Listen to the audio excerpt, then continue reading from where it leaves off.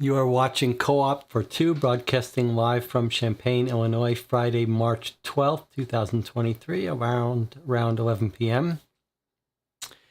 Today we're going to be playing the first episode of 3 from a company called Be the Detective. You can hear my phone. I've got my phone nearby because this game says you need a phone and the internet. Whether it really needs a phone or if just internet, we're going to find out. I'll talk a little bit about what this game is, what we know about it, and then we'll just do a little bit of bookkeeping. As far as I understand it, this is another one of these companies that sell only on their own website. It's a fairly new company. I believe that they've got only 2 sets, 2 seasons, I guess. One is called The Duel. That's what we're playing. It's a cold case document dump style game, I believe. Not many puzzle things, but I'm not sure about that. And The Duel, the set we're playing today, you would normally subscribe to for 3 months. It's only 3 packages that it comes in, or you can buy all 3 at once. This box, which is not that heavy, is all 3, unless something has gone wrong. They also sell another set called Welcome to Adventure Park, which is another 3-part game. And then they've announced they're going to produce a 3rd set called Alone this year. They sell the episodes for $28 on their website. I don't remember if that includes shipping. I purchased this myself, this set of 3, for about $85, I believe. Not cheap. In fact, about as high as I would normally ever consider buying a game. And I do buy the games that we play myself on this channel. So from my standpoint, that's a fairly expensive investment. Normally, if I spend $100 on one of these mystery games, it's because I've gotten a big 6-episode season on sale. This one is fairly new. I believe they produced this one in 2022, and I haven't seen it on sale. So I don't have any expectations of the quality of it, but sort of for the price, it's going to get a fairly severe judgment from me about whether it's worth that much. It's going to have to be quite special to be worth that much. Okay, so I haven't opened it. We'll open it together and play it. It's rated at difficulty of 4 of 5. But it's not relative to what, we don't know. Both of their games, Welcome to Adventure Park, is also rated at 4 or 5. So is that just a generic rating compared to the entire industry of games? Or to the standard game like Hunt a Killer, the average game? We don't know. We're going to make that decision for ourselves. This is a great time to remind you that if you play this game along with me, I like to talk about the game at the end from a game design perspective and from a player perspective. So you might want to have a piece of paper handy nearby and jot down your notes about your favorite parts, your least favorite parts, etc. If you do enjoy the videos I make, I'd like to encourage you to consider giving the video a thumbs up. I realize I've been asking people to do that over the last couple of videos. It's a little bit dangerous because if you give these live 6-hour videos a thumbs up, but then no one gives any of my other videos a thumbs up, YouTube's going to get the mistaken idea that they should be recommending these 6-hour live streams to people, which is probably going to lead people to be unhappy. So if you give this video a thumbs up, you should give my shorter game reviews videos thumbs up as well to not confuse YouTube. And I think I'm already confusing YouTube by the quantity of these long videos I put out. It's searching, it's like hunting the universe for the people that these videos are meant for, assuming that there must be someone. Otherwise, why would I keep doing them? But we've got our core little audience. I can see the detectives are all here, including a couple that are joining us for the first time or recent time. I can see it says there's 11 viewers. Jonathan Warner is reminding people that he started a Fair Play detective book mystery club and set up a Discord for that, which he's given the link. I have the book right here that's going to be discussed first in Jonathan's book club in Discord, The Red Right Hand. When was The Red Right Hand made? It's an older book. Is it from the 40s? When is it? 1945. You can get it on Amazon. Okay, what else should we talk about? I've been streaming a lot this last couple days, and the last 2 days, Wednesday and Thursday, we played a game called Escape from the Asylum, which you can see way up there in the upper right, that big box there. It's a little twist on a puzzle-based narrative game where there's 10 chapters, supposed to take you about an hour each. They're connected by a narrative. It's got an interesting two-part thing.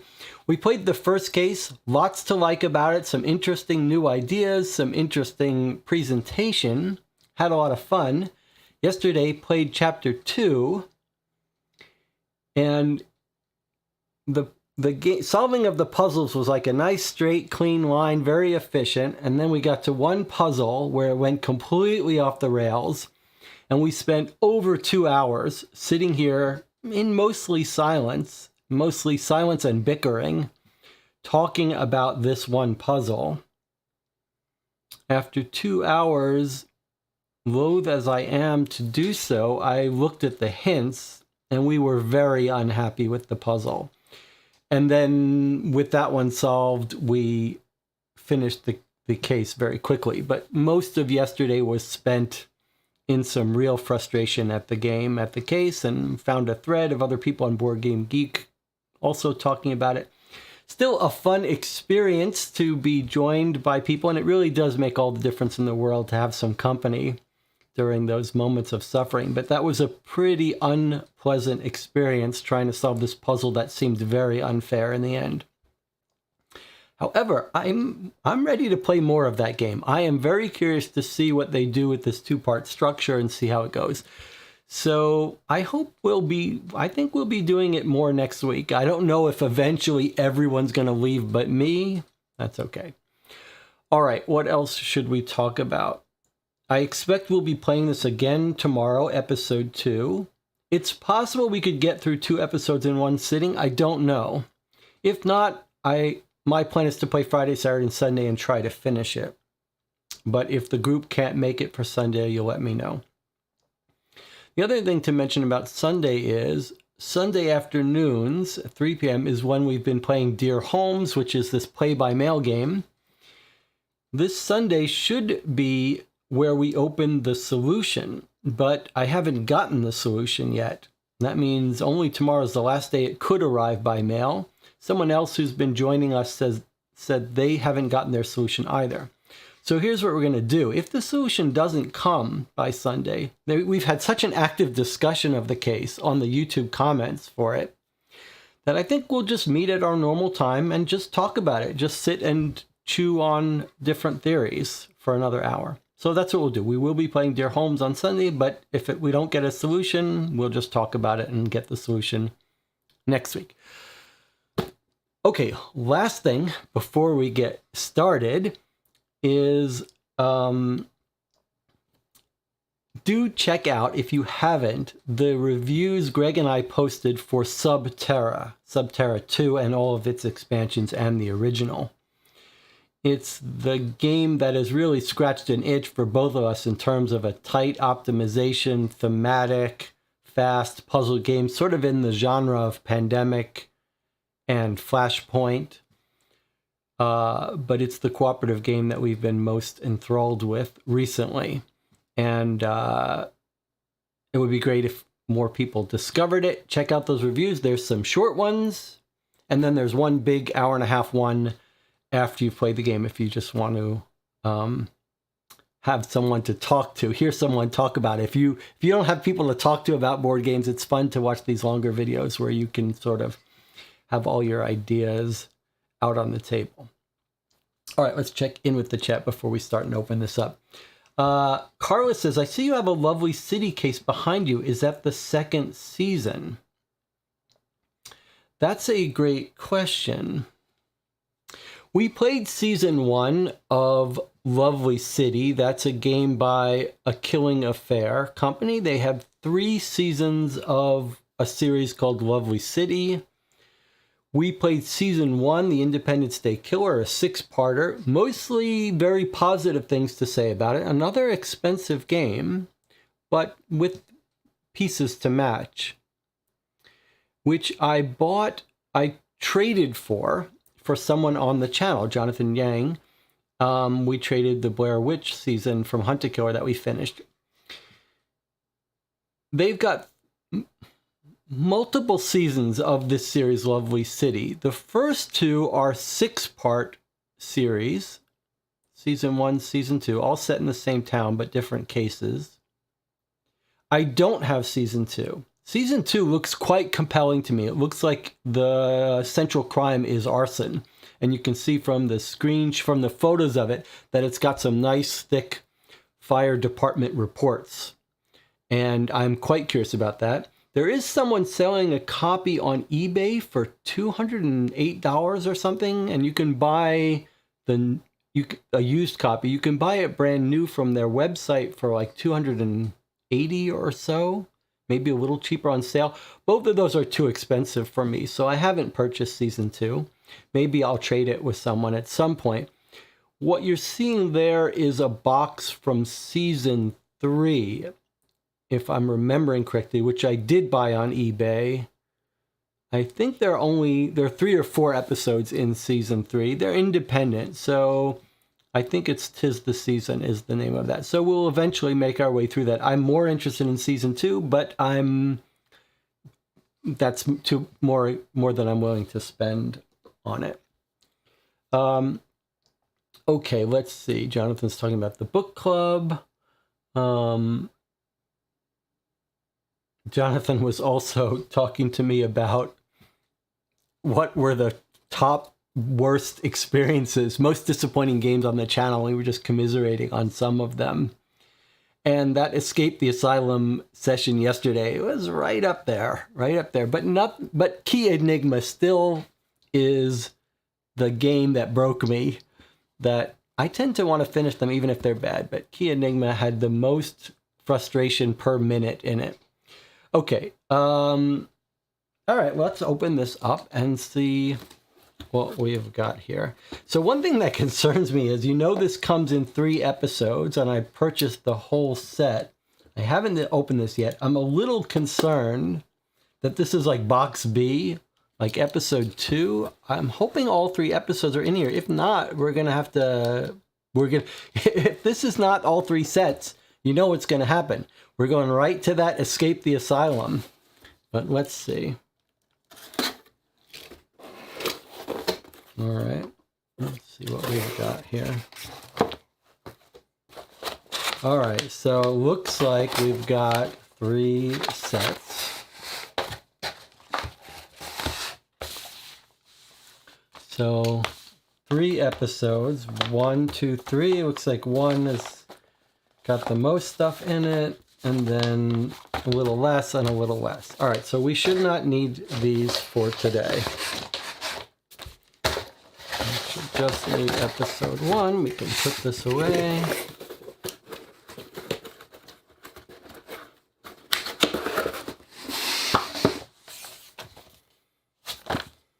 Okay. Feels like there's some stuff in it. So it's interesting. What does one expect for a $28 game? That's the question. Some people love props. Other people like me don't care about the props, would rather save the money on the props. In fact, we've talked about this before. One of the fun, disturbing parts about this channel is when authors of games come in. it's always a little unnerving because sometimes we don't like a game and spend a lot of time criticizing it. Sometimes we love it. And it's always a little bit nerve-wracking to get the author coming in and you feel bad if you're going to say something bad about it or whatever.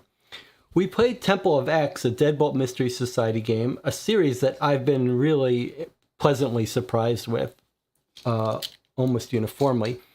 And when I post a video on YouTube, if there's a entry for it on Board Game Geek, I link to the video. You can add videos there.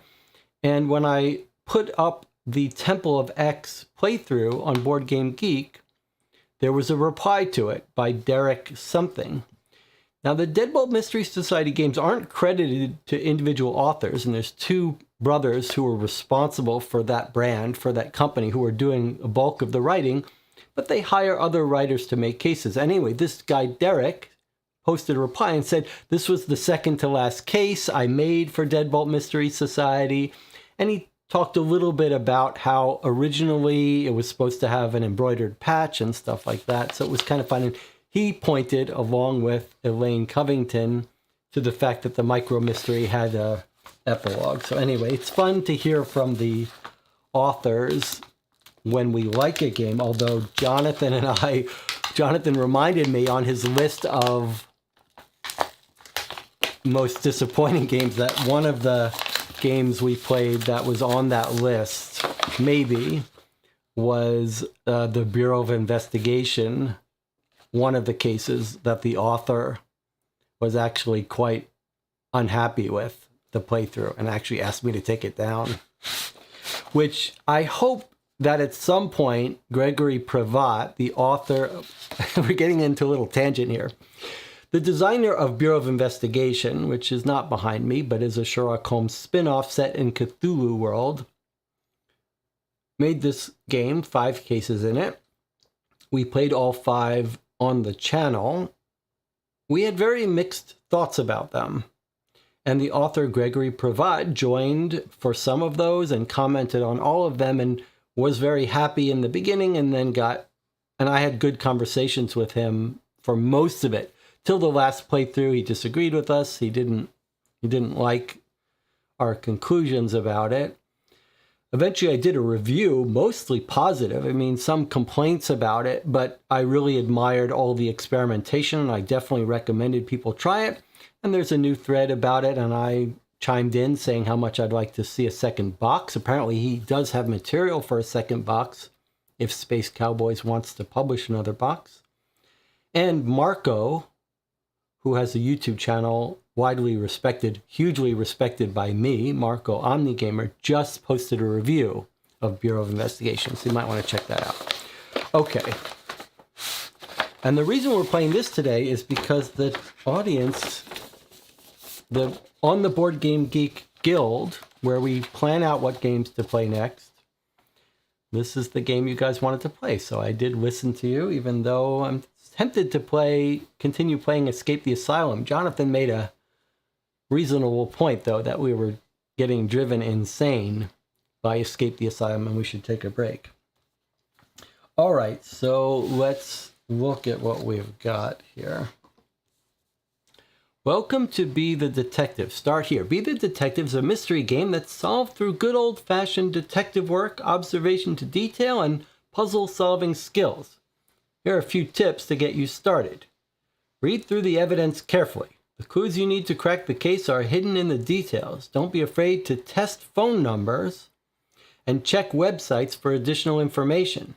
Evidence gathered from them may be important to the story. So that's why I have my phone nearby. I guess they weren't joking when they said you need a phone. Organize the information in a way that makes sense to you. It may be helpful to take notes, construct a timeline, or use a pinboard to show how everything connects. There is no wrong way to solve the mystery. Keep everything in a safe place. You may need to revisit some of the pieces in a later episode in order to solve the mystery. Now, this is important because in general, we don't see this actually done. Sometimes a game will threaten to do this, one of these multi-episode mystery games like Hunt a Killer or Lovely City. I'm not sure we've ever actually had one that really did need us to go back. Maybe Lovely City did a little. Make sure nothing is missing. Flip this card and check the list of contents. All right, well, we never do this. We just ignore this, but if we think we've got a problem, we might check it. Something missing, no worries, get a copy here. Okay, so this seems like this is a little digital version. You could get a copy of anything missing. This is a really nice feature. If you were playing it with multiple people, maybe you could send your other people to do that. All right, let's see what we've got here. Quinn Detective Agency. Looks like that's the...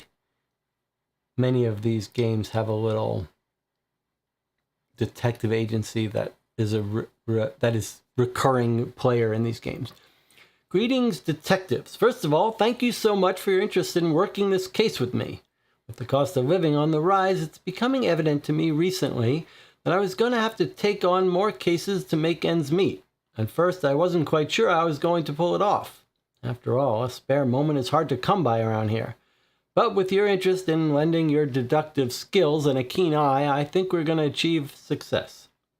Recently, I've received messages about this case in Vermont. Beautiful girl, talented musician. Right at the end of her senior year of college, she goes missing. Her parents contacted me in a panic, begging for my help, but back then I just couldn't take the case. That was 2017. Last week, they reached out to me again, asking if I would reconsider in order to help them find closure. I guess the police went down a few rabbit holes, but never really found answers to exactly what happened to Claire. The family deserves the truth. I know if it were my daughter, I'd feel the same way. We need to get to the bottom of what really happened to Claire Fontaine. After Claire's body was discovered, police had their suspicions about a few people. They even made an arrest, but there wasn't enough evidence for a conviction. Now, I've been able to obtain a few copies from Claire's file to get you started. Her mother's convinced that something's been overlooked. I assured her that we would go through every detail of this case with a fine-toothed comb and redetermine the cause of death with the given evidence. Just one other thing. We know where the body was eventually discovered, but it was never determined where she actually died. Maybe if we can figure out where, it will lead us one step closer to understanding why. Take your time to read through all of the evidence and study the clues. Some of the evidence may require further investigation using a cell phone or internet connection. When you think you know the cause of death and the location of the incident, you can contact me at quinndetectiveagency.com. To log in, enter your last name and use the password Lichen. Check the Dual Episode 1 case file in the dashboard. You can gain access with the password Burlingtown. That's where I'm posting hints that can help you along the way. You can also send me a quick chat and tell me what you've discovered so I can confirm your theories. And don't worry if it's late, I'm always working, it seems. Good luck with your investigations. Awaiting your response, Phineas Quinn, Private Detective. Okay, nice letterhead here. He's working from New York, New York on the 8th floor, Hanover Street. Downtown somewhere, I believe. It's a good time to remind you that I'm working on my own epic detective narrative mystery game set in the 1930s to 1950s or so. If you're interested in helping me participate on that, you can find a thread on the Board Game Geek Guild about it. All right, so it says we're going to need our cell phone. It's given us an assignment for our first episode. Cause of death, location, where she was killed, I guess. And then 2 places to log in, maybe. Place where we're ready to solve it, and maybe if we need hints. And then it sounds like they've got maybe some little AI chat where we can answer questions, maybe. Okay, let's see how everyone's doing here.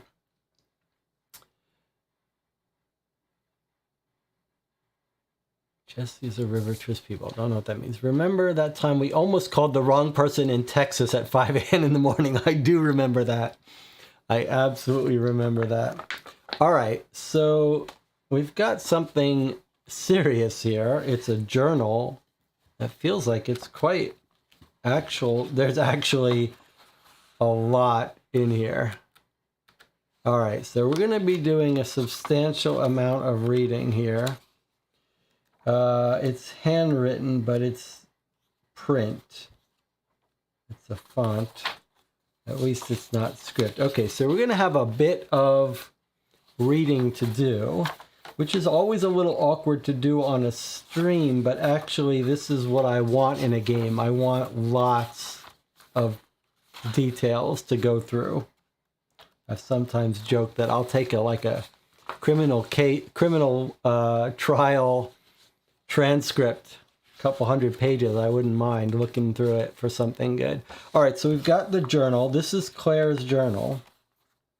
Claire Fontaine. That's our client, her family, that we're trying to solve this for. So it's her diary. It looks like it goes from August 28th, 2016. Looks like the last entry is 2/19/17. So six months. 6 month span. She's written a lot. She disappeared. She was killed 2017, and it's taken a couple years for us to actually take the case. All right, let's just go through our evidence before we put it away. That's her journal. That looks like the bulk of what we've got here. We've got a Christmas card from her mother and father,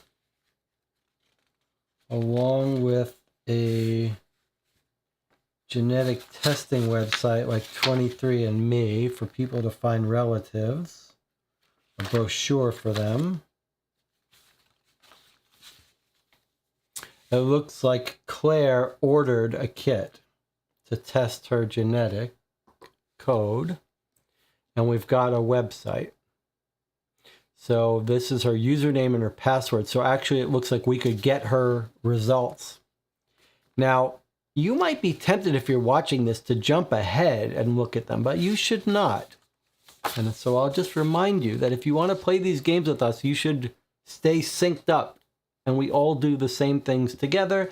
If you have your own copy of this and you want it to go off, that would be fine. But just as a reminder, the goal isn't to help us solve it quicker. The goal is for us to experience it together.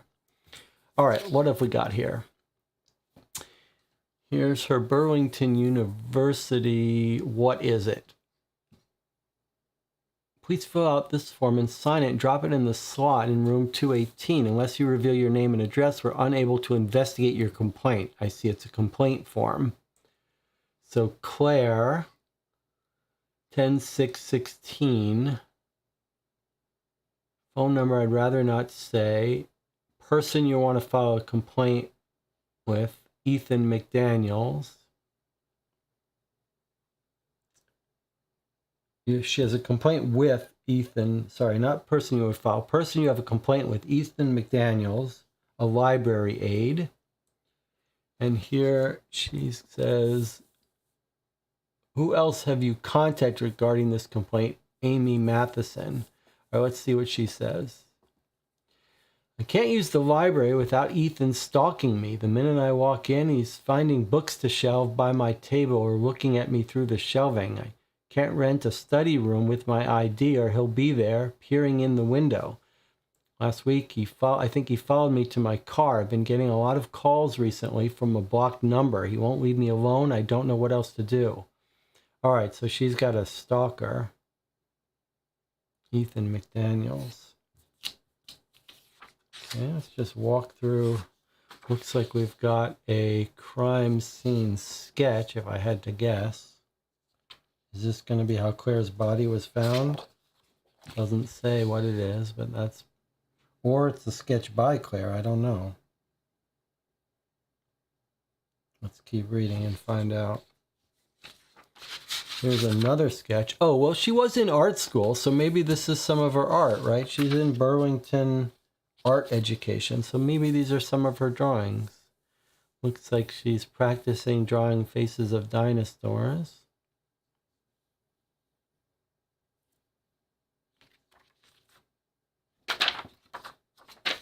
Nothing else obviously weird about these, just sketching. All right, Vermont Cams, Ethan McDaniels. Ah, here's our stalker. Environmental scientist, Burlington University, and it's got his phone number and his website. So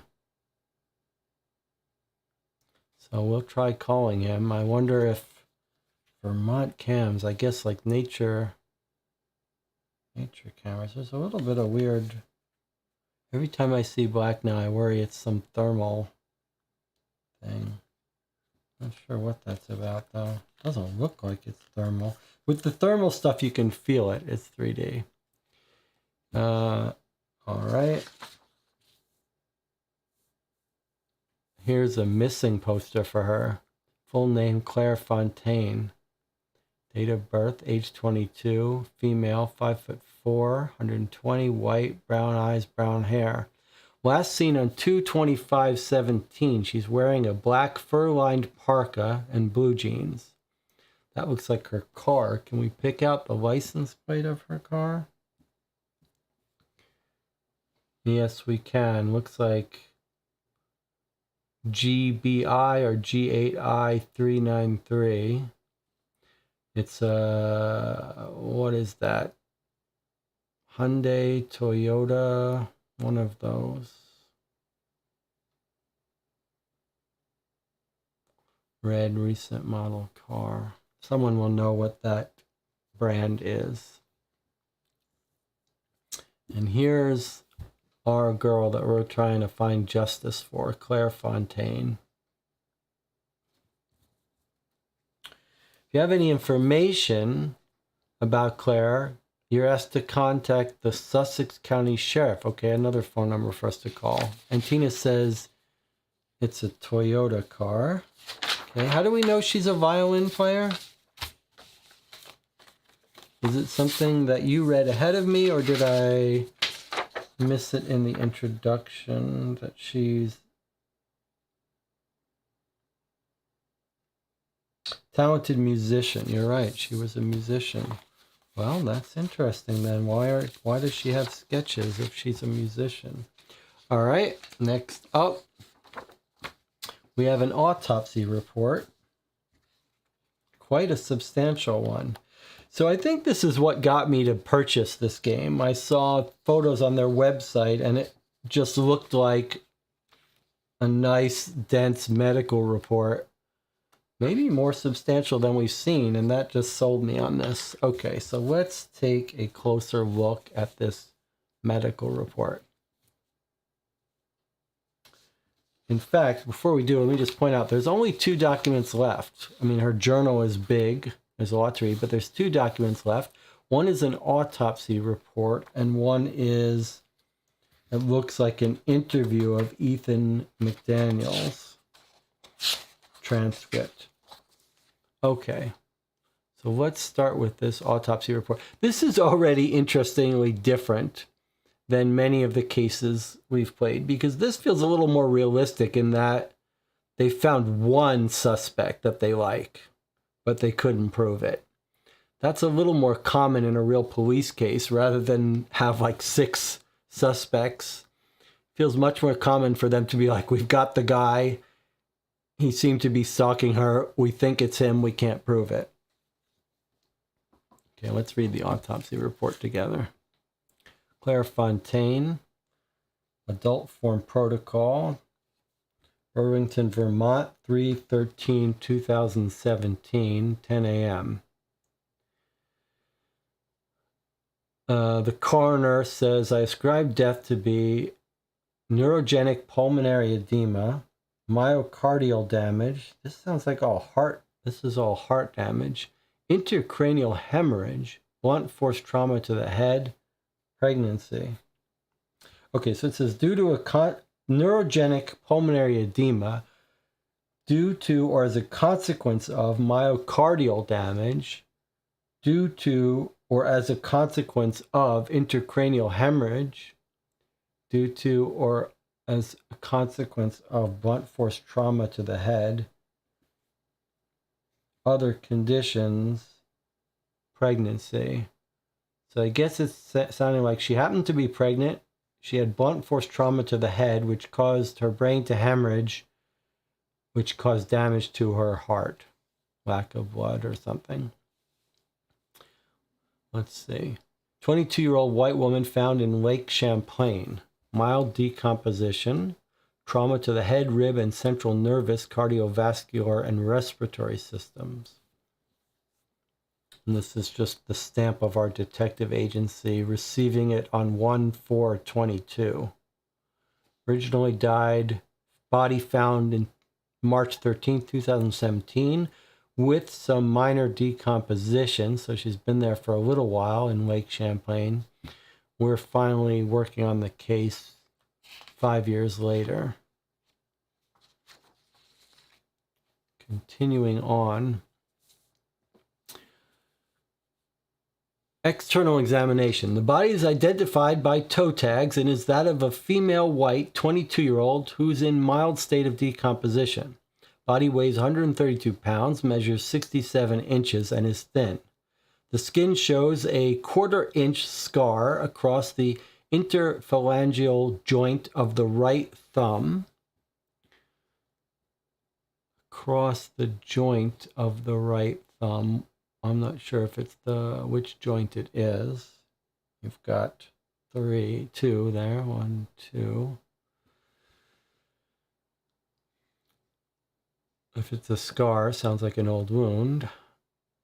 Abrasions across the metacarpophalangeal joints on the right hand that appear to have occurred peri-mortem, before death. I don't know why they use peri as the prefix, but obviously post-mortem would be after death. So peri-mortem. Maybe peri-mortem has a more specific definition, and I shouldn't just assume before death. Maybe it means during death or before death. Can someone look up peri-mortem and give us the official definition? It's obviously not after death, but maybe it means in the process of being killed. Peri means around. Okay, good. That's good to know. So around the time of death. So she's got abrasions on her right hand, on the metacarpophalangeal joints on the right hand. So we might want to know, is that abrasions from punching someone? Is it on knuckles? Remember, this game encourages us to use the internet. So anything we don't understand, we can look up. Wrist scars are absent. I guess that just means she is not a suicide attempt person. Tattoos are not present. Rigor has been abolished. In other words, she's gone through rigor mortis and now it's over. So that gives us some time of death, but I'm sure our medical examiner will report it so we don't have to look up what that would mean. Livor mortis is not appreciated. So that's a different way of time of death analysis but we'll see what the medical examiner says rather than try to figure that out ourselves. Hair is brown, straight, remains intact at the scalp. A wound is present in the right temporal parietal region. Temporal parietal. I think that's going to be on the side. Parietal, temporal. I thought temporal might be front, parietal back, so I'm a little confused about that. Midway. The shape is irregular, measuring 5 by 3 centimeters. That's pretty darn small. Just above the pinna of the right ear. So she was hit by something very small. 5 centimeters. Could you have a hammer that's 5 by 3? Probably not. Just above the pinna of the right ear. That could be a gun barrel hitting her, something like that. Swelling is present in the tissue surrounding the wound. No foreign body is present. Okay. Examination of the ear canals reveals the petechial hemorrhages of both eardrums, more heavily on the right. Hemorrhages of both eardrums. That sounds like someone hit her hard in the ear. Both ears, but heavier on the right.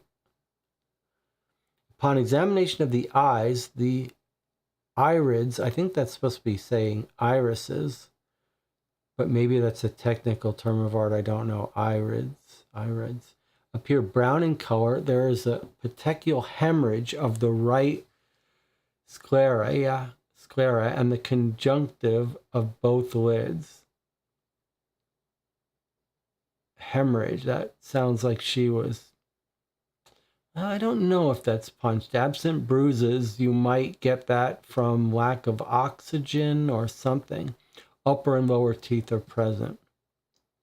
Abdomen is flat despite pregnant state. Several chest abrasions can be seen, consistent with rib fracture. Wow, this girl was worked over, it sounds. Genitalia is that of an adult female, do not show signs of trauma. So it looks like not a sexual assault. Early stages of pregnancy. Chest abrasions with rib fracture. Decomposition. Body's remarkably preserved with mild bloating, sparing the lower legs and feet. Head and face are bloated with mildly bulging eyes.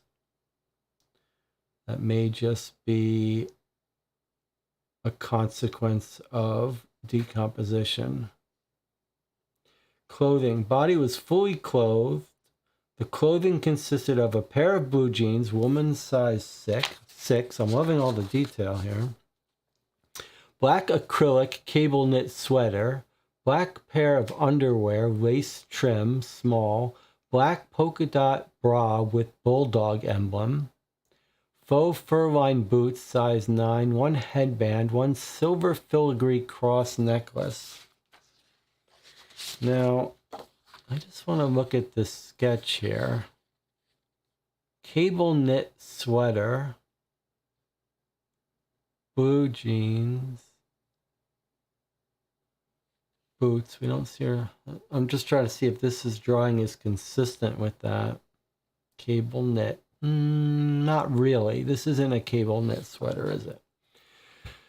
Okay, she's got a cross necklace on her that wasn't taken. So here's just a very casual observation. If you had a serial killer, that would be a good thing, a thing that they might likely take as a souvenir. Cross necklace. Headband. Initial incision. Body cavities are entered through the standard Y-shaped incisions. Cranial cavity is opened with a standard coronal incision. No foreign material is present in the mouth, upper airway, and trachea. Neck. The neck organs are dissected and removed en bloc with the tongue. There's no trauma seen. No lesions are present. There's no trauma to the gingiva, lips, or oral mucosa. There's no evidence of gross hemorrhage. The hyoid bone does not show trauma. I think they're talking about here she wasn't strangled, is what it sounds like. No hemorrhage is present in throat organs, strap muscles, or visceral fascia. The tongue, when sectioned, shows no trauma. All right, so not strangled, I guess. Chest and abdominal cavity. Both pleural cavities contain dark brown fluid, 200 cc's on the right and 100 cc on the left. The lungs are voluminous. Breasts show no abnormalities.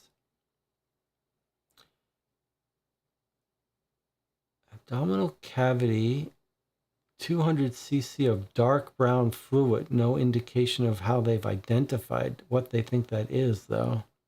Musculoskeletal system. X-ray reveals a bilateral anterior right rib fracture.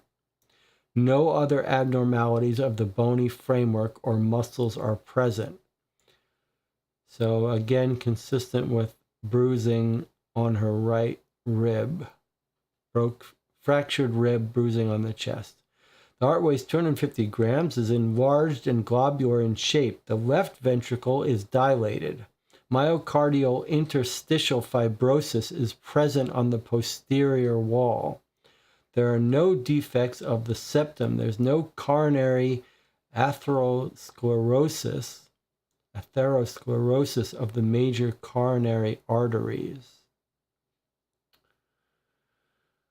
I don't know enough to know what that's suggesting about her heart. Fibrosis, that sounds like a longer term problem. Let's continue on. Or actually, let's pause for a second. Let me catch up with the chat, see if there's anything interesting here. The sketch had bruises at the hand. That's a good point. The sketch does look like it's got some bruises on her hand. Although, I believe our autopsy report was talking about bruises on the right hand. Am I wrong in remembering that?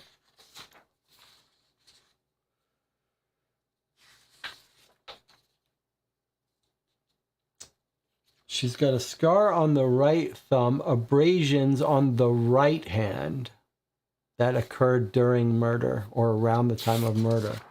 Here we just see what looks like could be bruises on left hand. Remember, the name of this case is The Duel. So let's keep that in the back of our mind. Those do look convincingly like bruises. It would be odd to do that coloring on a drawing if not. Theirs looks like, though, she does have some rouge drawn on or bruising. We don't know. We don't know what this is. No one has told us what that is yet. Okay, let's continue. I'm loving the detail of this report, though. This is the longest medical report I've seen in any of our cold case games, and I really appreciate how technical it is. Respiratory system.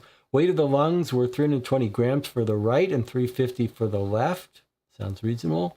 Alveolar capillaries are markedly congested. Don't know what that would be a consequence of. I wouldn't mind our coroner making some commentary about this, but maybe he's going to sum it all up in the end. Gastrointestinal system. The esophagus is intact. Stomach is not distended. It contains 40 ml of partially digested food, including popcorn husks. Okay, so you hear this fairly commonly when they find a body. They'll go into the stomach and try to find what their last meal was, if that could give you any clues. This is pretty serious. Popcorn is not something you would normally eat outside of a movie. So do we think she went to the movies the night she died or before she died? The small intestine and colon are intact and without perforation, diverticula, or tumors. Pancreas is in the normal position and without calcification. Hepatomobiliary system. What is that, blood? Liver, it sounds like. Liver weighs 135 grams. It's of average size. Capsule is intact and smooth. Gallbladder is smooth. It contains 50 cc of bile. That's probably normal. There's no obstruction or dilation. Urinary system. Left kidney weighs 130 grams. Right kidney weighs 130 grams. Kidneys are smooth, proportional, and unremarkable. Doesn't have kidney disease. The peripelvic fat, the fat around her stomach, around her pelvis, is not increased. Don't know what that signifies. The ureters are not dilated or obstructive. Urinary bladder is unremarkable. No urine present in the bladder. Well, that tells you something. It could tell you that she evacuated her bladder when she was attacked. Or it could tell you she's been to the bathroom recently before she was killed.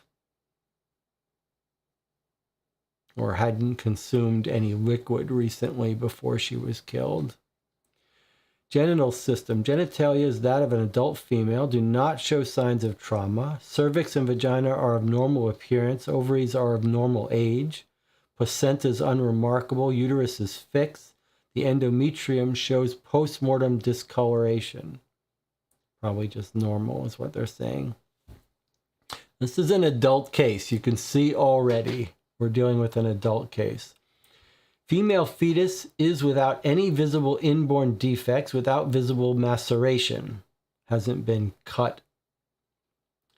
The body is 8 centimeters in length. Okay, so this is a very early pregnancy.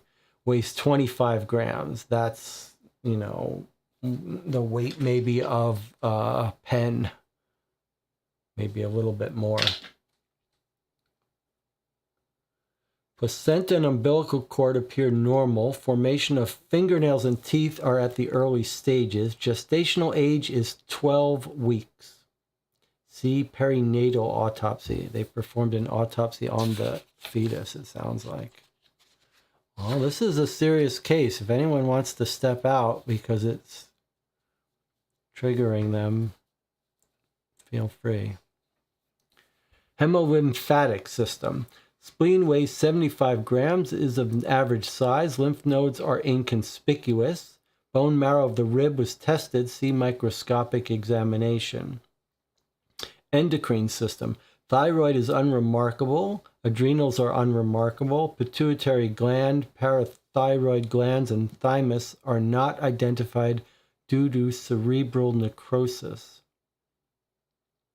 So pituitary, all these glands are sort of at the back of the skull where the spinal cord reaches up into your brain. So maybe they're saying the brain started to decompose and so they didn't get into this stuff.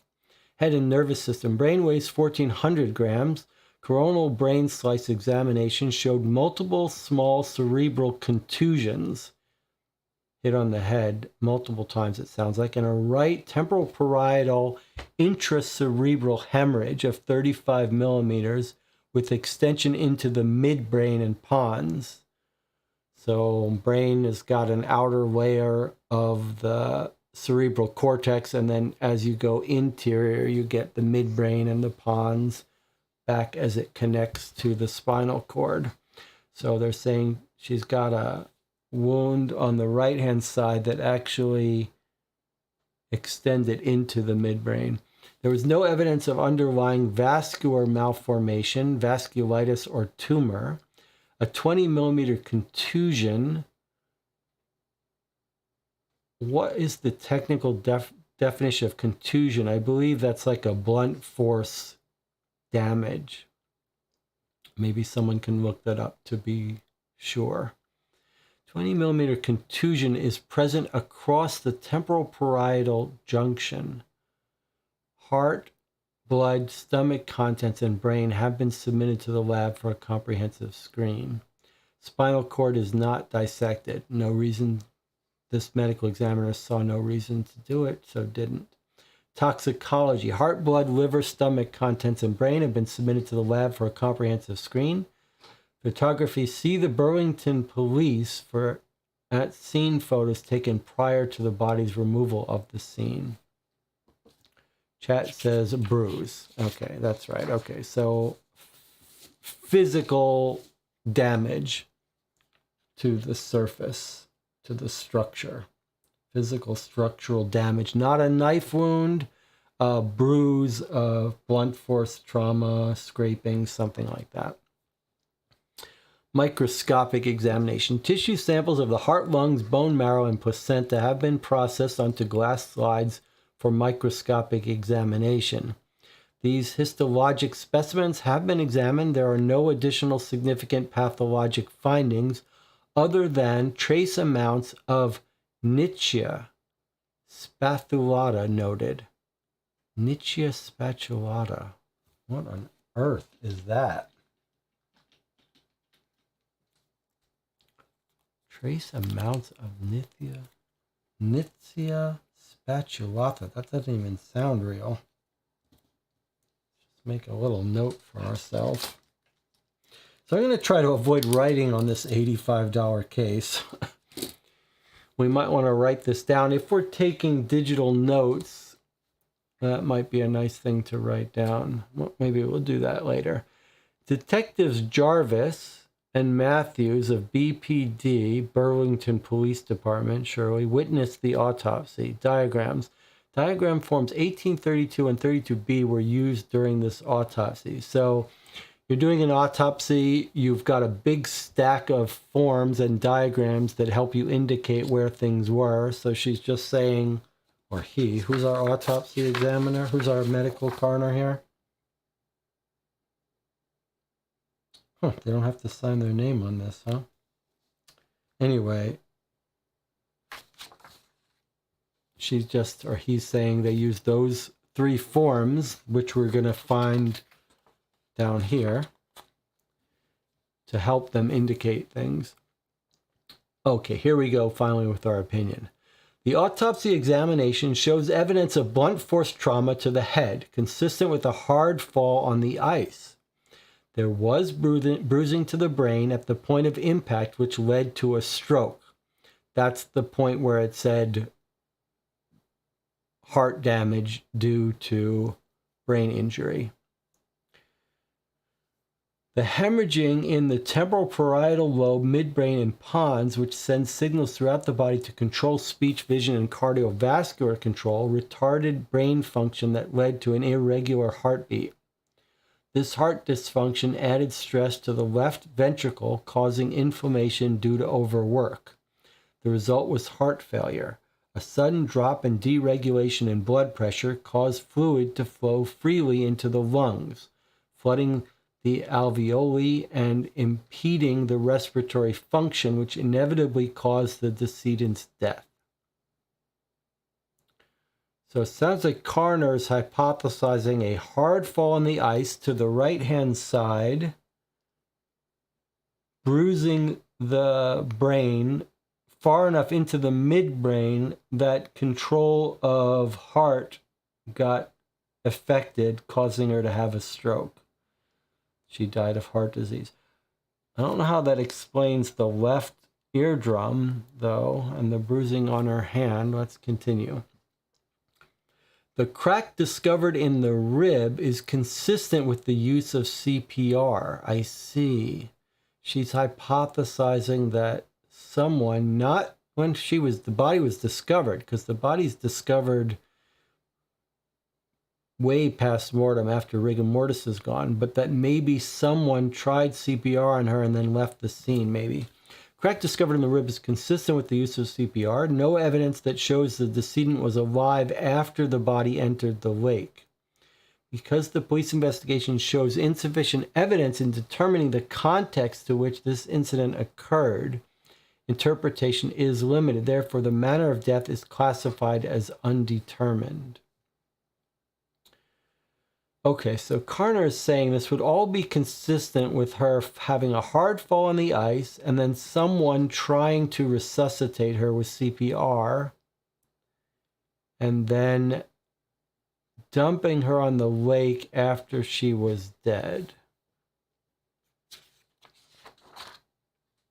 Case was discussed with the chief coroner and medical examiners who agree with the opinion and death certificate. So here we have Shelley Morales was the associate deputy medical examiner, and Paul Lee was the senior deputy medical examiner.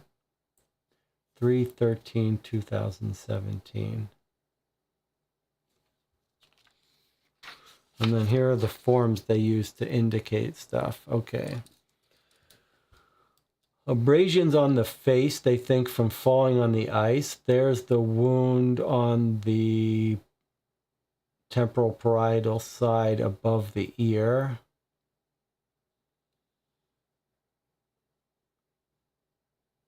Gash and contusion. Skin slippage. I think that must be from decomposition. Marbling. I wonder what the marbling means, whether it's decomposition of fat or whether it suggests somehow body frozen or something. I think these are all going to be just consistent with some decomposition. But there's the scratches on her fingers. I suppose we should probably try to narrow down that description of the joints, whether it was inside or outside. That could make a huge difference.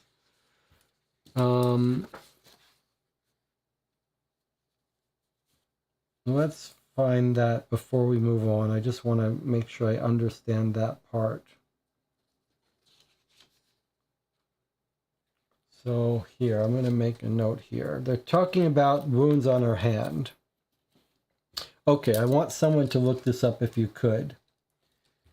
Metacarpophalangeal. Metacarpophalangeal joints of the right hand.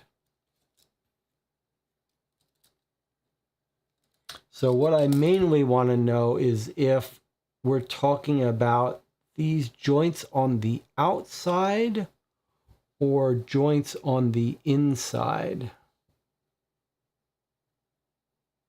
Let's see what the chat can figure out. Metacarpal is up towards the hand, so maybe suggesting these joints. Wouldn't you say knuckle if it was on the outside, though? Pink Drink says skin slippage is probably due to decomposition. The Spamonites think cold weather may mean the body was preserved. The joints are the lower joints of the finger. So you think lower joints, so here rather than here. All right. Ginny says knuckles. So do we think it means outside of knuckles rather than interior? Not here, but here. Let's take a look at that diagram again. So I guess it's showing us specifically that it's not interior, but exterior. So it does look like her right knuckles are where the scratches are on the outside. Good, right? So she's like this in this photo, she's like this, no wounds on her hand, just wrinkling. If you look at her from the back, we're looking at the back of her hands and we see scratches on her knuckles. So let me point out, that's not what you would expect if she fell and put her hands out, right? Seems like you'd have a hard time getting those scratches from a fall. So these seem inconsistent with a fall. Our coroner thinks they happened around the time of death. So that's a mystery. That doesn't have a nice, clean, consistent explanation as far as I can see.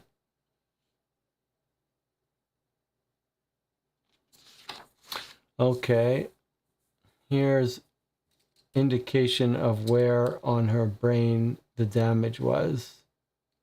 So that's your cerebellum here. There's your brain stem. Here's the front of your head. So on the right-hand side, here is where her wound is. There's your corpus callosum connecting two halves of the two hemispheres. There's again your cerebellum, brainstem, thalamus, somewhere in here behind this. Okay. Another thing that seems a little inconsistent with a fall is, so if we're making a list of things that seem a little bit inconsistent with a fall, we would say the bruising on the hand, though she could have gotten that any other way. The fact that both eardrums seem damaged, right? And then this weird wound, 5 by 3 centimeters, that does not really sound like a fall on a flat ground.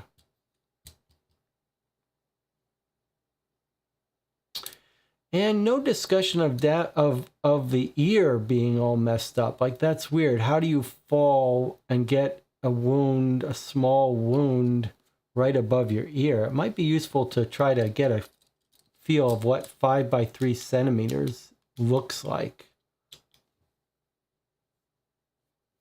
Less than an inch, right? How can someone convert centimeters to inches? What is 3 centimeters in inches?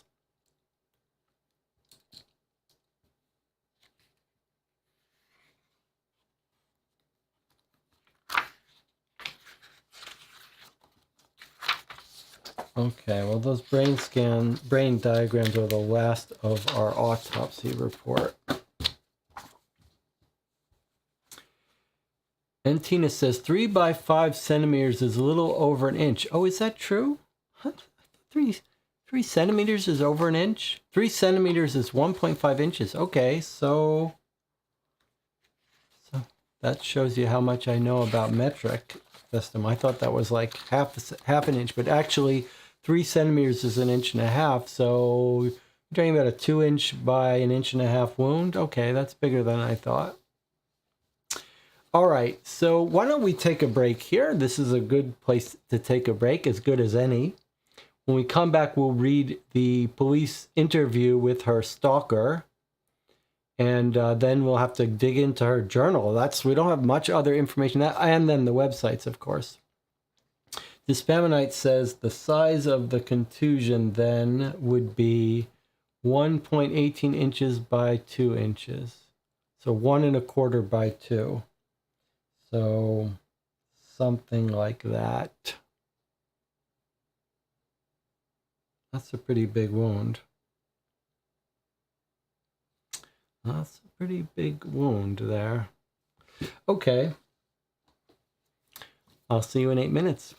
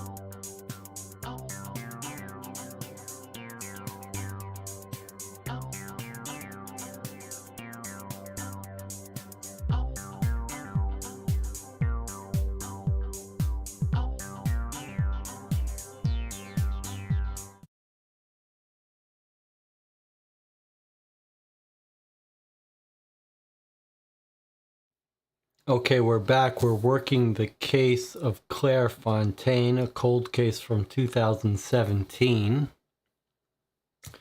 Here's Claire.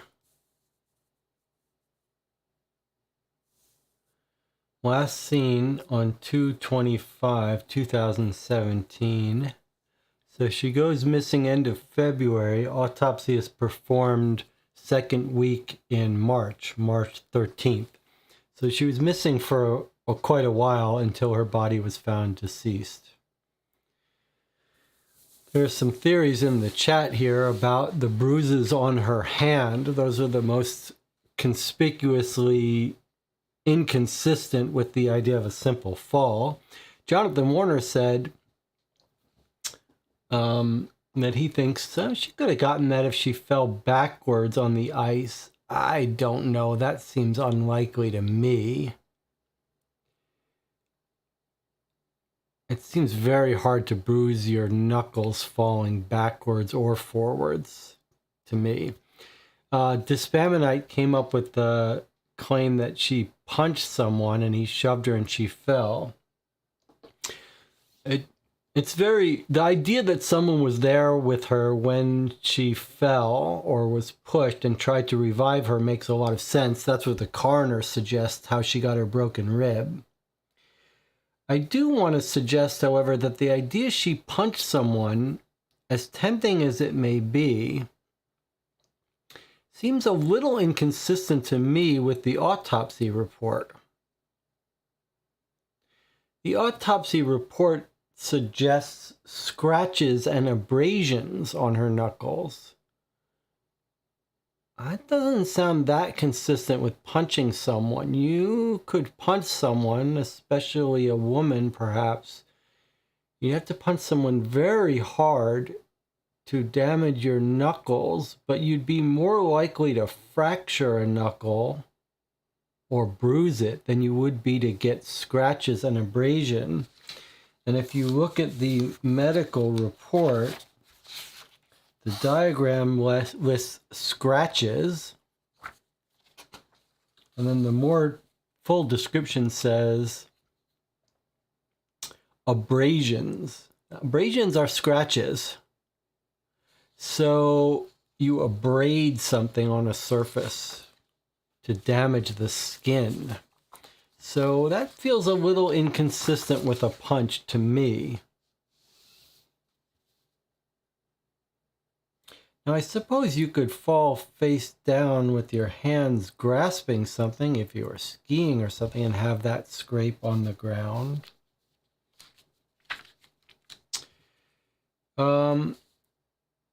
Let's read the police report, then we'll start going through her journal. Eventually we'll want to check with some websites. We've seen several mention call. In fact, it's tempting to just break up things a little bit. Shall we try, just for the fun of it, calling the... Well, let's read the sheriff's report first before we start calling him. Okay, so this is their transcript of an interview with Ethan McDaniels. Remember, here's the person she wrote a complaint out about. Interviewed March 11th. That's going to be when the body was found, presumably, or shortly before that. Greg Matthews, badge 1847, is interviewing. Detective Matthews. So, Ethan McDaniels, you said you're a graduate student at Burlington University. Yes, sir. I'm in the Environmental Studies program. I hear that's a good program. It is. My nephew graduated from there a few years ago. Works alongside the oil industry now. Makes double what I make. So, geez, crow. It was chilly this morning, wasn't it? What in the hell were you doing at the lake so early? Fishing? I was taking water samples at Station H. Station H. You mean that buoy out there in the middle of the lake? What are the samples for? What are the water samples for? I'm looking for diatoms. Basically a food source for fish in the water. And you do this regularly? Yes, every Saturday. So you were at the lake before the sun rose this morning, all alone in the cold. The sunrise was at 6:37 this morning. I didn't arrive at Station H until 7. Oh, you're dedicated. Yes, sir. Transcript by Janice Polanski. All right, Detective Matthews continues. So you looked out as the sun was coming up over that ice and saw something in the water. Yes, sir, I thought I'd spotted Champ. The lake monster? Yes, sir. Isn't that more of a summer thing? I believe it's just a legend, sir. You don't have to call me sir. In fact, can I get you something? A cup of coffee, a donut or something? No, sir. Oh, it's okay. Pam, get Ethan here a glass of water and a donut. Thank you. You ever had the apple cider donuts from Barry's farmhouse off 2? Correct me if you disagree, but they have to be at least in my top 3 last meals. Thank you. So, Claire, she a friend of yours? Oh, I knew her. And did you have a relationship with her? No. Well, she went to my school. Yeah, she was popular, though. She frequented places around campus, like the library where you work. Sometimes. And around town. Well, she worked at Trader John's as a checker. You knew a lot about her. Well, I know a lot of things about a lot of people. You could ask me about the weather on June 5th, 2010, and I could tell you it was 80 degrees and sunny. That's just the way my mind works. Detective Matthews says, do you remember what happened on September 6th, 2016? Well, Claire came into the library. She sat in the corner by the window. Did you talk to her? No, I was reshelving. You said Claire came to the library that day. Why was that important? Did you like Claire? Well, yes. Well, basically everyone did. Well, almost everyone. And do you know someone who didn't? I don't know. Someone in her music group? A few of them met at the library that day. I was reshelving the books when I found a note in one of them mentioning Claire. What kind of note? It was a letter. And did you tell her about the letter? She left before I could. And do you still have it? You're not in trouble, son. I don't know.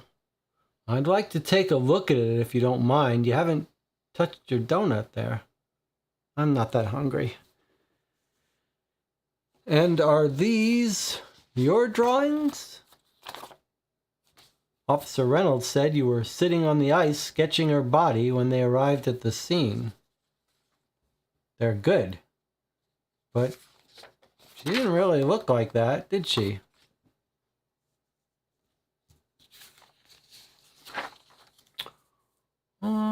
One thing my ex-wife taught me during our 9 years of marriage was how to appreciate art. It speaks to you. If you let it. I can tell you had feelings for her. She was engaged. Yeah, but that doesn't matter, does it? Seems to me it would be hard to see her like that. Usually when people see someone they care about in that condition, it shakes them up. But Officer Reynolds said you didn't seem too fazed. Didn't that bother you?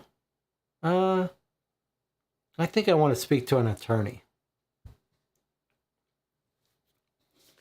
End of interview after 9 minutes. All right, that was a pretty compelling interview here. We questioned him about his drawings. Those are surely drawings of Champ, the sea monster. What's happening here? Is Champ got his tongue out? I'm not sure, but those don't seem that relevant. But here he was drawing Claire, but not as she actually looked on the ice when they found her decomposed body. So that's a little suspicious. And I gather we're taking from this that he found the body. Ethan found the body. Isn't that what it's sounding like? He went out on the ice and he found the body. Ethan also says that she was engaged.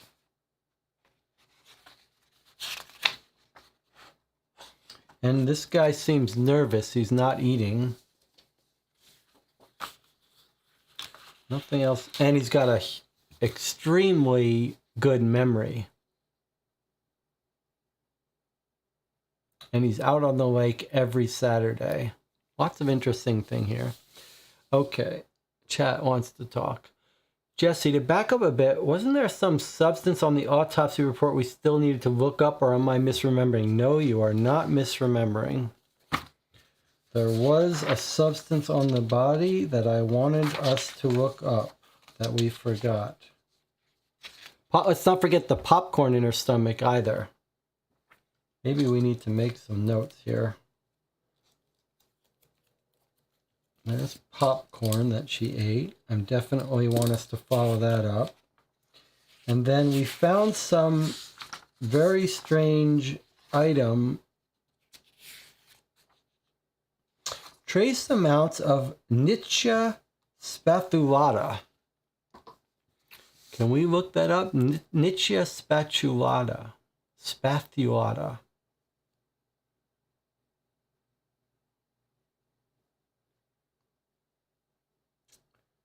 No newspaper reports. A bit of an odd choice not to use newspaper reports. Let me see if someone's going to look that up, but I should probably get set up here for doing some searches here.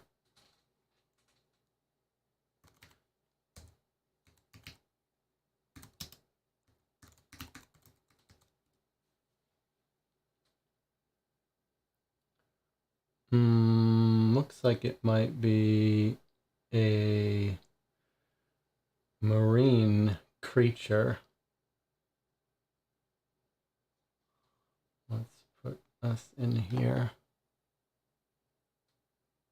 Nitzschia spatulata. Sea plankton.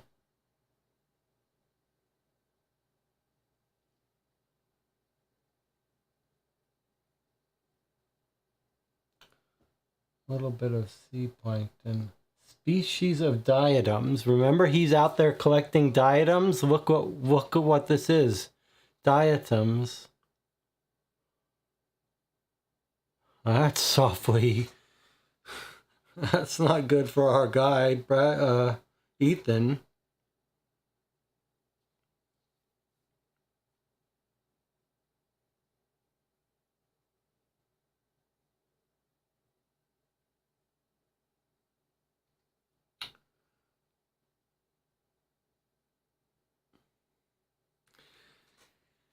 So one possibility is that she's in the lake, so she has some plankton on her. But the other possibility is that Ethan is messing with her and he's got those little planktons all over him.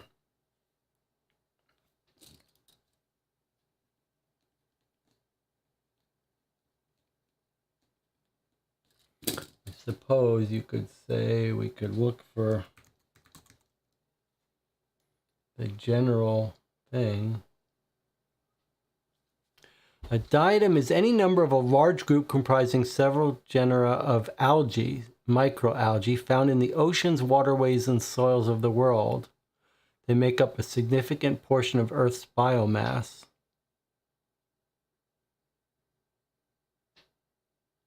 Constitute nearly half the organic material found in the ocean. Shells of dead diatoms can reach as much as half a mile deep on the ocean floor. Yikes.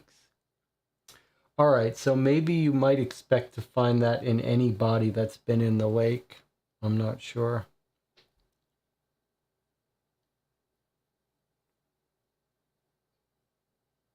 We did have a previous case where there was a difference between a body of water, a lake, or an ocean. These do seem like they're mostly in oceans, but this says oceans, waterways, and soils of the world. And we know that this lake has diatoms because from the interview, that's what he's out there for.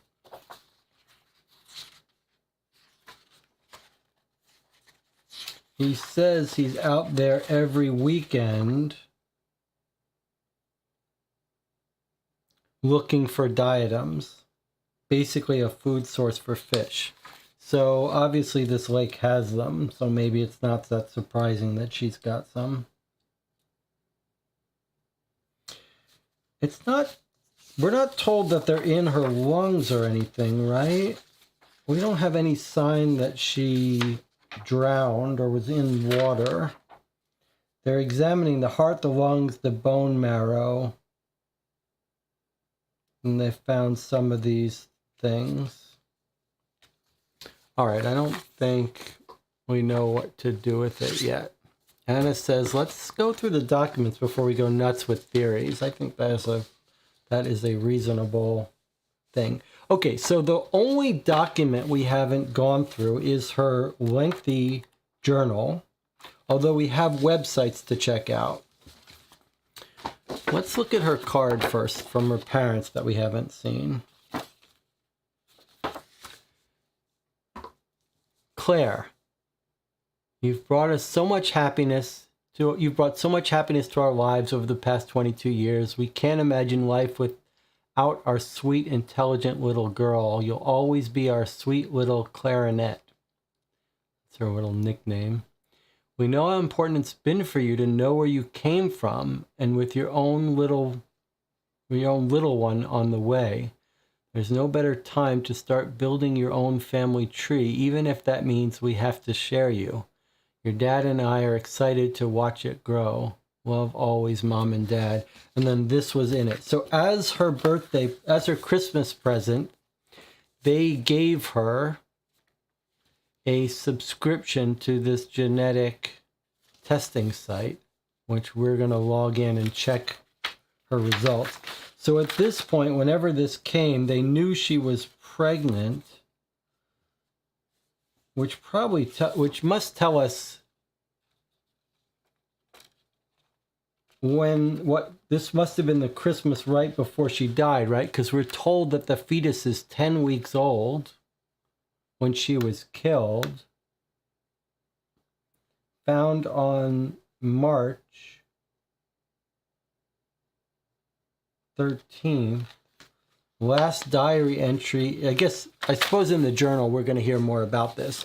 But I guess that's consistent, right? If she found out she was pregnant right away at the end of December, then by end of February, she's 8+ weeks pregnant. That makes sense. It sounds like she's adopted, says Jonathan.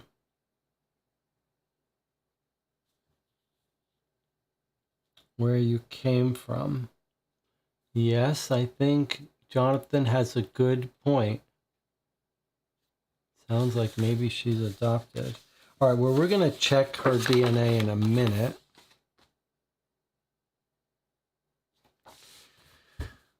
We've also got, maybe we need to make a list so we don't forget anything. So let's make a list of whenever we come across a website or a phone number. So we have the DNA site. We have Ethan McDaniel's website and phone number. Right? We have the missing flyer phone number. What else do we have in terms of phone numbers or addresses? We've got the hint and answer page.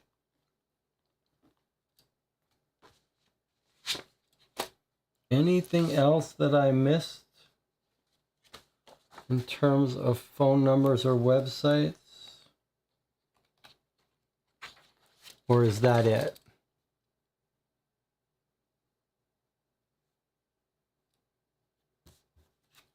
I think that's probably it. Just remember, don't go to those sites without me.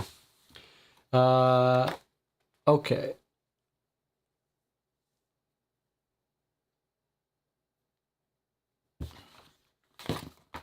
Let's start at her journal, and then maybe we'll go to some of these other things, or maybe not. Let's mix things up a little bit. Let's try to make a phone call or two. Let's call the sheriff's office and see if they give us some more information about Claire was found. Now, obviously, this was put up when she disappeared, 225, but before her body was found on 3/11. I wonder if it wouldn't make sense for us to start on a timeline. So our timeline looks like this. Last seen 2/25/17 from the flyer. And then it sounds like body discovered 3/11/17, because that's when they brought in Ethan for his interview. 10:35. They brought him in right after he's found the body. So we're going to say before 10 a.m. body's discovered. What about time of death? Does the coroner offer a prediction? And if not, why not? Isn't that a primary job of the coroner to tell us time of death? Why is the coroner not giving us an expected time of death? Opinion. He tells us how he thinks she died, fell on the ice, cracked rib from CPR. No evidence that she was alive after the body entered the lake. It sounds like she was found in the lake. Why isn't he estimating time of death, though? I'm not happy with this woman's. She's so thorough on so many other things, but shouldn't she be giving us at least a statement about why she can't estimate time of death? And why isn't that even on this form? Don't you think that would be a primary thing that the police would want her to estimate? And if she can't estimate, she should say why she can't estimate time of death. If I've got her phone number, we'll call her up and find out. Okay, Pink Drink says the 55 number won't be callable. Well, I think you're probably right, but let's try it just to get used to it. Okay, 1-802-555-0153.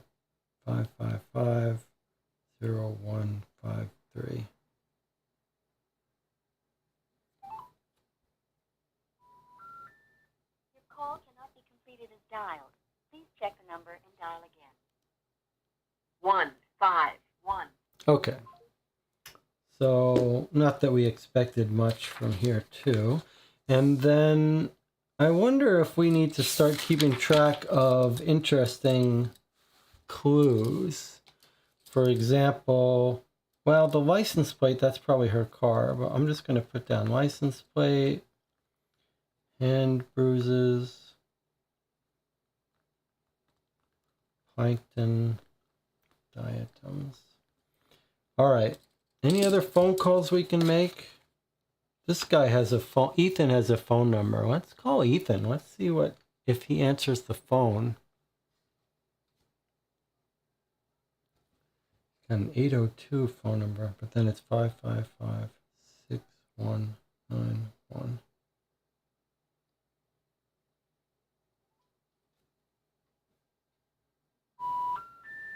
Your call cannot be completed as dialed. Please check the number and dial again. Okay, it is a Vermont number, so that's interesting. All right, he still has a website. We'll go to that eventually. We've tried his phone number. We've tried the missing phone number. Okay. And the DNA people just have a website. Okay. All right, any discussion on the chat? Why tell us to try numbers if they don't work? Well, maybe we will get a number that does work eventually. Okay. Let's start going through her journal. Looking for clues. Any clues here? What does this tell you? What building is this? Does anyone know?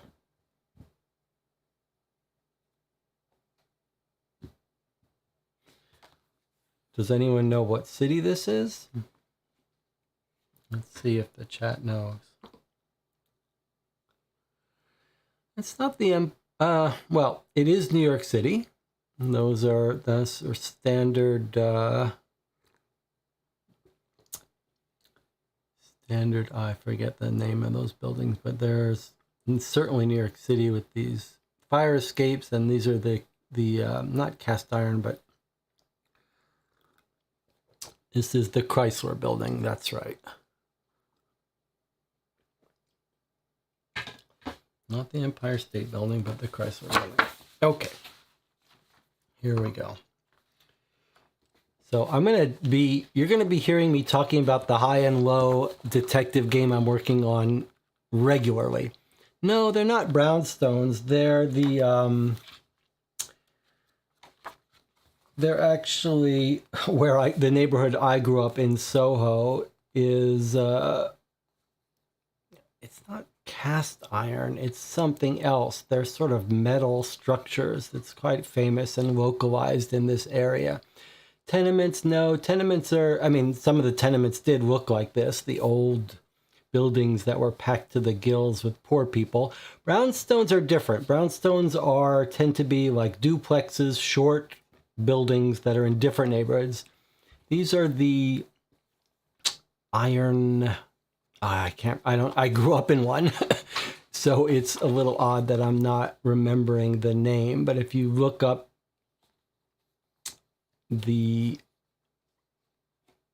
someone can find it. I'm not going to talk about it. One of the things that I'm focusing in on my game, though, is to have lots of little historical details of the city so that by the time you finish the campaign, you'll know all about all the neighborhoods and all the important, interesting architecture, buildings, etc. But these sets of buildings with these very, very stereotyped sort of tops of them are easily recognized in my neighborhood. Okay. Let's see. So she's starting back in August 28th, 2016, 6 months before her death. I should be excited for this new school year, but honestly, moving in and seeing my old things, I'm kind of sad. My time here has been so magical, and I wish I could just freeze time and stay here with my friends. Jess is going to be getting married soon, and that will be the start to the end of everything as I know it. I still don't know where I want to teach after graduation. That seems like such a far-off dream that I've wanted for so long, or at least I thought I did, but now that time is drawing to a close here, I'm afraid I've created some sort of fantasy in my head and worry that it will be everything I thought it would be. The counselor, Mr. Simmons, showed me some opportunities in Maine and one in Nebraska, but I'm not sure that I want to move. Once I get organized, I'm thinking of dropping my resume off at the local schools. Sure, I can get Doc to write a letter of recommendation. She begged me to take her choral methods and string techniques this semester. I'm sure she'll do it. Who knows? Maybe after my internship at St. Vincent's Prep, I can get a job that pays more than minimum wage. Fingers crossed. 8/29/16, Monday. He's back. Amy and I met at the cafe today for lunch, and Ethan sat right behind me. Okay, so Ethan shows up on the second entry of the diary way back in 2016. Let me just see. When did she file her report? October of the 2016 she filed a report, but he's already stalking her. I could literally feel his eyes staring through me. I hate this. I don't want to be mean, but I've tried to let him know so many times that I'm not interested in him. He just won't get the hint. Well, off to work, then practice in the music hall and class this evening. Okay, 9/7/16, Wednesday. Classes are going well. I had to get up before the sun to turn in my psych essay. Why did I take that class so early? I totally want to drop it, but I needed to graduate. So glad Jess is in it too. That's her best friend, Jess. I keep telling myself this is only one semester, just a few more months. First day at St. Vincent's, and oh my God. I want a card here for Jess because already my spider senses are tingling about Jess, her friend. And why is that? Because Jess is getting married. And this is classic triangle material here. Like, is Jess getting married and her fiancé hooked up with our girl Claire? That could cause some real desperation for people to get killed. If Jess's fiancé slept with Claire and Claire got pregnant, the fiancé's life's going to be torn apart if it comes out. So I'm a little concerned that that's what we got going on here. First day at St. Vincent's, and oh my God. So we've skipped ahead here, right? So 8:29, she's got an intern at St. Vincent Prep. 8:29, she's got an entry about the stalker. Then we're skipping ahead a week. Class is going well. First day at St. Vincent's. I spent the afternoon unpacking boxes. There must have been like 50 boxes. New violins, trumpets, snare drums, a piccolo. Oh my gosh, serious money. I had to put them all in the system, make barcodes, and then assign them out to the students, which took forever. And I got a massive headache. But everyone was excited to get their new instruments. Their faces just lit up. Even better news, I finally met someone who's not a creep or a pervert. He's good looking and a gentleman. He loves music probably more than I do, and he makes me laugh. We went out after class for coffee, and it was nice. I think this is going to be a good year. Wow, that's sad. 9/15/16, Wednesday. I know you're supposed to know someone for at least 2 years. Fools rush in, Dad always says. I get that. How can you be so sure? You only met him a week ago. Amy said he could be a freak. But somehow I just know that Ben's the one. I love him. There, I said it. Today he was humming the song that was in my head, and I swear there was no way he could have known. It's obvious we're soulmates. It's like Mom said about Dad. Sometimes you just know.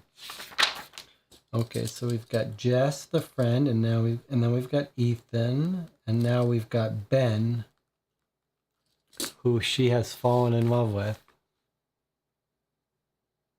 3 months before her death. 9/18, Saturday. Called in sick today, and Ben took me out to lunch. Afterwards, we walked through some of the stores downtown and found ourselves laughing and listening to music until they kicked us out. It was a good day. 9/24, Saturday. Laying here wide awake, trying to remember my dream. It was such a good dream, too. Ben was there. We were at my favorite sandwich shop back home in New York, and we were sharing a pastrami on rye with potato salad. I wanted to sit outside in the sunlight, and Ben leaned over to tell me something. Then I woke up. 10/6/2016, Thursday. I visited the Student Relations office today. Just makes me smile inside. What happened? Oh, I see. I skipped a page. 10/6, I visited the Student Relations office today. Amy convinced me to file a complaint. Okay, so here we are. We're at this date here where she filed her complaint about this guy stalking her. She's getting calls from a blocked number. And he's got access. When she rents a room, he shows up. Okay, here she is talking about it. Oh, that was this day. She filed the report. Okay, now we're a month later. Okay, a month has passed since she filed her report. I had dinner at Ben's parents' house tonight. They ordered Giovanni's in. It was nice. First impressions, they were older than I'd expected them to be. She was about a foot taller than me and very career-driven. So many awards on his bedroom wall. Oh my gosh. I think Ben discovered music as a way to escape the pressure to always achieve. They liked me, though. At least Ben said they did. It's a little bit hard to read his mom. She's not as outspoken as my mom is. I guess I shouldn't worry. It's not like I'm going anywhere. We'll get to know each other in time. I'm kind of sad, though. I was hoping to gain at least a sister-in-law. I never had a sister. No such luck. Maybe Ben wants a large family. There's something about a log cabin, plenty of snow, and a large family that just makes me smile inside. I'm a little concerned here. We know she's adopted. We know there's a DNA test.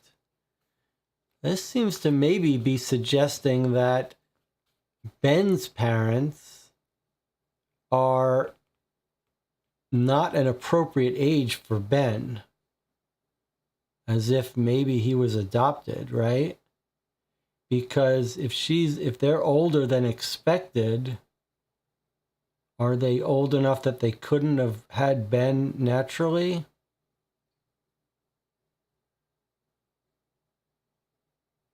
That concerns me.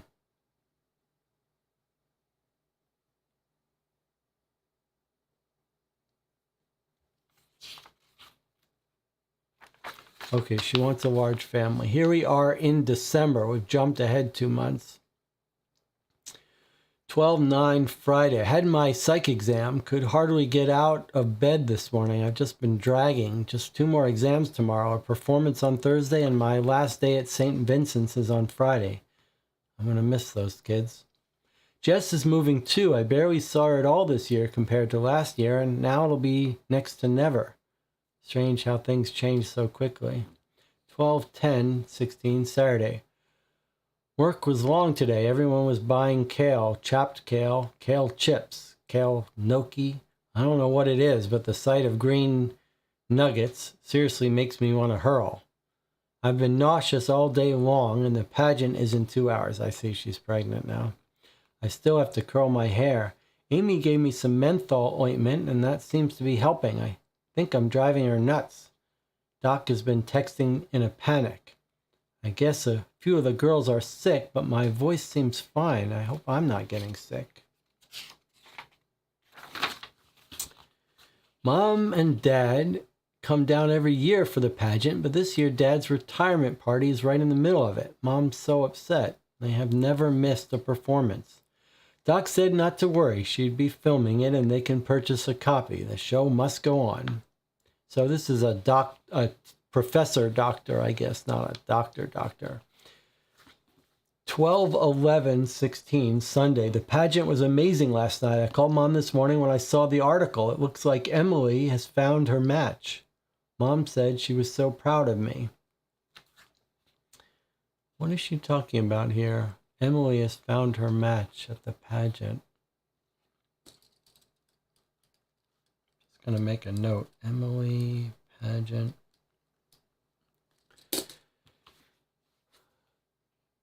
Mom said she was proud of me. Okay, here's Monday. Just finished my final exam and turned in my books. It feels good to be done. 1 more to go, but it should be easy. Only 13 credits left till I graduate in May. Going out to McGuthers tonight with Ben and Amy to celebrate. So Amy's her friend. Jess is her friend. Does anyone know who... The other one? Okay, 12/14, Wednesday. I'm pregnant. I'm scared and happy all at the same time, but I know Mom and Dad are going to be angry.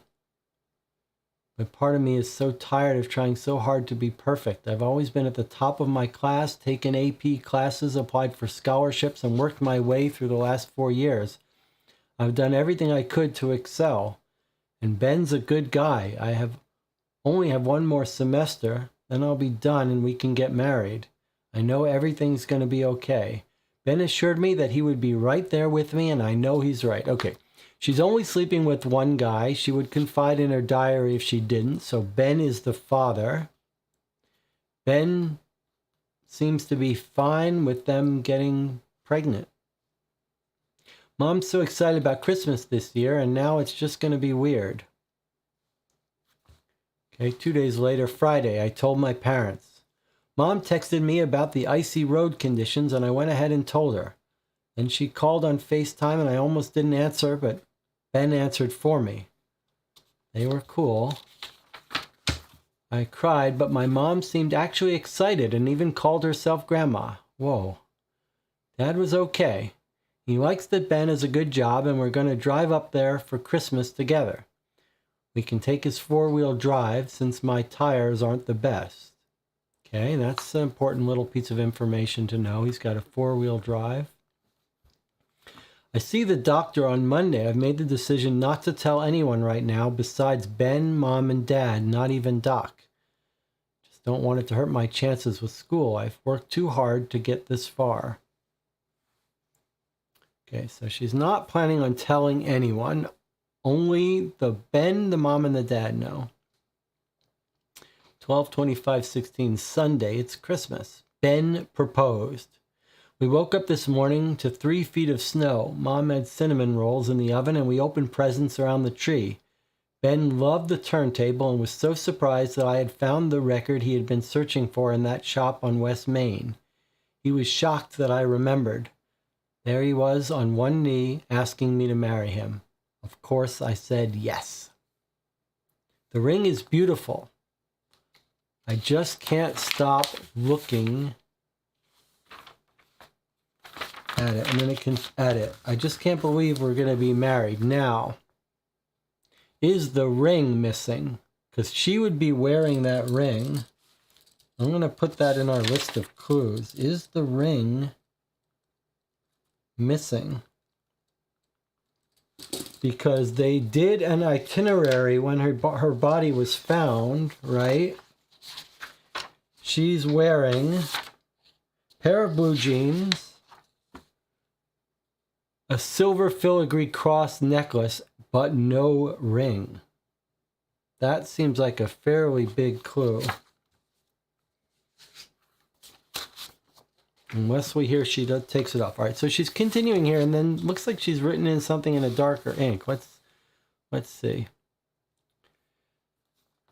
I just can't believe we're going to be married. The gift Mom and Dad gave us was sweet. I've always felt this emptiness inside me, not knowing, but I didn't want to hurt them. No matter what, they'll always be my parents, and I'm grateful for the sacrifices they've made to give me a better life.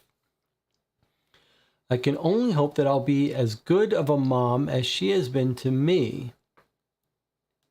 And then it looks like she showed this journal to her mother, and her mother has penciled in some stuff. I think her mother is saying, you'll be an amazing mother. Oh, no, this is Ben. You will be an amazing mother to our little girl. This is Ben. What if it's a boy? Ben says, it's a girl, I just know. And then Ben is writing some extra stuff here. Maybe we could rent out the Arboretum, that one with all the white roses next to that giant barn just north of town. My only request are those little wax cheeses and Aunt Evelyn's spinach dip. Oh, and Camille Saint-Cyr's Carnival of the Animals. You could play your violin. I was listening to it last night, and I've decided that you're the swan. You think it's happy enough for a wedding?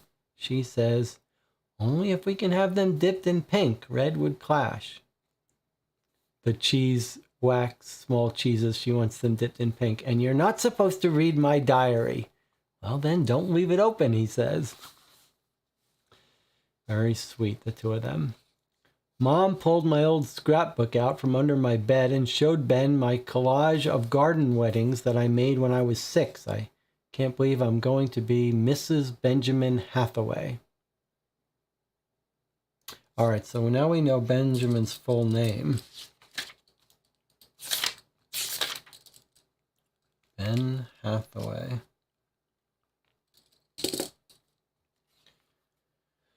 And now she's trying out her name. This is a very real feeling case.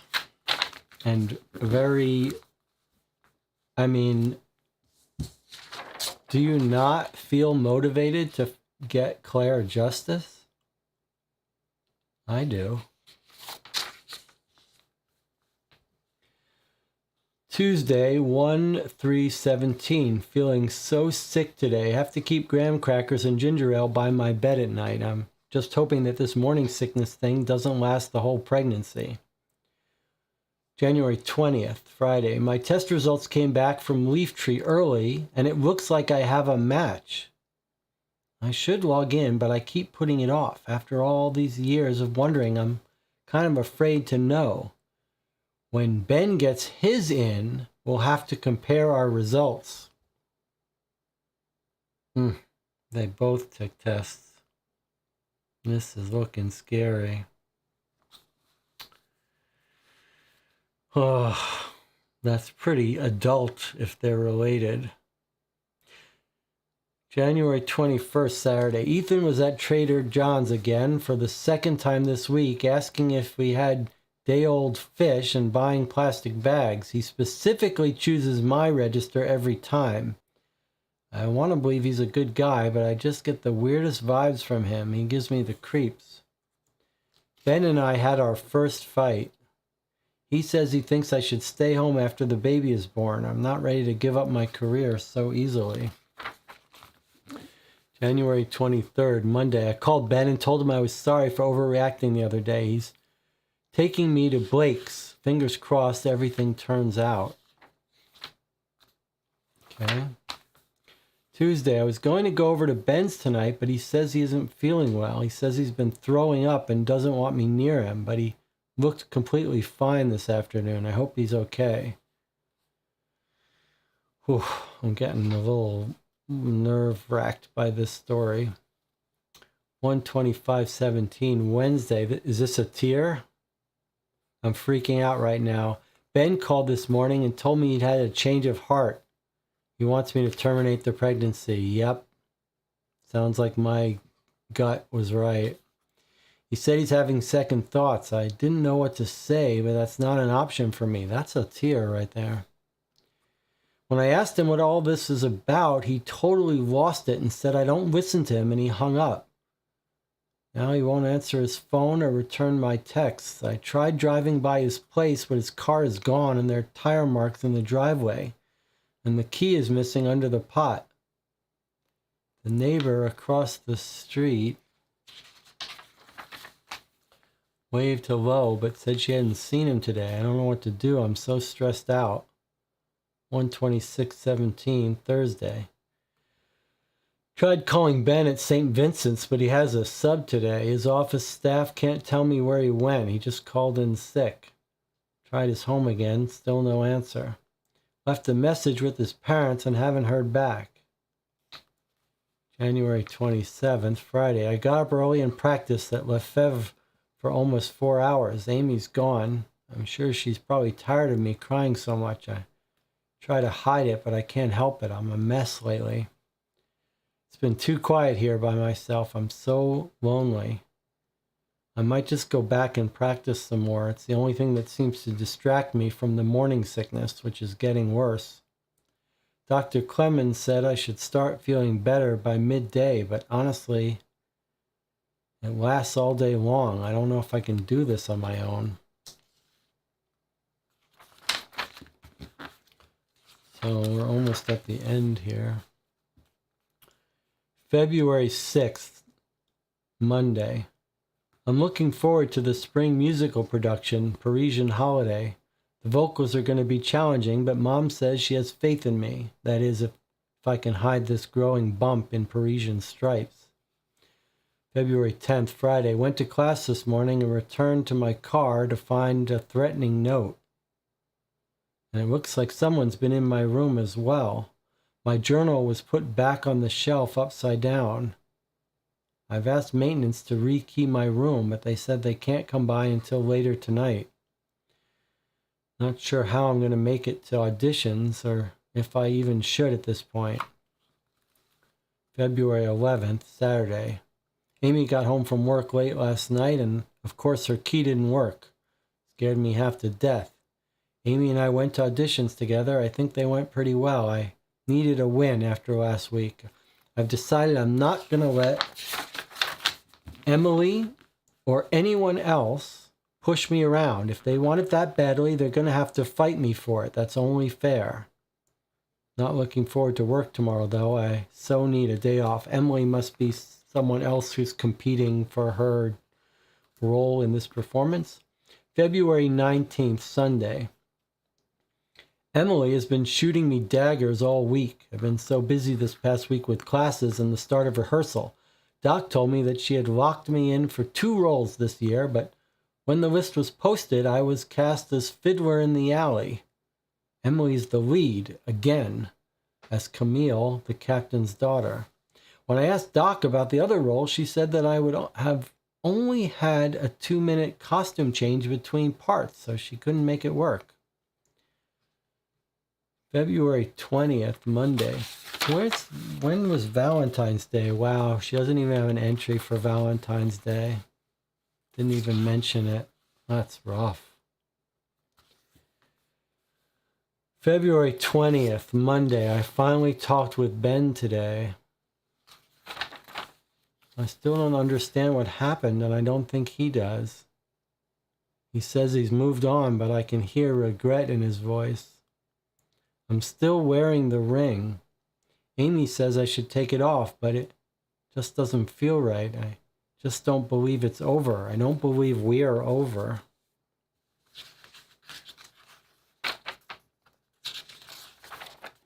And that's it. Last entry in her diary, talking to Ben. She's still wearing the ring every day. That is a big clue for us. Wow, that is a heartbreaking story. If our theory is right, that she's related to Ben. That's painful.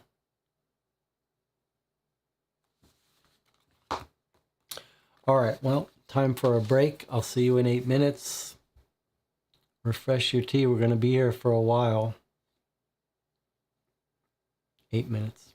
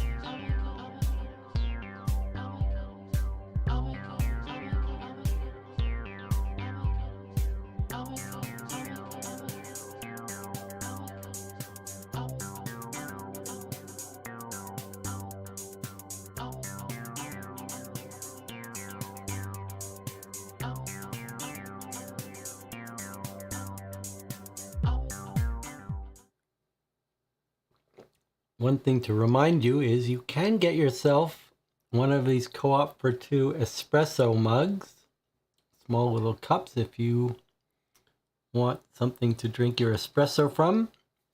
There's a link somewhere on the YouTube page in the community tab or something. I don't get any money from it, but if you have joined for many episodes, you may want one for yourself. So it's very compelling case so far. The writing is very good regarding the journal. One thing that's a little odd here, though, is we've now gone through all of the main evidence. We have two websites to visit: Ethan McDaniel's website, the DNA website. But that's about it. Let's remind ourselves of what this game wants from us. And Tina was asking a very similar thing here. What does this game want from us? It says, after the body was discovered, police had their suspicions. They even made an arrest, presumably of Ethan. We know where the body was eventually discovered, at the lake. It was never determined where she actually died. Maybe if we can figure out where, it will lead us one step closer to understanding why. Take your time, read through all the evidence. When you think you know the cause of death and the location of the incident, contact me. So it wants cause of death and location. That's a very odd thing because we don't seem to have that information. Cause of death and location of death.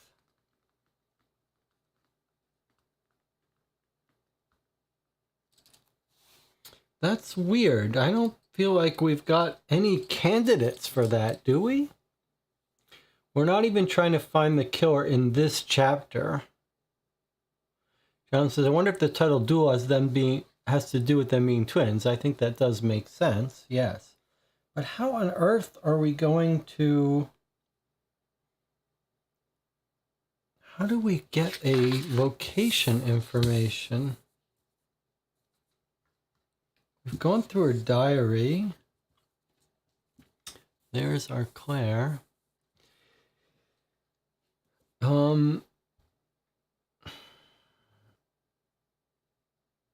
She was last seen on 2/25. It's a little, our diary ends on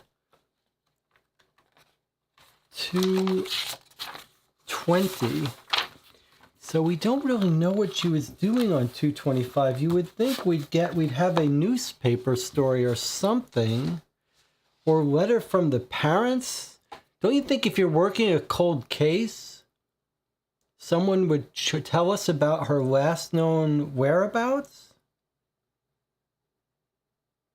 She was wearing a black fur-lined parka and blue jeans.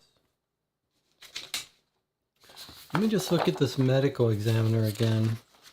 So she disappears on the 25th. She's found on March 11th, 2 weeks later. When she's found, she's wearing her blue jeans, but she's not wearing her parka anymore. Instead, she's wearing a sweater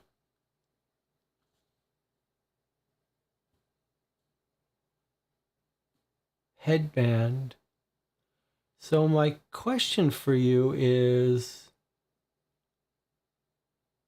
why isn't she wearing her fur-lined parka? Where has that gone?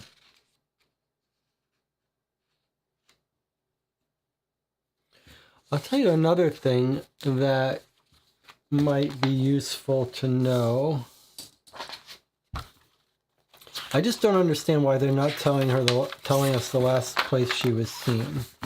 But I want to identify days of week. So Monday was the 20th, the last day she was seen. So the 20th is a Monday. That's last seen. And then that's the last diary, is on Monday the 20th. So on the 25th is a Friday, right? Tuesday, Wednesday, Thursday, Saturday. That's the date that this guy goes out on the lake every morning. Monday is the 20th, 21st, 22nd, 23rd, 24th, 25th. Tuesday, Wednesday, Thursday, Friday, Saturday, 21st, 22nd, 23rd. So it's a Saturday. She's last seen. I'd like to know who saw her, though.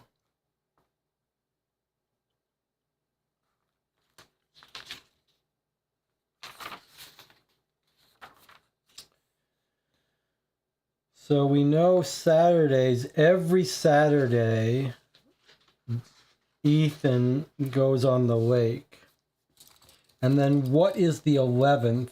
Can someone look up what day of week March 11th, 2017 was?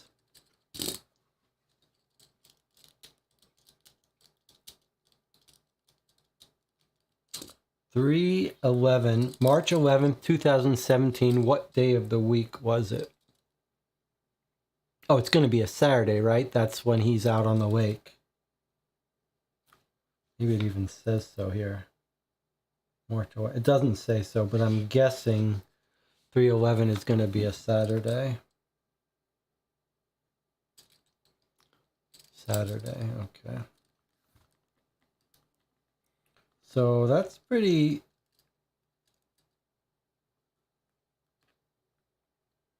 Her last day she was seen is a Saturday. Then body's found on a Saturday. Okay.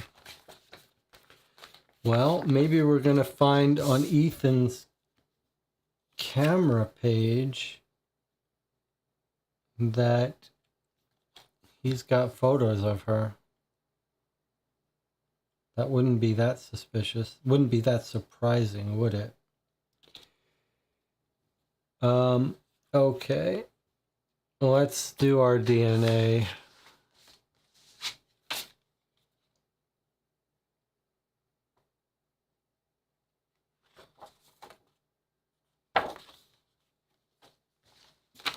All right. Here we go. Discover who you are, know your health risks, prepare for your future. My Leaf Tree, reconnect with your family's history. Build your tree. What's happening here? Oh, is it? Okay.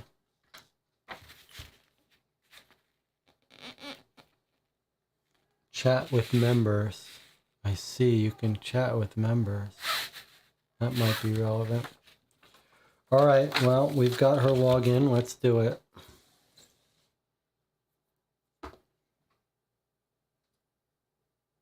Close these pages. Okay, here we go. myleaftree.com.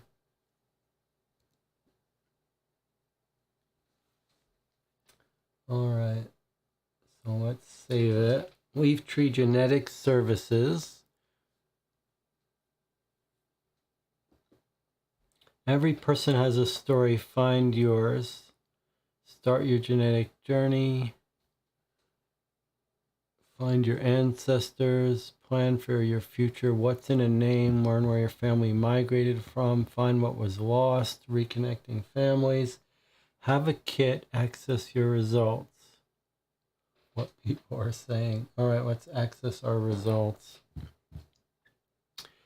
Okay, so our kit number is 435812-90. Username is Claire.Fontaine. Now, notice we can predict what the username of Ben would be. We know it's Ben Hathaway, but the password here seems completely random. So unless we had Ben's gift, we're not going to guess his password. XSTU3K981. Whoops. Claire Fontaine. XSGU3K981. Right? No pattern to that password. We're never going to guess Ben's password. All right, well, let's log in. Let's see what we got here.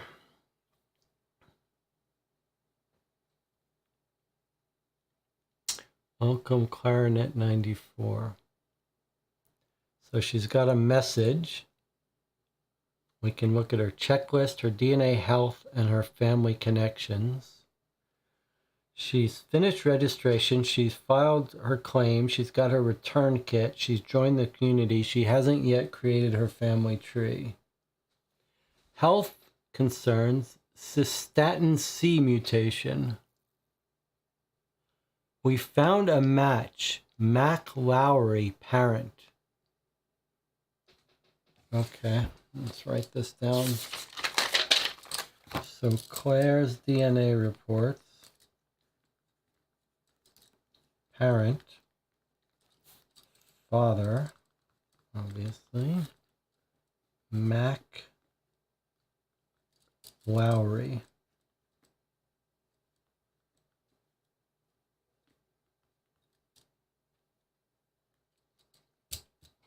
Father's side 23 segments. I think that just means 23 segments of her DNA chromosomes matched. Health concerns. Cystatin C mutation. Sounds like something related to heart and blood. Statin, but I don't know. All right, well, let's look at her message first, yeah?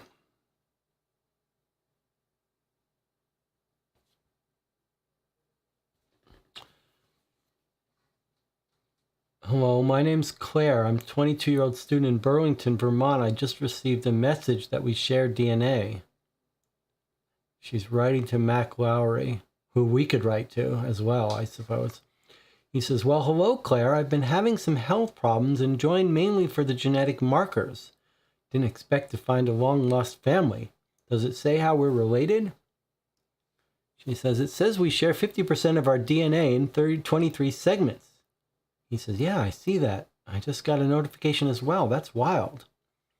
She says, I know I was adopted. Well, I don't know how else to say this, but I think this means you're my father. He says, how old did you say you were? She says, 22. And he says, so, 1995. She gives him the exact date, 9/12/1994. Oh, he says. She says, I'm sorry, I guess I shouldn't have contacted you like this. He says, no, not at all. It's just the last time I spoke with Natalie, she told me that her parents had sent her away to a clinic. He says, Natalie? She says, Natalie? He says, yeah, Natalie Picard Tessier. We were 18 and in love. Okay, so Claire, born 9/12/1994. Mac Lowry says the mother is going to be Natalie Picard Tessier. Was probably not in this database or she would have come up as a match. We were 18 and in love. Okay, let's see. I'm just going to mark down that she was 18 years old on... So if our girl Claire was born in September 12, then, and they were 18 and in love, that would have been sometime around January 12th, 1994. She would have been 18 when she got pregnant. In case that's relevant. She says, oh my gosh. He says, my family made money in telecommunications, early internet technology. Her family was old New York money. Two worlds did not blend. She was accepted into the law program at Harvard, where her father had attended, and his father before him. They had plans for her life, and I didn't fit. I'm so sorry, she says. Oh no, heck, life has a way of correcting itself. We both moved on, got married. and had families of our own. It was for the best. But how about you? I'm about an hour outside of Burlington. Perhaps we could have dinner or something, get to know each other a little. Mother's in New York. I'm just going to know. She says, I'd like that. Are you busy Monday? I have a doctor's appointment at 2. How about dinner at Blake's on the lake at, say, 5:30? What day is this that they're having this conversation? Doesn't say. So she says Monday, and he agrees to meet her. See you there.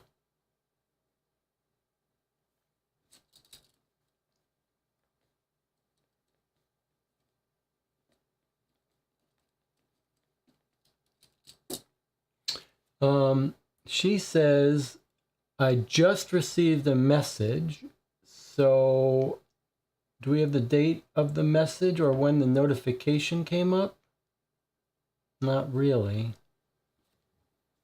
I wouldn't mind putting a date to it. I mean, she doesn't mention it in her diary. That makes you think it must have happened after February, after her last diary entry, which was February 20th, was a Monday.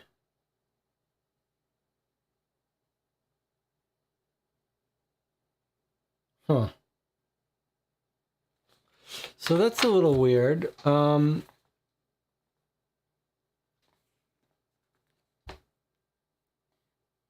let's think about this for a second. Her last entry in her diary is 2/20, which is a Monday. If she's last seen on the 25th,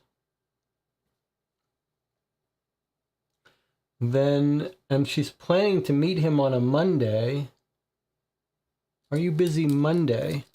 So the only Monday that she could be talking about would be a Monday after she's disappeared, the 27th. She was last seen on the 25th. I think that means she disappeared before she had a chance to meet with her father.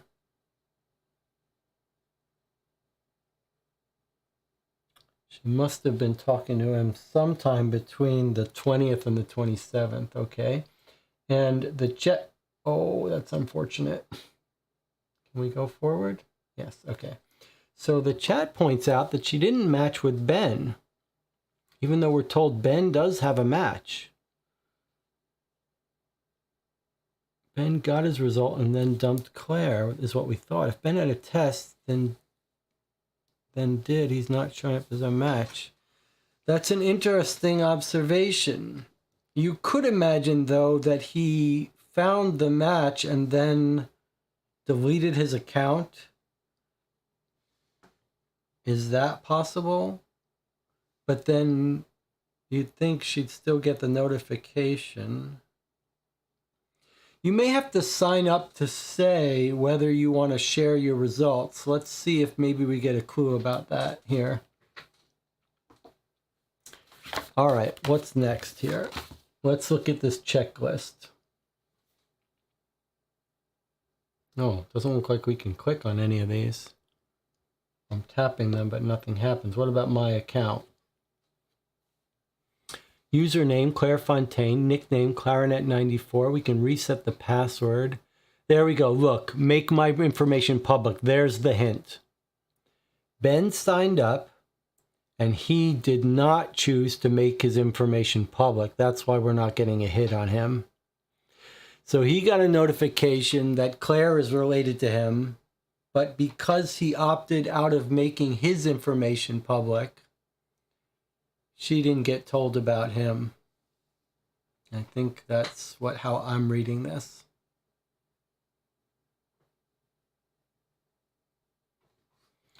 That's my reading of this piece of information.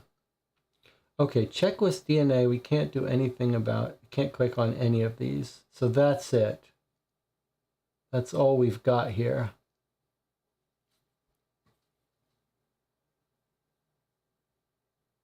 That's the entirety of this page. How do you guys feel about my observation, my interpretation of the public and private? You know, I think that would be consistent explanation for why he found out and she didn't. All right.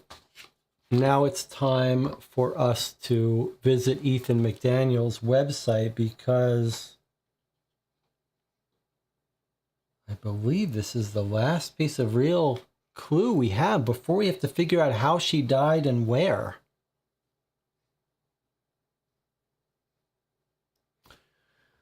Just checking a little more. John says, it's a little weird that the dad's info is public, and since he says he did not sign up to find relatives but test for genetic disease, public might be default. Ben found out and changed it, or Ben's just more privacy focused. I believe we saw Blake mentioned in the diary. Yeah, we've got Ethan's website here, but who's Blake?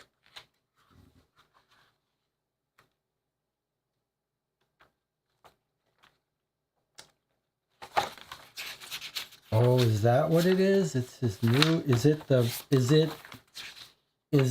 Ben's parents? Let me see this again.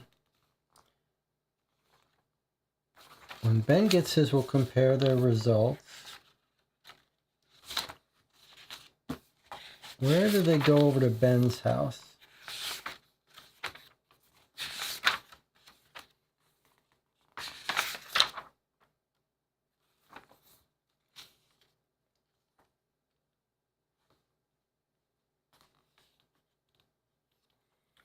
Gets the turntable.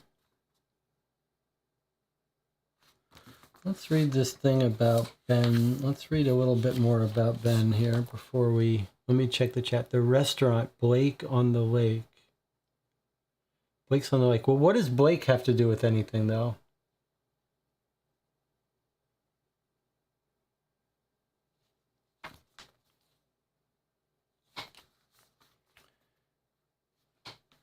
Let me see here. Aunt Evelyn. So let's make a note here. He's got an aunt named Evelyn. Ben does.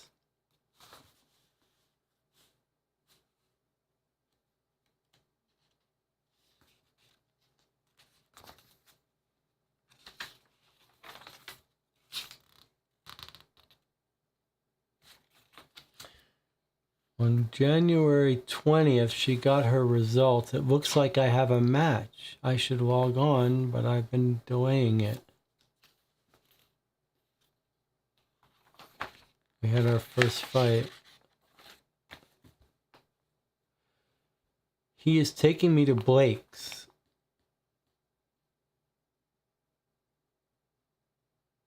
Oh, I see. That's where she's meeting him. At Blake's on the Lake. Okay, good catch. So Blake's is where her favorite restaurant. I wonder if we could find that place. Blake's on the Lake. I wonder if this could be some advanced internet use where we don't have a website for it, but we could actually look it up. Is that a crazy idea? Let me just look it up just for the fun of it. Lake. Come on, guys. Blake's on the Lake in Vermont.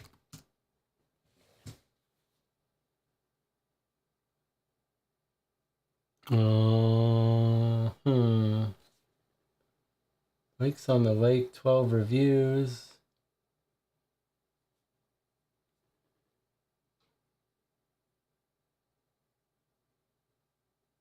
$2,000 followers. That is a real website.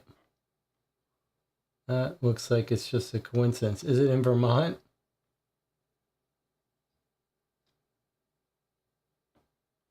It's in Michigan. That's not our place. We don't care about that.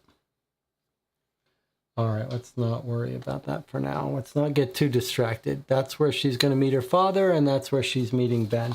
Okay, I did want to reread the part about the Ben's family.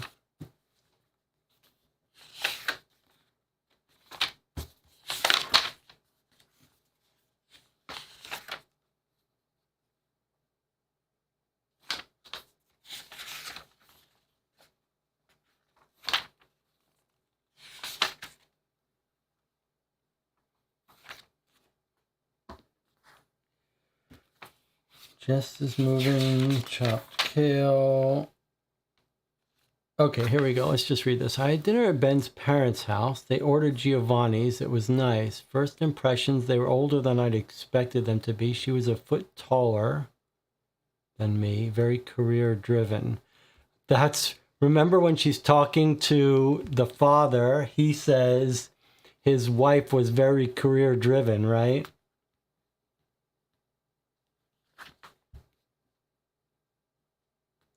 The pressure to always achieve. They like me. It's a little bit hard to read his mom. She's not as outspoken as my mom. She was hoping to gain a sister-in-law. I never had a sister. No such luck. I guess that means Ben's an only child. Okay. So she's a foot taller than me. And we know her height. So let's just make a note. Ben's mother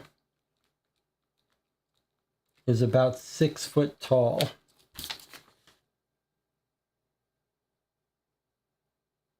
A foot taller than me. 6'4". So Ben's mother is super tall. That's going to help to give us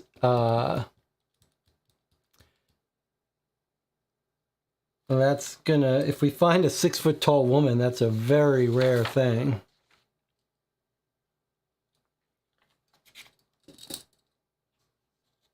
Career driven. And Aunt Evelyn, Ben has an Aunt Evelyn he mentions in his thing here. In his little sidebar. Aunt Evelyn's spinach dip. So that might help us figure things out.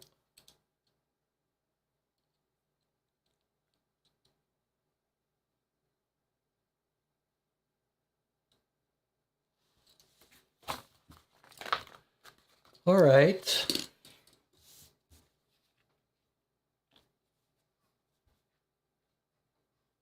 Let's go visit Ethan McDaniel's website.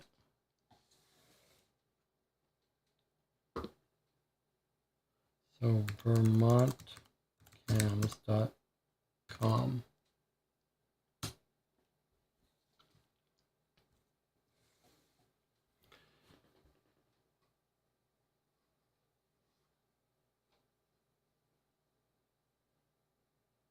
So it looks like during his testing at the lake, he's got some automated webcams. Video unavailable. The live stream is not available. That makes me a little bit of concerned that it's meant to be there, but not. Okay, so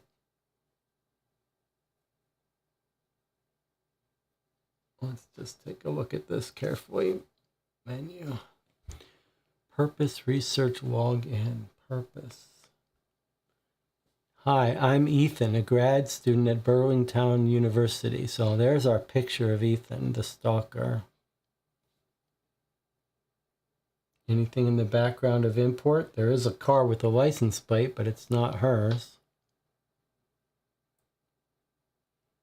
I chose to do my thesis on the phytoplankton found in Lake Champlain and its correlation with Champ, the lake monster. Phytoplankton are microscopic organisms that live in wet environments such as Lake Champlain. The word phytoplankton comes from the Greek phyto, meaning plant, and plankton, made to wander or drift. There are many different types of phytoplankton, and they come in numerous shapes and sizes. Some are bacteria, others are protists, and the most common type being single-celled plants. These phytoplankton get their energy just like plants, capturing light through the use of chlorophyll. They rival rainforests in oxygen production, consuming carbon dioxide and nutrients like nitrate, phosphate, calcium, and silicate from the water. Given the right conditions, these phytoplankton can experience explosive growth that we call blooms. These blooms produce tremendous food sources for plant-seeking animals that graze on these nutrient-rich organisms.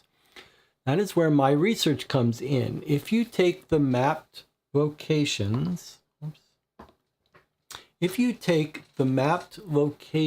of the most famous lake monster sightings and overlay the data on the phytoplankton blooms during that period, you'll start to see a correlation between them.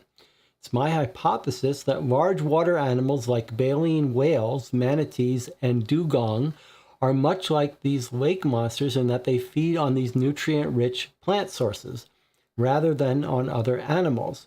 By measuring the phytoplankton levels of various regions of the lake and identifying new blooms, we may soon be able to predict where Champ will turn up next, which is a hugely important step in discovering things like how he fits into the natural ecosystem and just how long this magnificent creature has existed in this lake. With a little luck and a lot of scientific calculation, we may even be able to get a long-awaited glimpse of this elusive creature.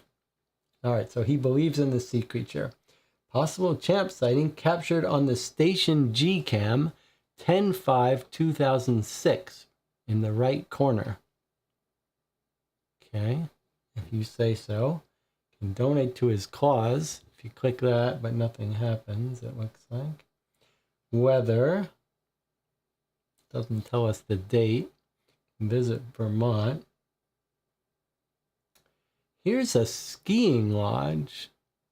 Bed and breakfast, Burlington Cafe, and there's his calendar. Let me see if you can click on any of these. Doesn't look like it. Let me just close that one. All right, let me see here. Okay, so here's calendar. February 8th to February 18th to 25th. Remember, that's when she goes missing. Last seen on the 25th. So I wonder if she was last seen at the Maple celebration.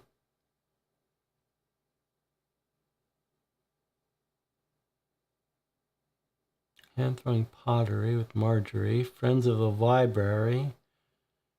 And there was the performance she was going to be in, the Parisian holiday. If we click more, what do we get? Nothing. If we click Maple celebration, does it go on anything? You can't see, but I'm clicking on it. There's no way to click it. So I wonder if she wasn't spotted last at the Maple celebration. All right, let's look at his research. All right, so here are the sites of his water collection. Let me just take a little screenshot of that one. Okay, A, B, C, D, E, F, G, H, I, J. Okay, different places. He tells us in his interview he was taking water samples at Station H. So when he's picked up and has discovered the body, it sounds like he was at H. That's where her body must have been.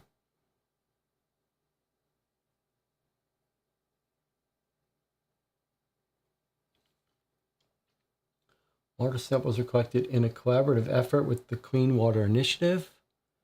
Let's see what he says. Bloom intensity describes the intensity of the phytoplankton presence. 1A, clear water, 1B, 1C. 2. I see. This is the legend, and here's his reports. So if we have a specific date, let's see. So she's last seen on the 25th, but he discovers her body on the 11th. So let's take a look at the 11th. There's the 11th in the middle of the screen. Let me take a screenshot of this.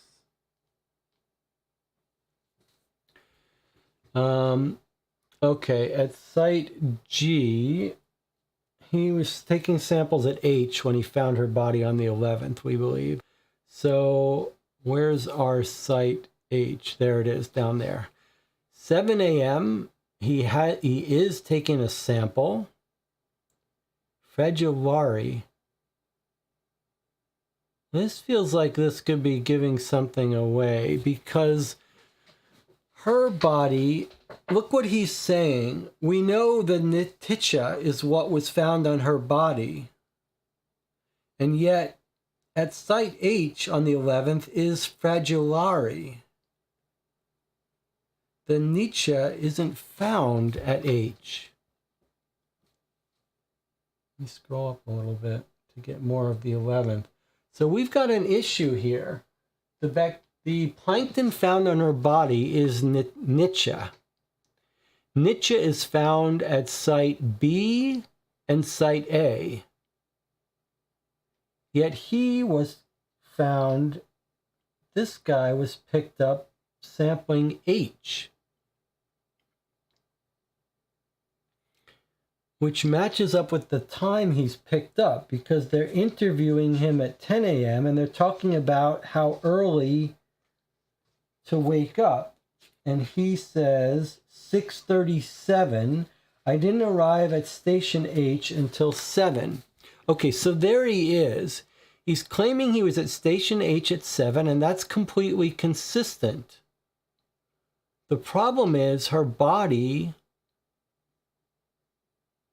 has Nietzsche, not Fragilari. Let's see what 1A means. Looks like everything here on the 11th, well, at her location is 1A, and at his location is 1A. Let's scroll up. What does N1A mean again?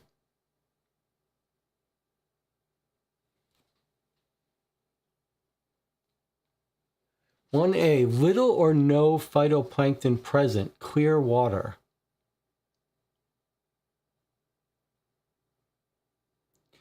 So that's when she's found.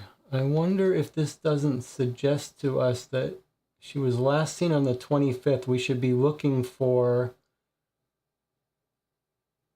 some day between the 25th. If she was last found, could she have been killed and left in the icy water on the 25th? So there's some Nietzsche on the morning of the 25th at 7 a.m. That can't be right. She would have had to die later than 7 a.m. if she was last seen. Let's look for, there's some Nietzsche on the 4th of March.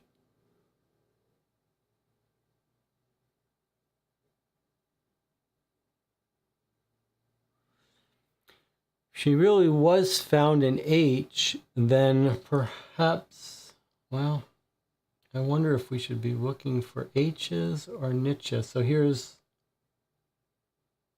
oh, I see. There aren't that many dates between the 25th and the 11th.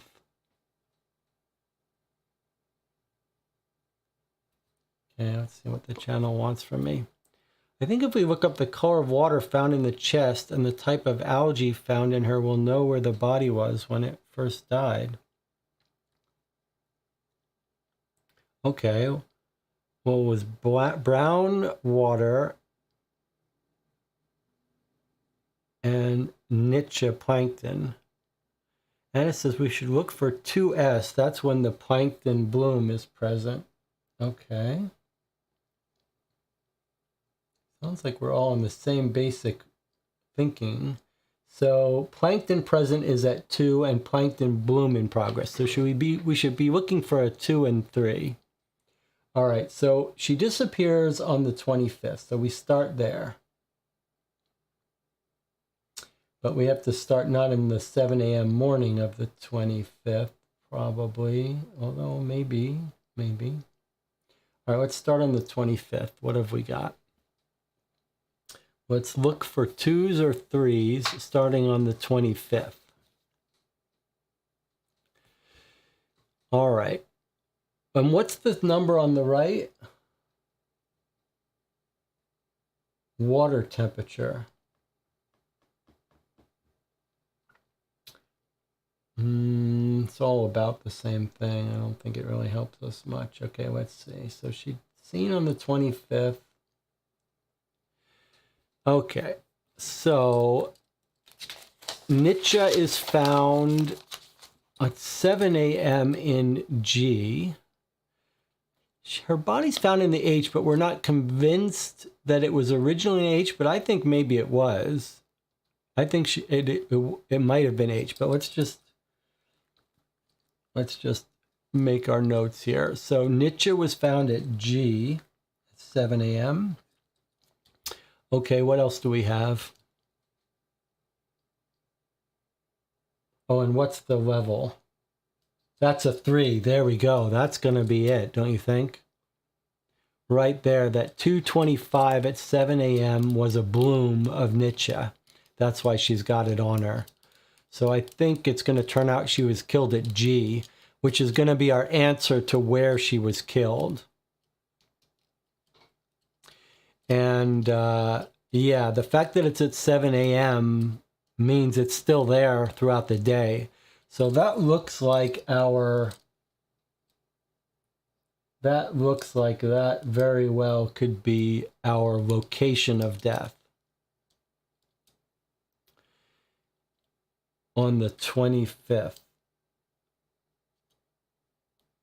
Okay, let's just look up a little bit more. So then we get into March.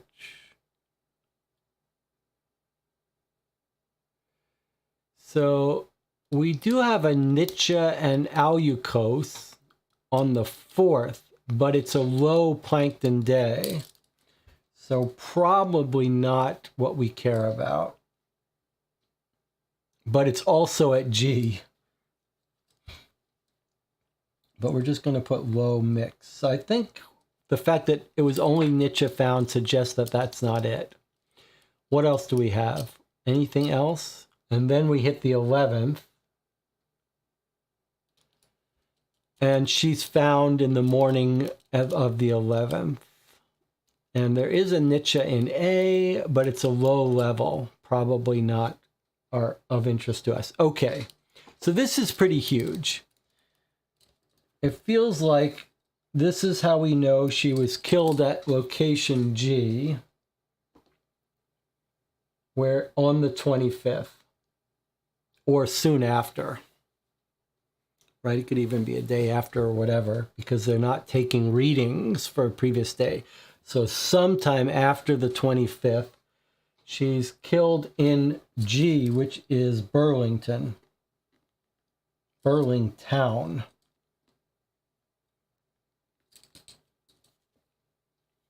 Let me point out to you that Ethan's office is in Burlingtown. Maybe all of this is happening in Burlingtown.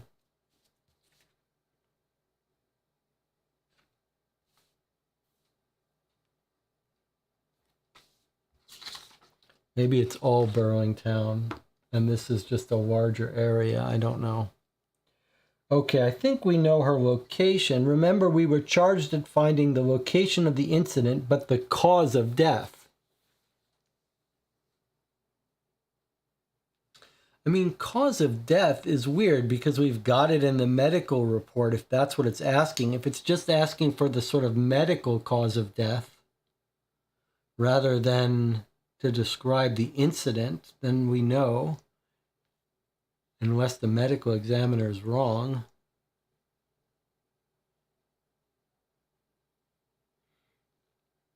Let's see what else we have on this website.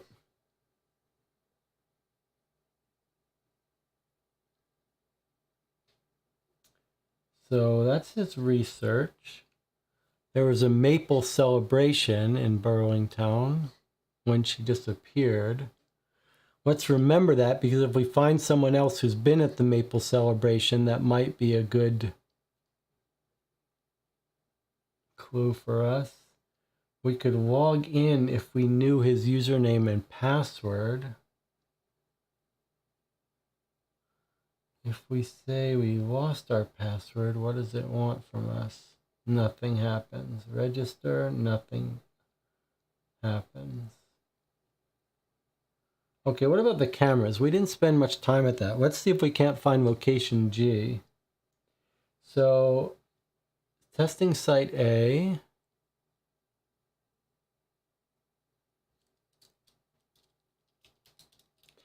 Dispaminine is saying, here's a weird thing. Ethan says he takes readings on Saturdays, but the 4th and the 11th are Tuesdays.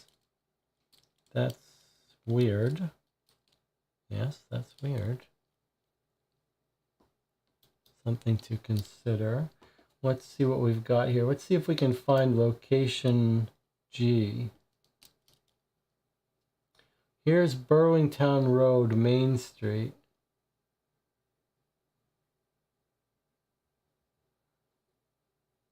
Can't see anything from this. Traffic cam. Testing site G. J. County Road 41.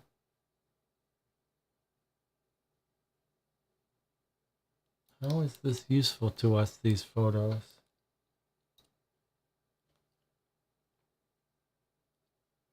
I mean, there's our Burlington,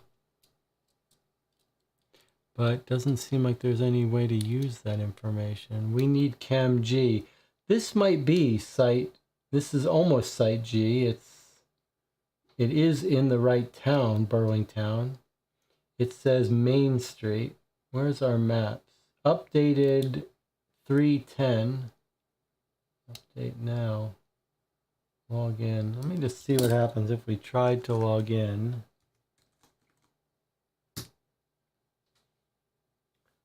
Doesn't seem to be any button to log in. So that might not be real. Burlington.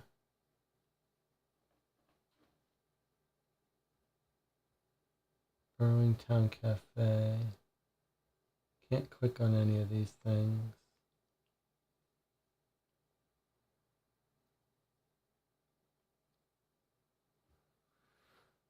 Menu. Okay. We don't have a cam for that site. Where's our... It doesn't seem like there's much else we can do. Let me just look at this here. So no sense of any streets or maps here, but I suppose we could look up Burlington, Vermont and Main Street. But maybe this is the only information we should care about. Can't click on anything here. Do the camera photos link anywhere? I don't think they do. So if I click on any of these, it's not doing anything. I can't click play on the videos. And all of the links that say refresh page, as soon as you click on it, just reload this page. So nothing seems to happen, and we've been to all of these pages.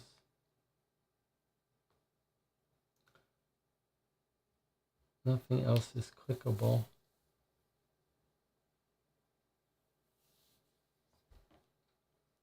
There's always the risk that there's a website issue, but it seems like it's working well enough. I'm going to click on desktop site to see if that makes any bit of a difference on what we can click. What about donate to my cause? It doesn't seem to do anything. Research. You click on the map, nothing happens. Weather, nothing happens. There's his schedule of readings. And then the cameras can't be clicked on. If you click refresh, it just reloads the page.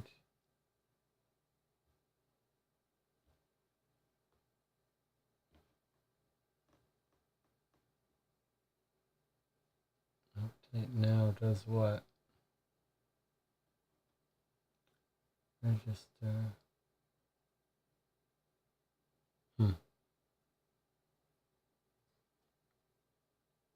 This just looks like a normal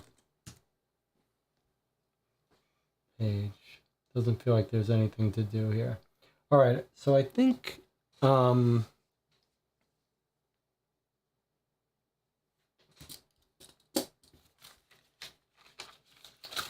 it feels like, let's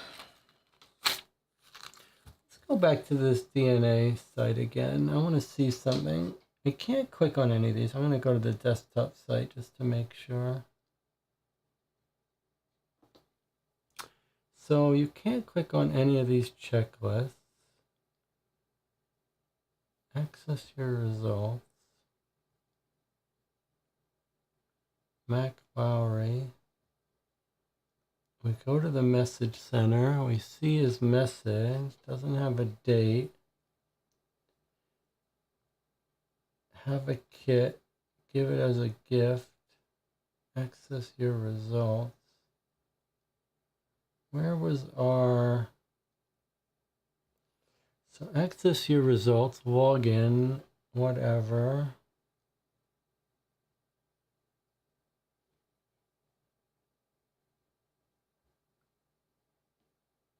I just want to go to the main page here for a second.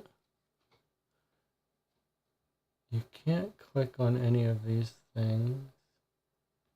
If you say start your journey, we just get the advertisement stuff. I don't know if this is a real site with a fake account, but probably not. I'm guessing it's all of a fake site.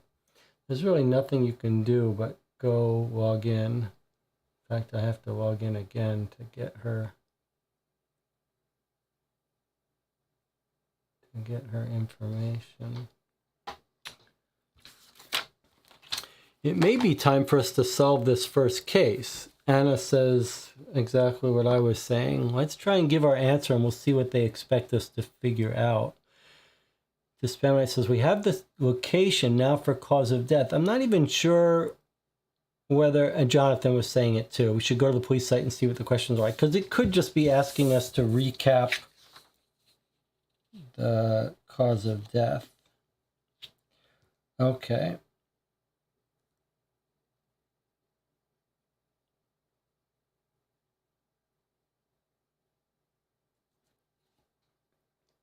All right, so I think before we do that, we'll take a little break.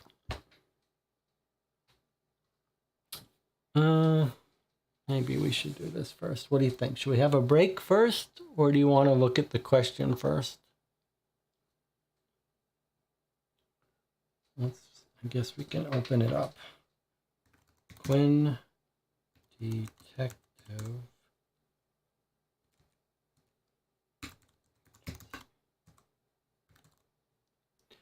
QuinnDetectiveAgency.com. Okay, then it wants our login. It says use your last name and the password. Almost makes you wonder if they tied it to you actually purchasing it. But we're going to just try Co-op42. CFT is our last name. And our password is going to be ICHEN.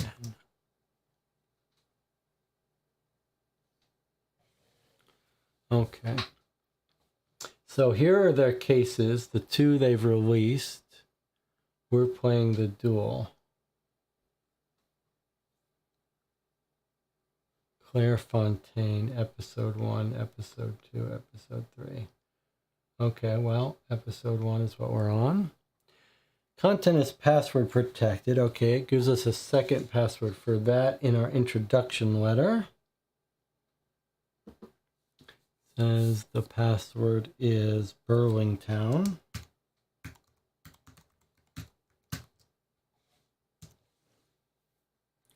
Okay. Where did the incident occur? Hint, hint, hint, solution. What is the actual cause of death? Hint, hint, hint, solution.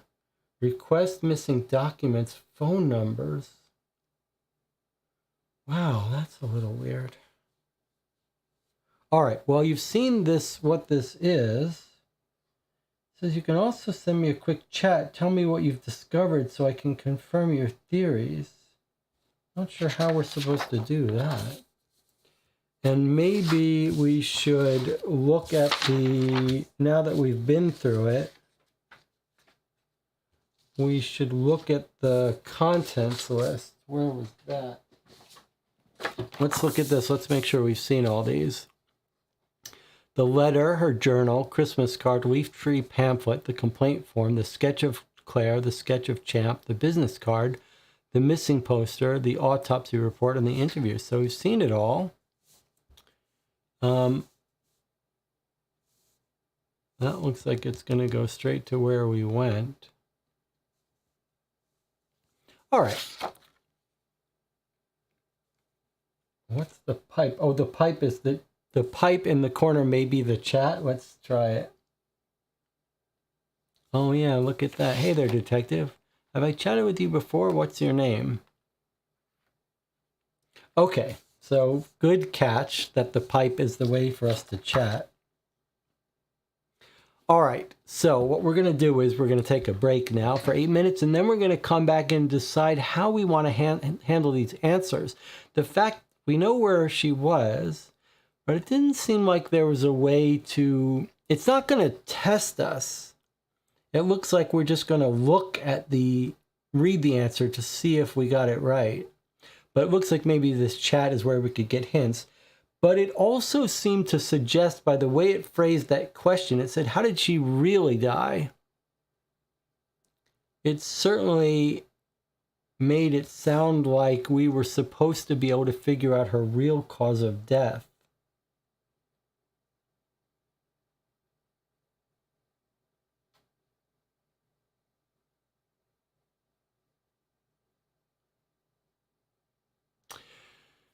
We'll take a break, we'll come back, and we'll discuss. I'll see you in 8 minutes.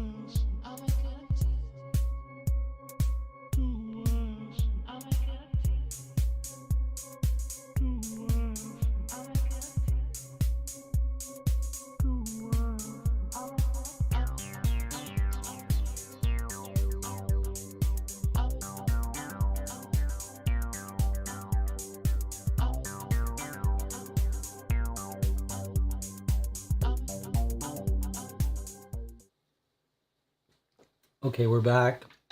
The chat has been talking about how we're going to figure out her real cause of death, and I see someone mention something I was thinking as well. John says, maybe we should look up the medical condition that was from the genetics website. Could it be she actually started to have the stroke from just a genetic condition? Yes, I was thinking something like that too. Like, is it possible that she met with Ben, he told her, and she had a heart attack and fell? Let's look up that. Yeah, let's look up that genetic condition again. Oh, looks like I probably got to log in here with her site again since we lost it.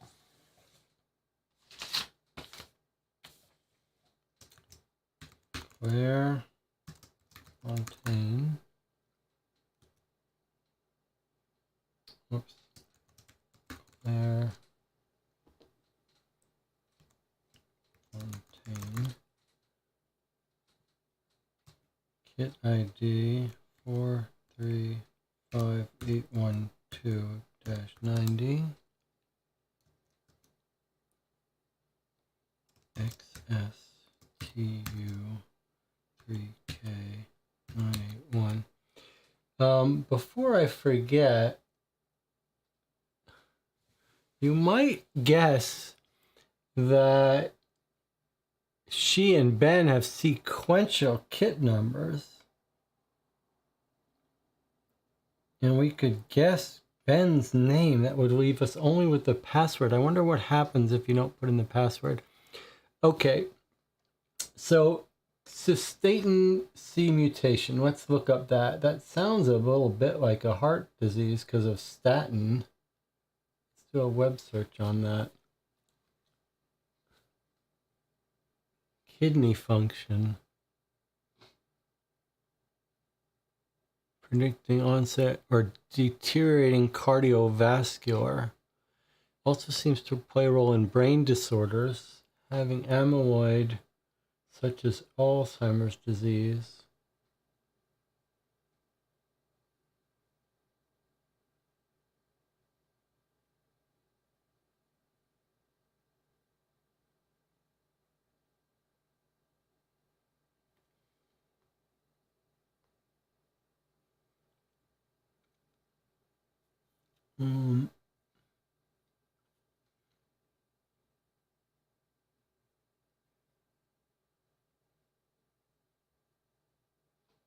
She's a cystatin C mutation.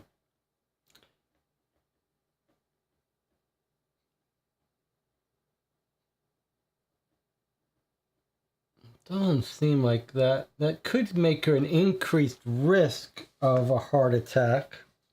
Doesn't sound like that would be the explanation for a panic attack or anything, though.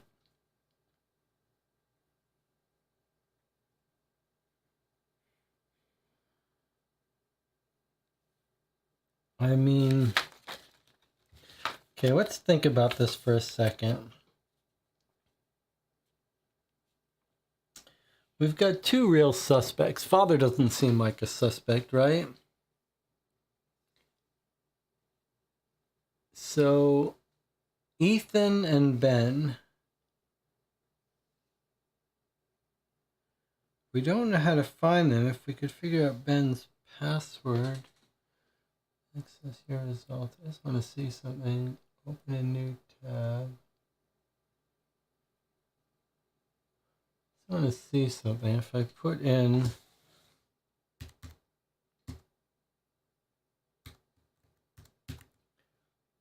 and I put in Ben Hathaway and then put in a fake password.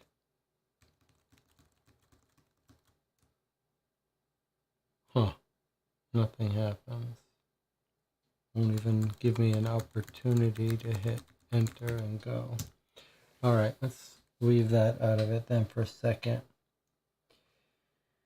You might imagine that we could find one of these people on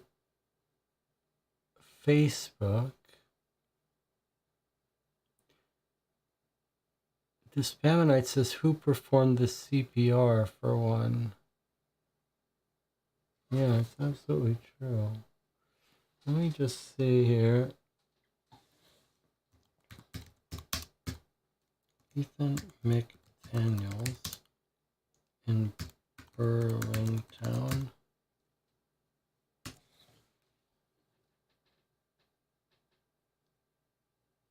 So I've got a Facebook. We've got a couple people on Facebook. Let me just see what happens. We know his face. It looks like there are a lot of them. We'd have to find it. That seems unlikely that we would need to do that. Yeah.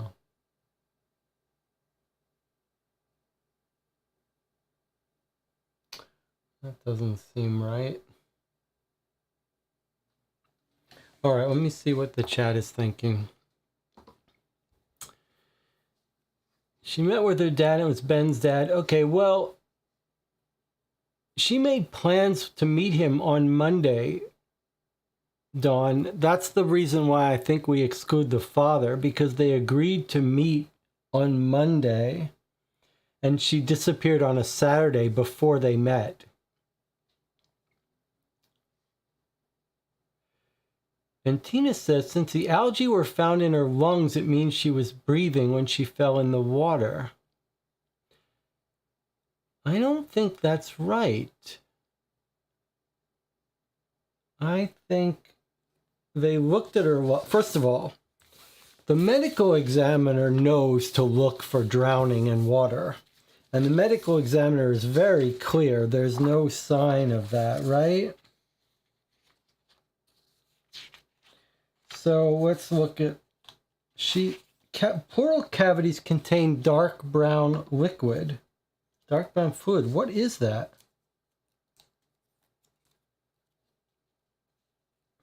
What is the dark brown fluid? Is that the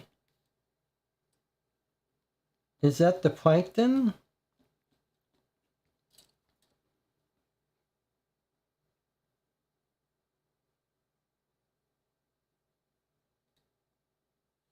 She had a heart attack. Let's just see this. Let me make sure I'm right. I mean, it seems like that would be very easy for a coroner to determine whether they drowned. They're always talking about being able to tell whether someone drowned. Let's look at the lungs. The weight of the lungs were normal. Capillaries are markedly congested. Stomach's not distended. She's got popcorn husks. Liver's fine. Kidneys fine. Genitalia's fine. 10 weeks. Contusions. They sent out for toxicology, but they haven't gotten it back yet. All right, let's look at this. Blunt force trauma to the head, consistent with a hard fall on ice. Bruising to the brain, which led to a stroke.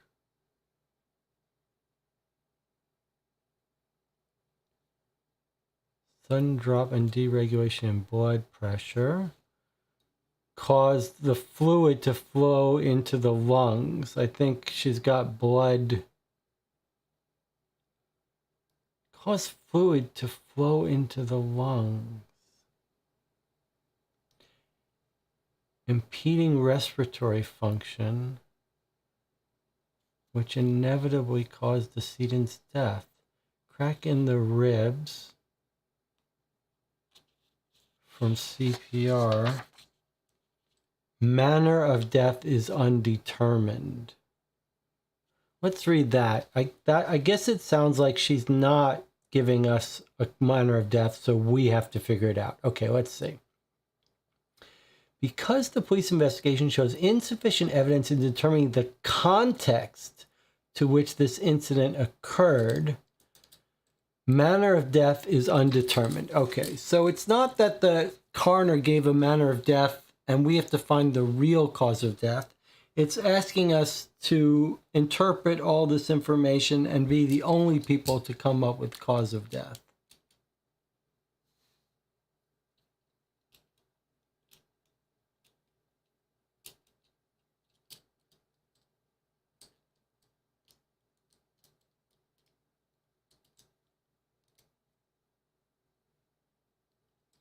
Cause fluid to flow freely into the lungs.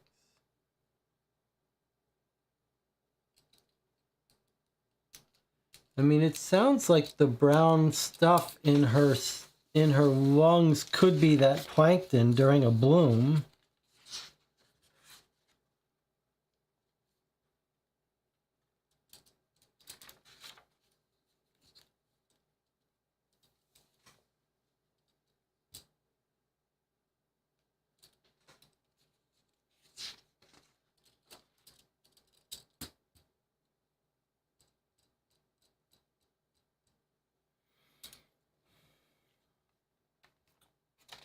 Dark brown fluid. I don't understand. This coroner needs to be fired.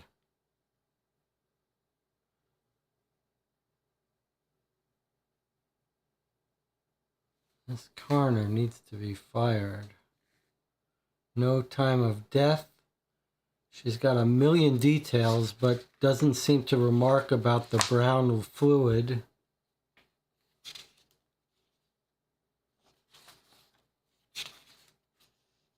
Multiple small cerebral contusions. Then she's got the main contusion.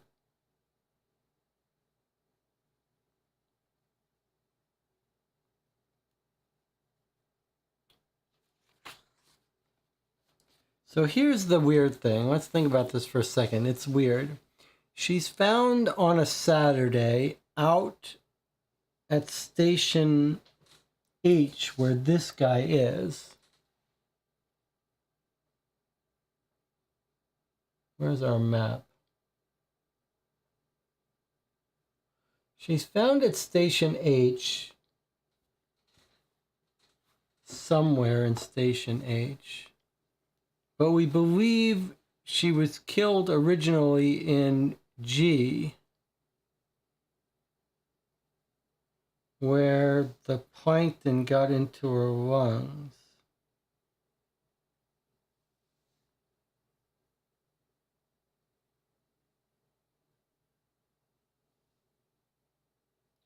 And we think that was on the 25th. And I'll note that on the 20th, she's insisting that it's not over with Ben. So if I had to guess, here's what I would guess. I would guess she met up with Ben, who hit her over the head, or whatever. She pushed him, he hit her, she fell, she hit her head. She started having a heart attack and dying. He tried to revive her. When he failed, Ben brought her body to the nearest lake and dropped her in. And that the loss in blood pressure made the plankton go into her lungs, and she sort of floated down into the center where she's discovered the next Saturday.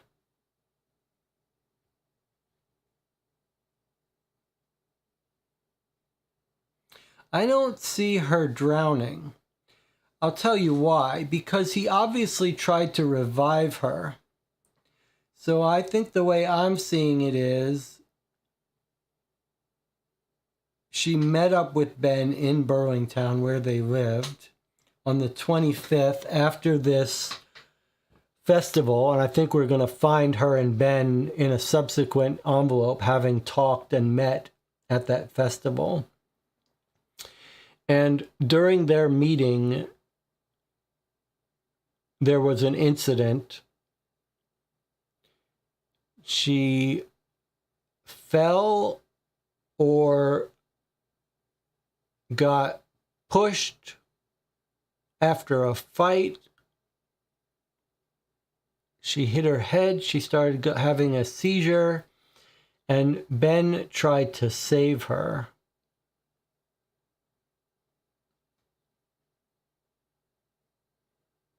And when he failed and she died, he brought her to the lake to hide her body, where it stayed for 2 weeks.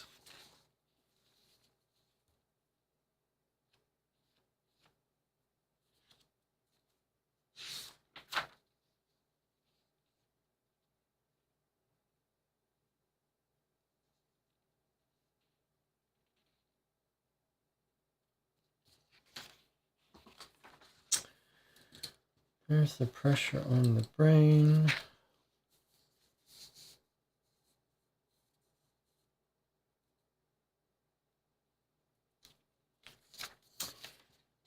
Let's look at the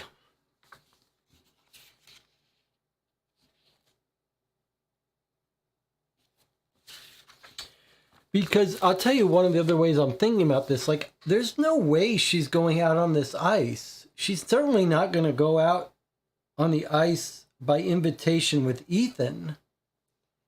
We have no evidence that she would be on the ice. I think she was last seen in town where she met up with Ben because she wanted to confront him and get back together.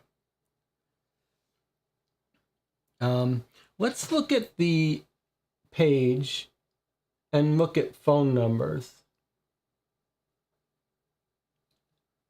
All right? What do you think about that? Shall we see if there's any phone numbers we missed?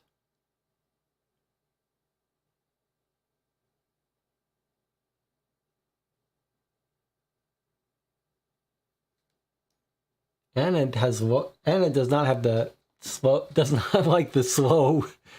game. She's like, all right, good enough. Open the thing. I think the people are saying drown are saying you could think she's dead, put her in the lake, and then she actually drowns, I guess. Let's look up phone numbers. Okay. There weren't any phone numbers at this time. Dawn says, why would he not just call an ambulance?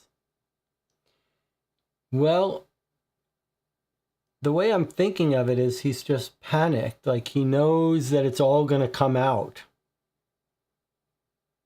And he's going to be blamed. They won't believe him.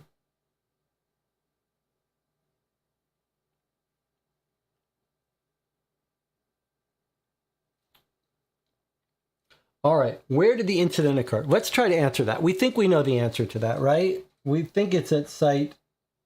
Well, that's not right. Because my theory is they had an incident and she got dragged to the lake. But it seems like if it's asking where did it occur, our best guess is G. At the lake, at site G. I don't think the phone numbers apply. Yes, well, we know that. We just got confirmation of that there were no phone numbers in this case. We could have a chat with him. Let's see. Let's see what happens here.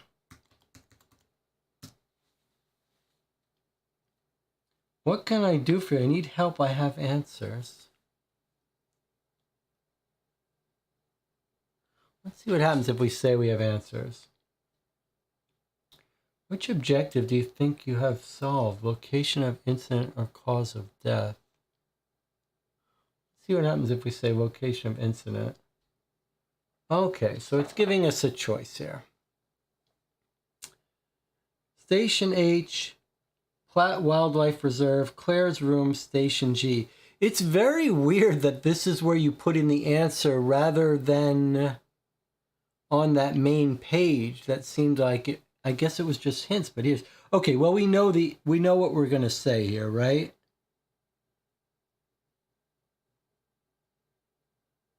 I mean, I guess we don't know exactly what we're going to say.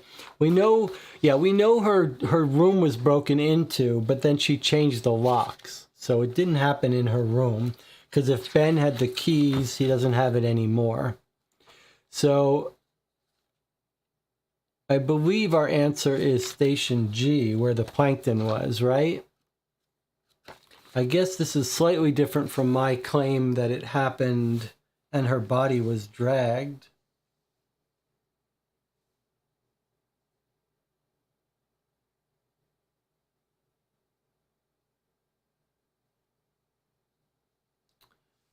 But I feel like we should be saying station G here. Shall we put that in as an answer? Or does everyone think, or should we go to the hints? I suppose, unfortunately, we have to go to this again if we wanted to get hints and not lose that page. Let me just see here.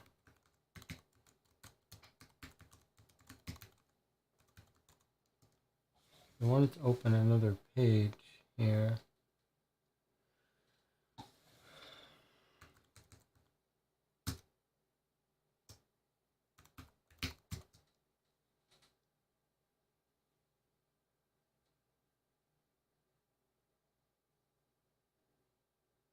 All right, let's see what I think it's going to be station G. Let me just see what these hints are. It's about the little things, the planktons.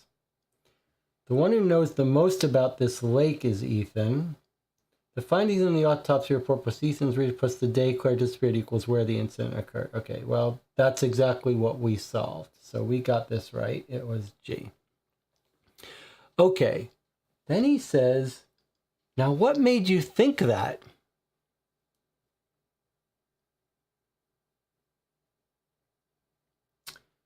Okay, and our answer is Ethan's research data.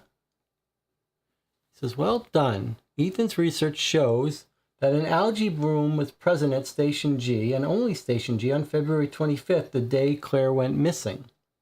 Have you answered the other objective yet?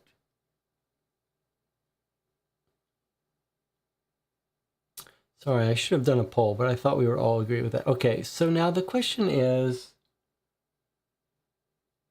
I guess we're ready to determine cause of death. Let's see what happens. So many things went wrong with Claire, and she was so young too. Her mother couldn't fathom that a woman of her age would die from a stroke. Could she be right? When a fatal incident occurs, often there are a series of events that conspire against the victim. However, only one will tip them over the edge onto death. This is what we call the cause of death. It's clear Claire was suffering from many traumas at the time of her death, but only one of them proved fatal. What did you determine to be Claire's cause of death? Only one will tip them over the edge onto death. So it's asking us which one tipped them over the edge. Was it a stroke? Was it the fall on the ice, congestive heart failure, drowning, hypothermia, pneumonia, neurogenic pulmonary edema, pregnancy, cystatin C mutation, myocardial damage, a blow to the head, or a car accident? This is very odd. So it's basically asking us to interpret the medical report.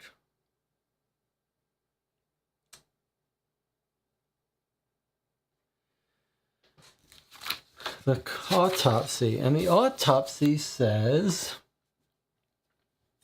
she died of a neurogenic pulmonary edema, which is that option 3 by 2.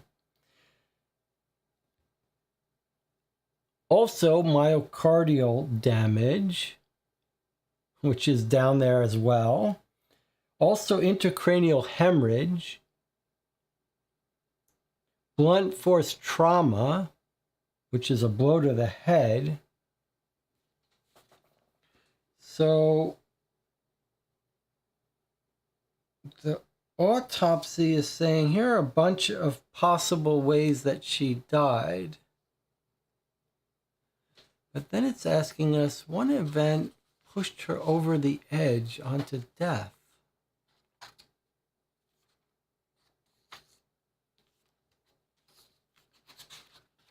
The coroner's opinion is blunt force trauma consistent with a hard fall into the ice. Bruising at the brain at the point of impact, which led to her having a stroke. That gave her an irregular heartbeat. The heart dysfunction added stress to the left ventricle, causing inflammation due to overwork. Result was heart failure.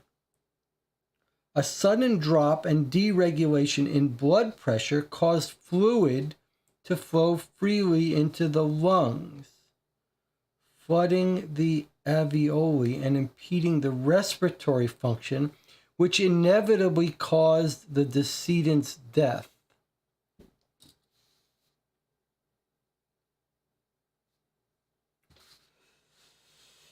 So I see two possibilities here. Then he says the crack was CPR.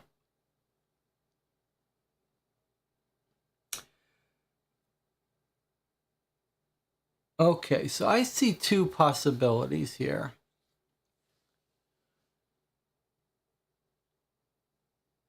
And one of them seems to have been picked up by Antina and Pink. So this is interesting, but here is the alternate reading that I'm reading. It kind of sounds like that the coroner is saying, look, the ultimate cause of death is respiratory failure because lungs filled with liquid. That's the ultimate cause of her death here. But the coroner is saying, look, I don't know what fluid exactly got into her lungs, but this weird brown stuff is in her lungs. Maybe he thinks it's blood, but he thinks that it's not from drowning. She thinks it's not from drowning. She seems to be concluding that the heart failure caused a decrease in blood pressure, which caused fluid to flow into the lungs.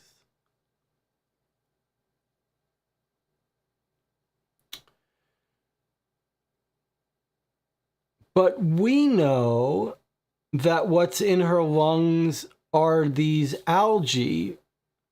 So because of that, we know that she drowned.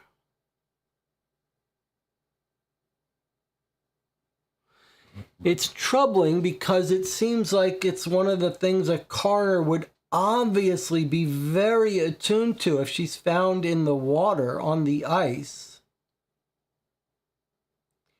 The most likely cause of death would be drowning, so you would think the coroner would be very quick to say this person was drowning. But maybe the brown liquid is what's throwing the coroner off. Like, the coroner is thinking, okay, if there's water in the lungs, she drowned. But because there's this brown liquid in the lungs, it must not be drowning, but something else as a side effect of blood pressure drop.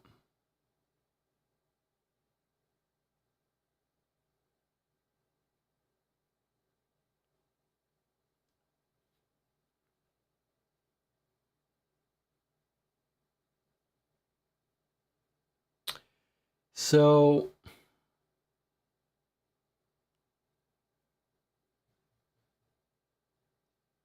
I'm thinking that the answer is drowning.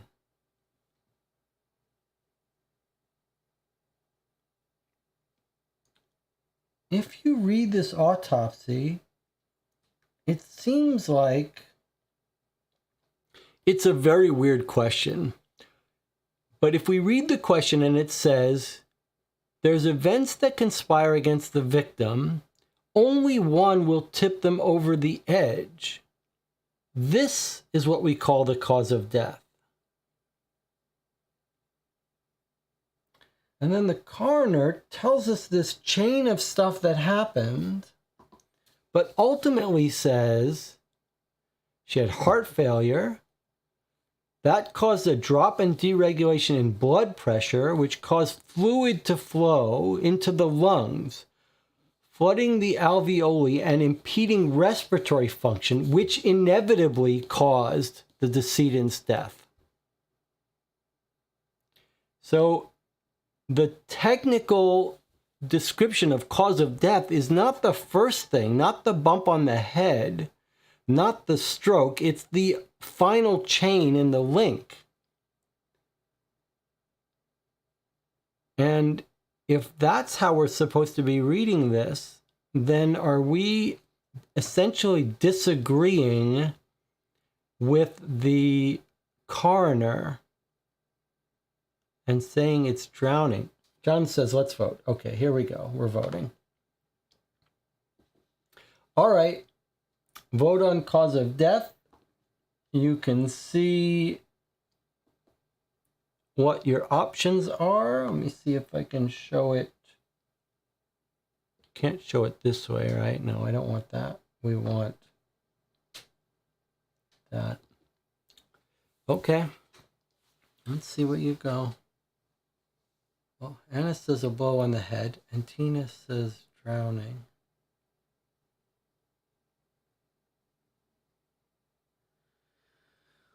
I'm very uncomfortable with the idea that this coroner could miss drowning. I wouldn't mind if we're allowed to use the internet while you guys are thinking that. Let me see something. Autopsy. How can you tell if died from drowning? I think it's just liquid in the lungs, right?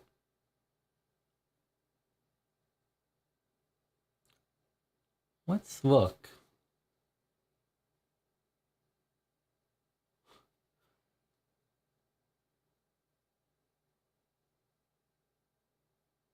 Fresh water versus salt water.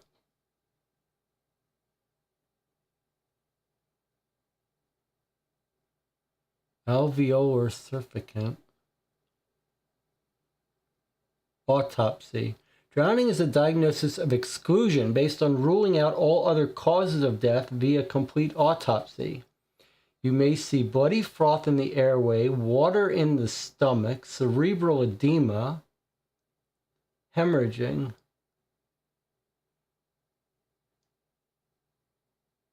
Postmortem lacerations, abrasions due to scraping along rough surfaces in the water.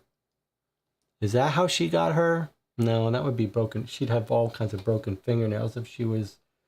Look at this diatom test. Diatoms are microscopic algae. Theoretically should never be present in a human unless they inhaled water. But he didn't really... It wasn't very clear whether whether the diatoms are in her lungs or on her.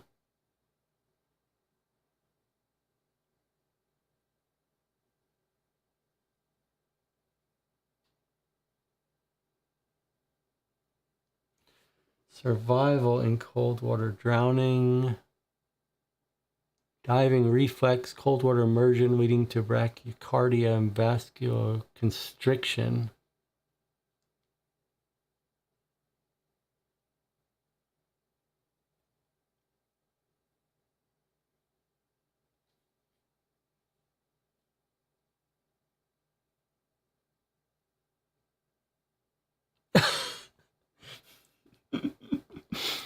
And Tina says, if we ever have a murder and they look for my internet history, it's going to look very bad for me. Searching for drowning and autopsy. Anna says, I like Jonathan's idea. She wouldn't have died without this mutation. Really? That's craziness. All right, Jonathan says mutation. Anna says a blow on the head. Dawn and Tina and Pink say drowning, as well as I say drowning. I should find a way to let myself vote on these things. Ginny, do you want to vote before we proceed? You've been talking recently. Have everyone seen my stats system? Let me see here. So these are stats for this session, so we can see how long ago someone was active. Ginny was active 11 minutes ago, which is why her name is on the open voting form. All right, get your vote in.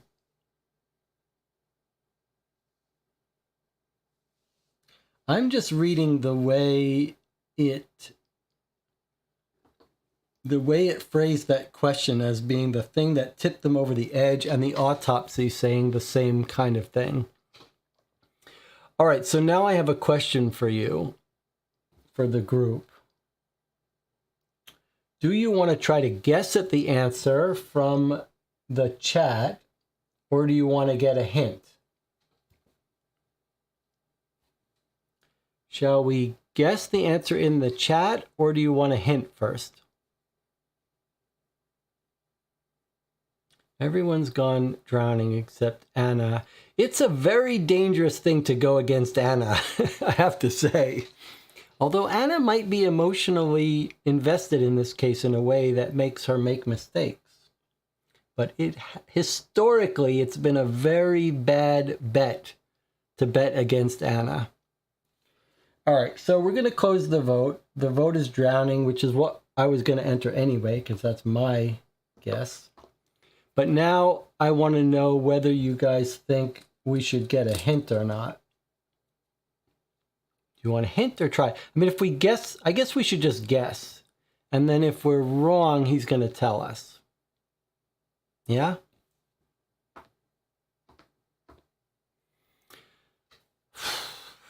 All right, let's just try drowning and see what happens. Here we go. You ready? This is nerve-wracking. Drowning. He says, very interesting. How can you be so sure?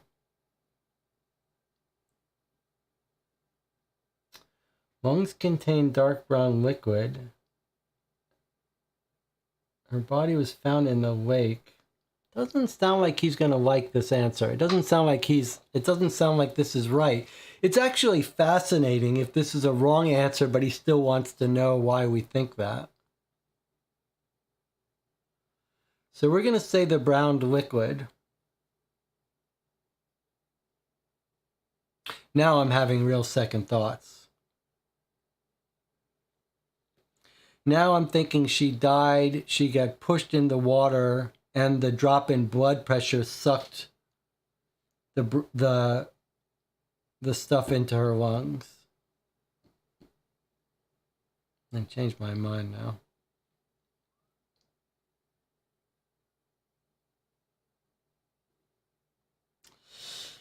All right, I'm being called to the chat. It's not the black liquid, it's the algae, huh? I'm having real second thoughts now, because we are told that there's traces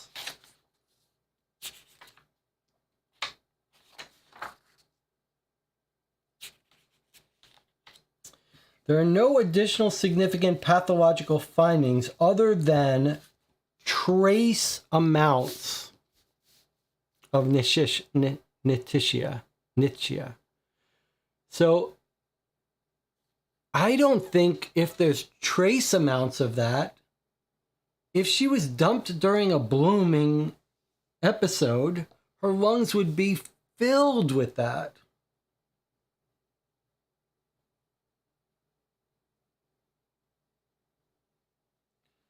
So I feel like we made a mistake.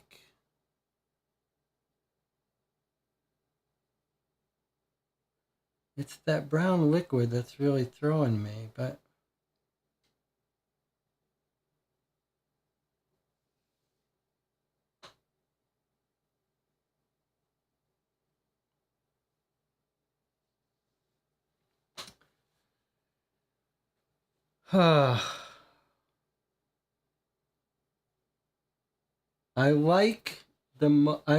I'm not sure I love this question, but I like that the game, I think now, we're wrong and it's probing us to justify it. You think you want to say algae, huh? Jonathan says algae, and Tina says algae, Dawn says algae. All right, we're going to type algae. I think it's wrong, but let's try it. Okay, here's our noted Natisha. Let's see what happens. Oh, great work. All right, so I was wrong about being wrong, and I was right originally about the drowning. Well, I don't know how I feel about it. I don't love this question. And I really want this coroner fired. But wisdom of the crowds, you guys in the chat got it right. You majority voted that it was drowning, and then majority caught me from saying algae.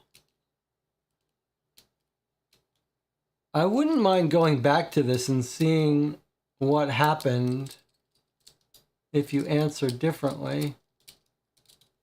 Maybe we'll put that on our to-do list.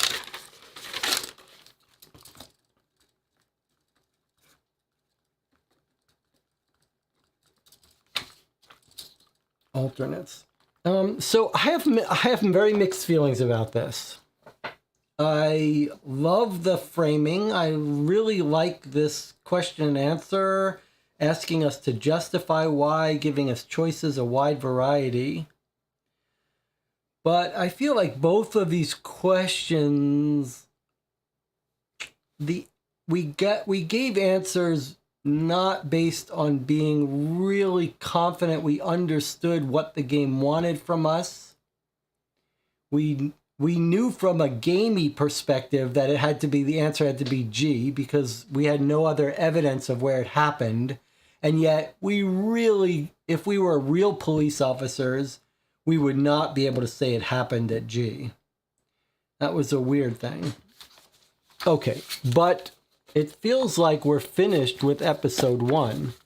Let's see here. So let's continue here. We've answered both objectives. Excellent. You solved episode 1. You may open the envelope marked confidential for a sneak peek at the next episode. So that sounds like a little bit of a mistake. I don't think there was no confidential envelope. Maybe when they send this out in subscription form, they send you a little preview. Let's close this. Let's look at the hints to objective 2, yeah?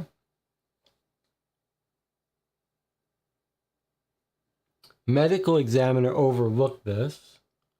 It can't get there on its own. Solution. It's clear that Claire's blow to the head created a series of fatal injuries. However, the presence of algae in her microscopic examination suggests that she took her last breath in the lake Claire drowned. That's right. So Dawn is saying what we said. It's not that the algae killed her, it's that the last step in the chain of things that killed her was respiratory failure due to lungs filling with water, and that the algae is proof of that. So the answer was drowning was the last link in the chain that killed her, and the proof of drowning was the algae. There was a real reason why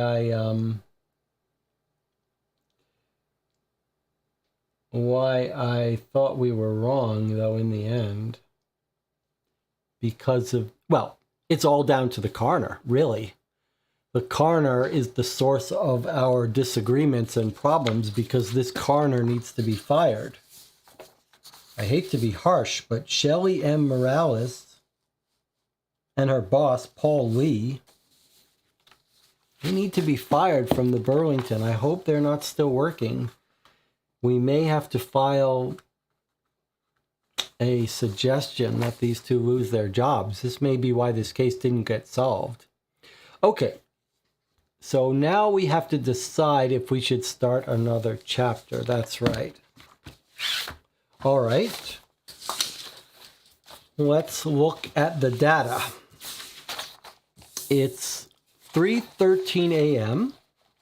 We've been playing for 4 hours. You might expect the next episode would take less, but it could take more. If it takes the same time, we would finish at 7:30 a.m. Anna says still, without the first blow, she wouldn't have been in peril. Well, that's all true, but that's not what it's strange, but the game told us that what it wanted was the final link. It said a whole bunch of traumas can lead to the death, but the cause of death is the last link in the train, which, if not for that, she wouldn't have died. So the blow to her head was not the last link in the chain.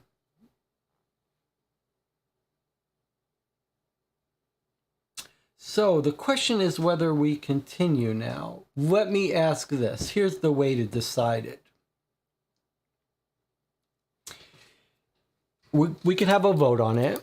I think I would, I mean, I like the idea of playing again, but we are going to, we could very well find ourselves in a situation where it's getting early in the morning and we're tired.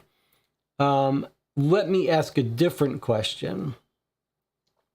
Is there anyone who's loving this case, who doesn't want to miss the next 2 episodes, who couldn't join us for Saturday and Sunday if we play Saturday night and Sunday night? Is there anyone in the chat who really is engaged and wants to play the next 2 episodes but can't make Saturday night and Sunday night? And if you can make one of those nights but not the other, speak up. Because our options would be to play episode 2 on Saturday night and then episode 3 on Sunday night. That would be the most natural way to do it. But another option could be get together earlier on Saturday night, like at, say, 9 p.m., and have a double session starting earlier on Saturday.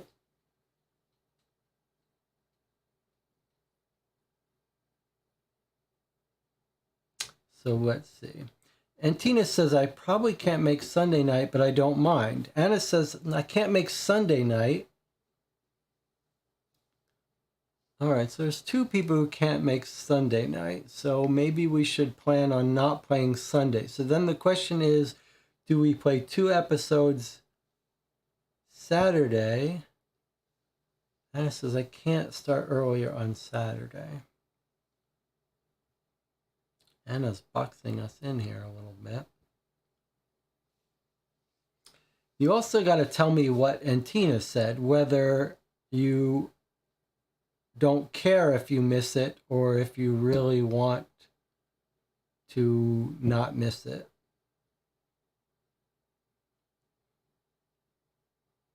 I'm not sure Sunday and early tomorrow might make it hard.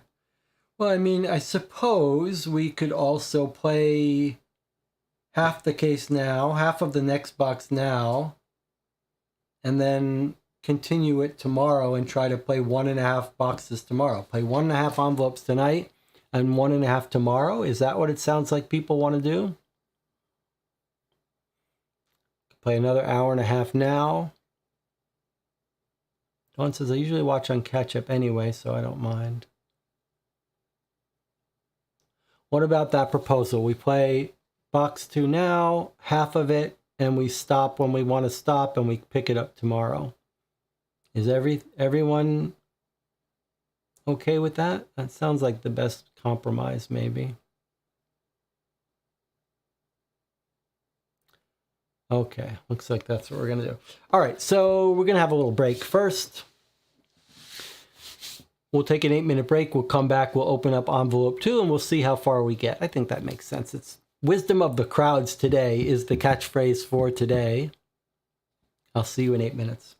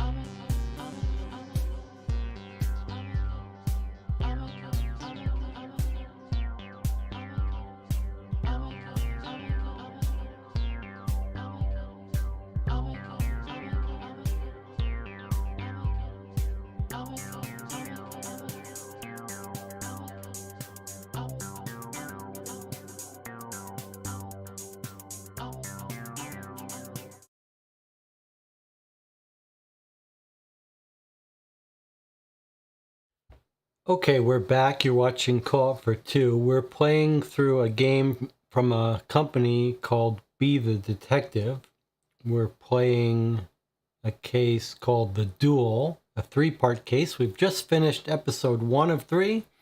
We're going to open up episode 2 and play through as much of it as we want to do tonight. The chat is talking about the general experience, which maybe we should talk about a little bit. And Tina says, sorry to say, but this far not very good value for money. Or are we getting some other cases that spoil us? Jonathan says, the writing's solid. In terms of length and amount of deduction, it seems like it might be a little light. It was at least $85 for the 3, which is very expensive, as I've talked about. It's certainly true that if you think about being able to get one of the adventure games for $20, that's a lot more game in there and a lot more deduction for your money. But I have a slightly different take on it, I guess. I mean, I think much of the judgment has to wait until we finish it. But I think some of the question I ask myself when I ask if these games are worth it is this a different experience?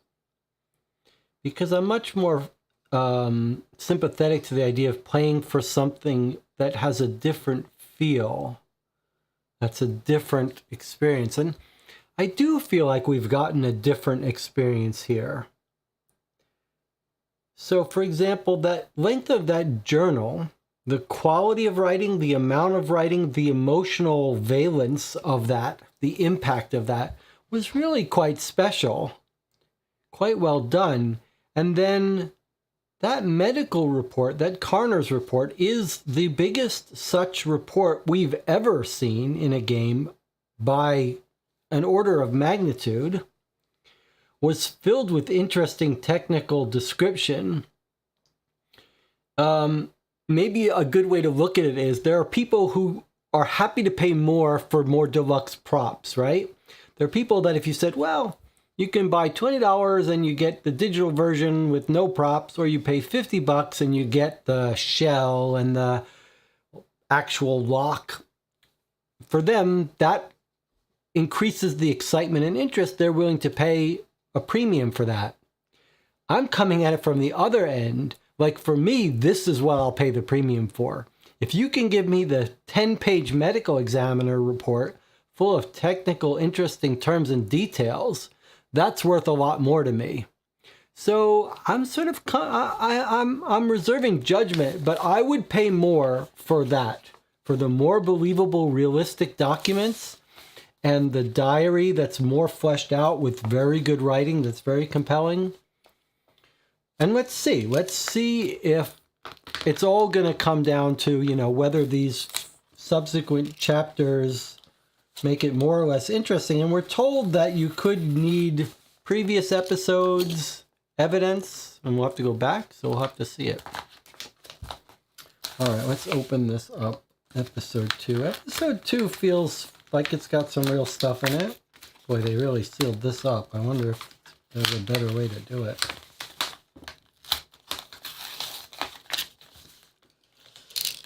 Well, so far we didn't need to write on episode 1, so let's see. Okay, it's a substantial pack of information here. All right, looks like exactly the same as before. List of contents, we don't need that for now. Okay, let's read it together. Greetings, detectives. I was able to get my hands on a few more documents from Claire's file.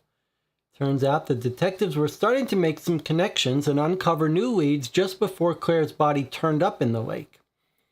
Then shortly afterwards, someone from state showed up and took over the case. Her mother tells me that's when everything fell apart. Nothing was getting done. No one would return their calls. Questions continued to go unanswered. That's why your work is so important. We think we actually have a good chance of putting the pieces together to solve this thing. First of all, we need to establish Claire's time of death. Without that information, we can't get a clear picture of Claire's timeline. Once you find key pieces of evidence that can help determine her general time of her death, head over to the website. So we're just trying to find her time of death, huh? Her general time of death. That's our assignment for this episode.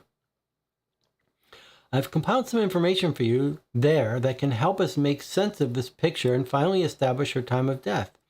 Remember, you may have to revisit episode 1 to accomplish this goal. That's something that other games have threatened, but we've never followed through on. I've also compiled evidence for you regarding the suspects involved in the case. Some of them knew Claire, some didn't. Take a moment to review the testimonies and evidence and match each person to their whereabouts on February 25th, the day Claire went missing. I'm pretty certain that some of these suspects are not being honest about where they were that night or what they were doing. We're looking for two things here, motive and opportunity. When you can verify that a suspect did not have a motive to harm Claire and that they lacked the opportunity to be near her at the time of death, chat with me and let me know your findings. Remember to use the password so-and-so. Okay, so general time of death, and we wants us to rule out suspects by showing they have no motive and no opportunity. Not no motive or no opportunity. You would think you could rule out someone with either of those. I'm not sure why you need both of them. Phineas Quinn. Okay, interesting. All right, let's see. We've got actually quite a bit here. This is looking pretty impressive. Okay. I don't know why it seemed like there was less in here, because now it feels like there's more. Maybe it was because that journal was bigger. All right, let's look at what we've got before we go through it. We've got a 2-page, very official looking death investigation. And I've said this is what got me to want this game. Seeing the photos of very realistic looking dense reports. So here's her death investigation, I guess, from the cops. Let's just walk through these quickly before we get into them. Another interview. A 4-page interview with someone. Another interview conducted by, interviewing Emily. Oh, this is one of her friends, Emily. So we got a 4-page interview with Emily, a 4-page interview with Amy, a 4-page interview with Butchie Frankie, Marijuana Control Board. Here's Amy's, what is it? Medical marijuana program. Okay. Got some photos. Student directory. Life insurance policy. Cell phone location data. Pawn shop receipts. The Maple Festival. A snippet of newspaper. A folded, handwritten 2-page letter. A card written by someone. A printed out map.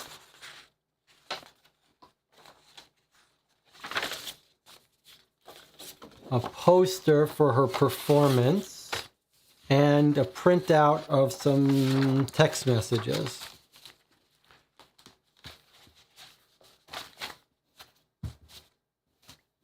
So is everyone ready to say there's some nice documents in this game? No photo of Ben yet. And that, of course, this doesn't count any phone numbers or websites. So let's see. Let's go through them in order, I guess. Death investigation for Claire Ann Fontaine. Connecting reports, police autopsy reports. This is going in her file, connecting with her autopsy. What have we got? 5'7" here. She's listed as 5'6" in the other in the autopsy, but that's all right. That's fairly normal. It's got her date of birth. Date discovered 7:05 a.m. on the March 11th. That's what we thought. She worked as a cashier. Undetermined. Identifying marks, none noted. Black sweater, blue jeans, fur boots. Removed to the coroner. Detective Matthews is in charge. Bra, underwear, headband. Remember, she's missing her coat. And I almost forgot. I did want to mention something about, if we think about what are the confusing clues we have in this case. One is there's a real discrepancy here between the idea that someone tried to perform CPR on her, if that's indeed what the cracked rib is, and the idea that someone drowned her. That's a very confusing combination of observations. If the person tried to revive her, why would they then drown her? But it's possible that the cracked rib was not due to a CPR attempt. The other question is, what the hell is she doing near the ice? I thought she was going to get into a fight in Burlington and then get brought into the ice, but that seems a little inconsistent with her drowning. I thought he was just trying to get rid of a body. All right, let's look at this. Deceased resident, Burlington University. Keep your eye open for phone numbers too. Silver cross with vine filigree. Okay. Here's the parents' names. Robert Fontaine, the father. He was notified. He lives at Hoover Boulevard in Cooper, New York. So Vermont and New York, our two states, are quite near each other. And it looks like she grew up in New York but went to college in Vermont. Okay. We've got phone number for the university. That's a 555 number. We think that's fake. And then we've got Ethan, the stalker. We've got his date of birth and address. And here's Amy Matheson, the friend, one of the friends. Not her best friend, Jess, but a friend. Did they live at the same address? Deceased address is 512 State Street, room 108. So Amy is a roommate. I think we're told that in her diary, too, that Amy came home and couldn't get in. And let me remind you that Claire's room had been searched through. Someone put her diary, read it, and put it back in upside down.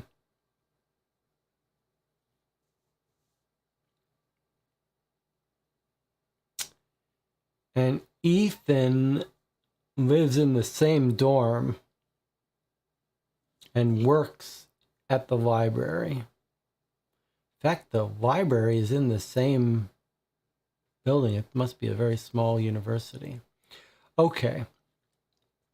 Person causing death unknown. Source of call, 911 call from Ethan McDaniels. That makes sense. He found her on the water. Location wasn't sealed.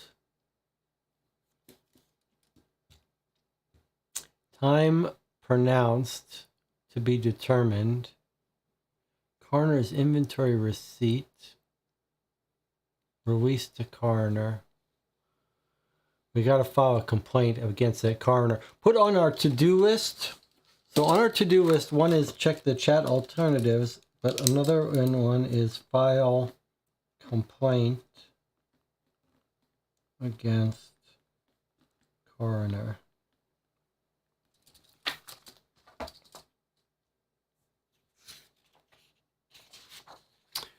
Narrative. On February 25th, 2017, the victim, Claire Fontaine, a 22-year-old female, purchased a bag of maple popcorn at the Maple Festival at Ethan Allen Park. The victim was seen leaving the park on foot in her black fur-lined parka. The victim continued to her dorm, where R.A. Noel Brenner and his girlfriend, Pam Spencer, were doing homework at the front desk. Both witnesses claimed to have seen the victim enter Vernon Hall at 1845 and leave at 1900, wearing the same black parka. A surveillance camera caught the victim's car heading west on Main Street. She goes to the festival. She gets her popcorn. She comes home at 6:45, and 7 o'clock she's out again, but this time in her car, heading west on Main Street. On February 27th, 2017, at 0800 hours, Amy Matheson, the victim's friend, returned to her dorm and notified police regarding the victim's disappearance. The victim's vehicle was discovered in a ditch by George Whitcomb on March 1st, 2017, on a gravel road in the Platt Wildlife Preserve, 20 minutes north of the city. The airbag had been deployed and the vehicle was abandoned with the victim's purse and keys still inside. 8 grams of marijuana was discovered under the passenger seat. The vehicle was dusted for prints, however, none were recovered. On March 11, 2017, witness Ethan McDaniels reported seeing a large swarm of gulls gathering above the ice and went to investigate. He then discovered the body and called 911. Officers R. Moore and S. Boyd received the call. They parked along Shoreline Drive and were led down a narrow embankment to the edge of the shore and across 3,386 meters of frozen lake. Upon arrival, they called for help to stabilize the surrounding ice in order to process the scene. The victim's body was found floating supine in a thawed patch of the lake. Water temperature was tested and recorded as 35.2 degrees Fahrenheit. The forensics team recovered the body and it was taken to the Sussex County coroner for processing. Victim's time of death was not determined. Okay, lots of interesting stuff there in that short narrative. Disappears on the 25th. Goes to the festival, eats her popcorn, comes back home at 6:45, leaves at 7 in her car and her parka. Surveillance camera spots it going west on Main Street. Okay, so here's the first observation. When her body is found, she's still got popcorn in her stomach. I think that is pretty convincing evidence that she was killed that night on the 25th. Okay, that's the first thing. The roommate doesn't report her dead for 2 days or a day and a half. That's pretty normal. Girl's gone for a day. You figure she's hooking up with someone, staying in someone else's room with a friend, went home. After 2 days, you get nervous, you call the police. Okay, the vehicle is discovered on March 1st. So 5 days after she disappears and drives out west on Main Street. Maybe a map would help us. Let's see if we can use that map.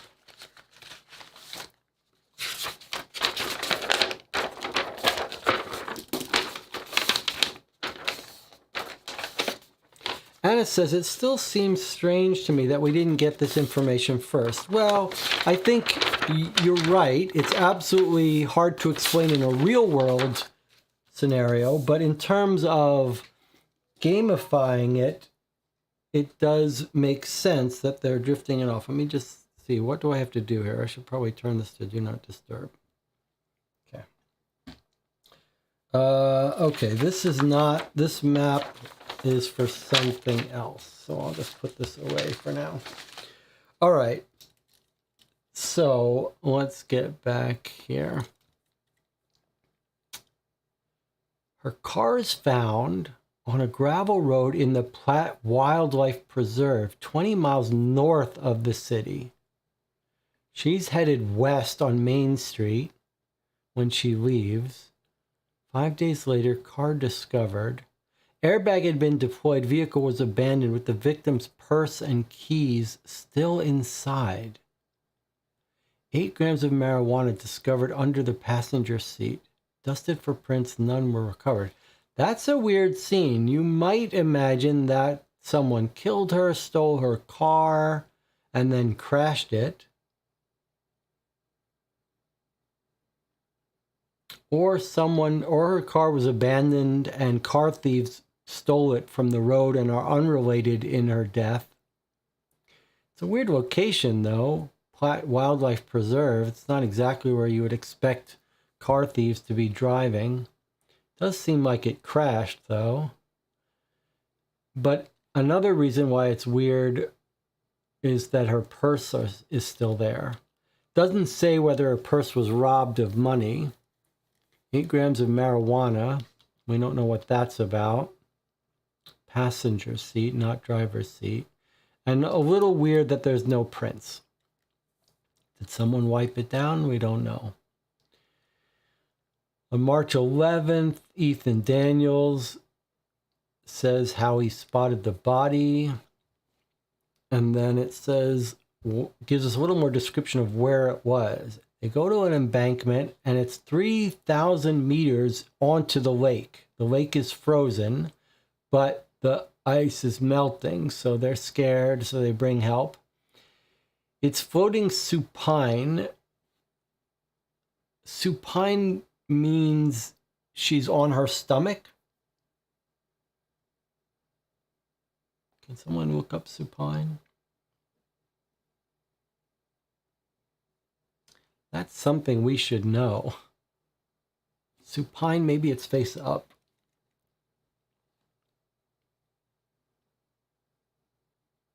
I need to know the answer to that. I'm embarrassed that I don't. Water temperature was tested and recorded at 35 degrees, so the ice is melting. It's a little bit above freezing. I'll note that in Ethan's records, we have temperature. It feels like that might be relevant for us. We can see when the water was frozen, what days it was frozen, what days it melted. Game Brigade says supine is face upwards, so she's on her back. Supine on her back.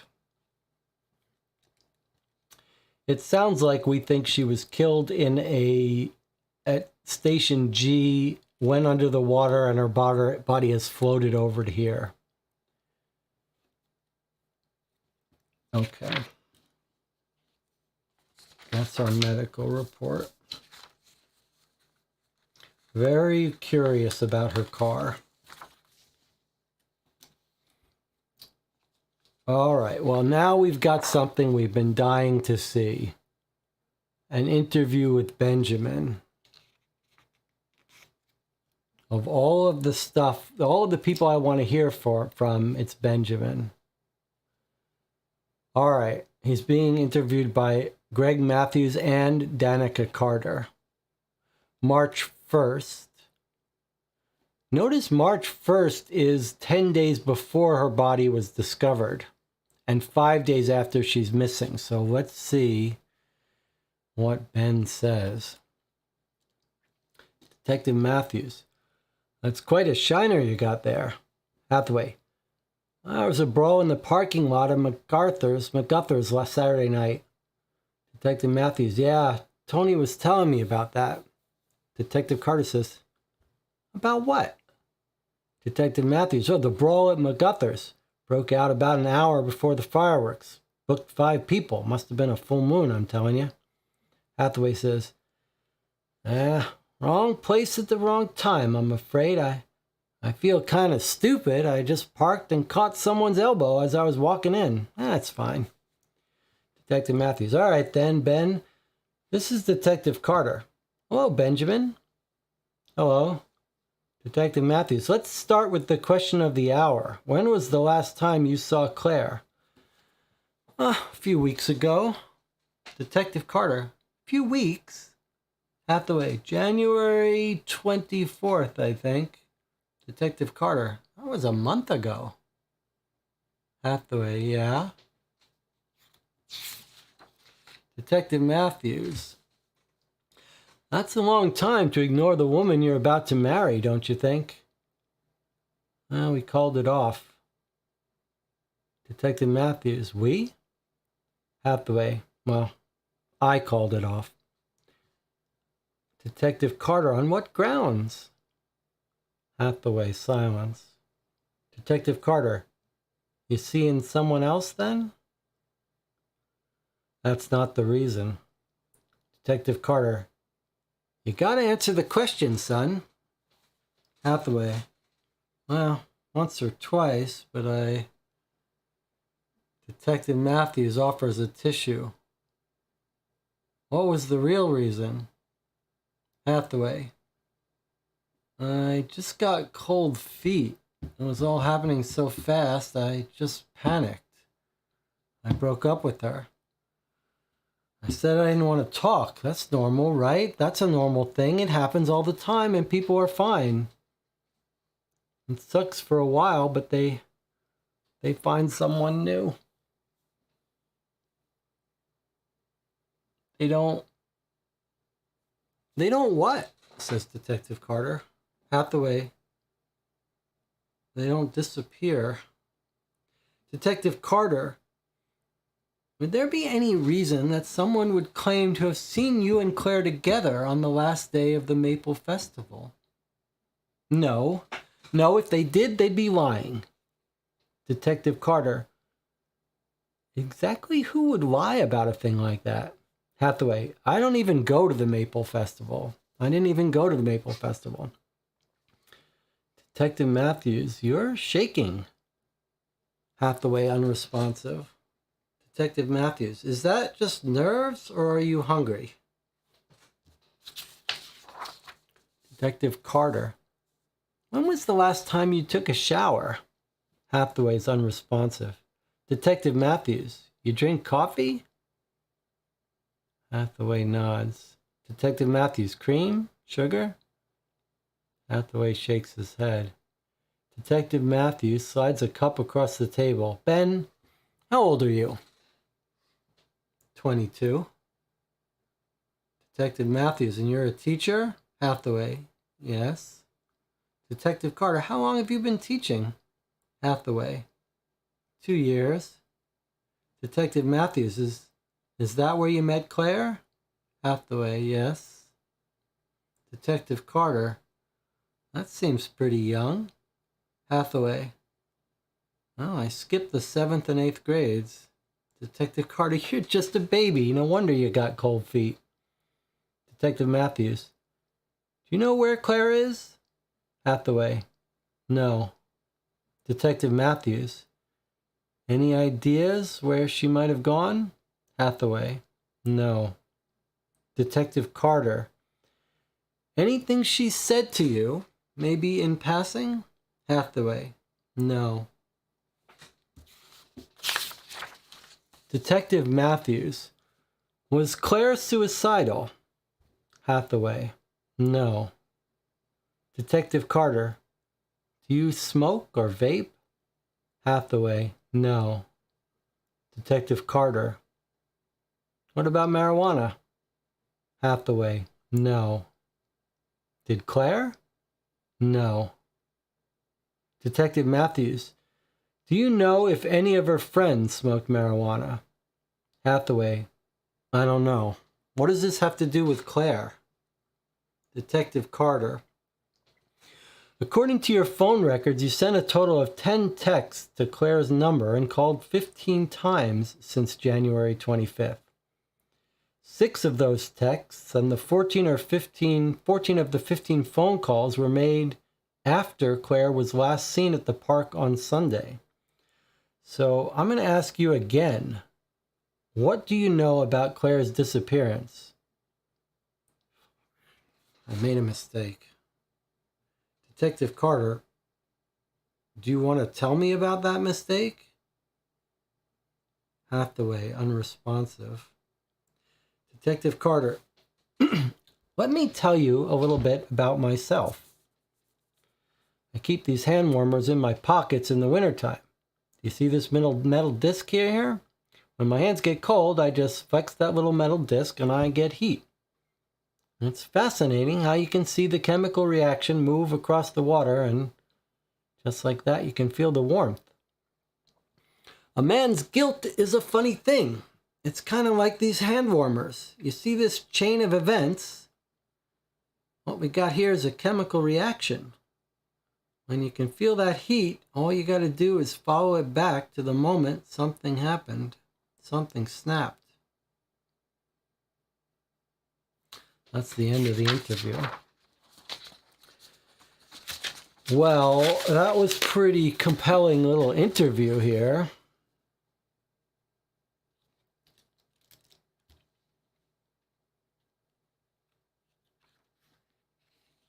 And it sounds like the chat has picked up on something. So we skipped the 7th and 8th grades. Do we have his date of birth? Let me see here what the channel is saying. Ben's mother, what was their job again? Both were successful people, though. 22, so twins. Where do we have his... what was the last time you saw her? The 24th.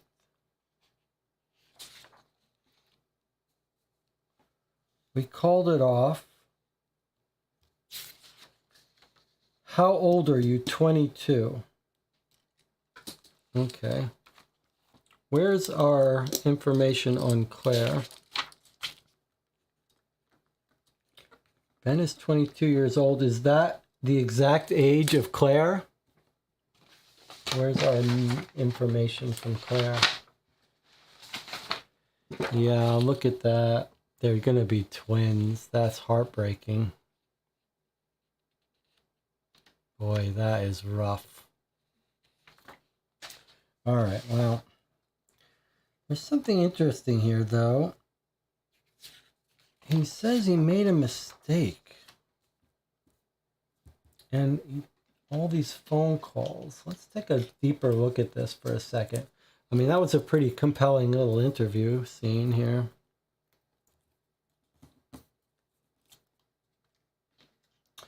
So, phone records, 10 texts to Claire's number, called 15 times since January 25th.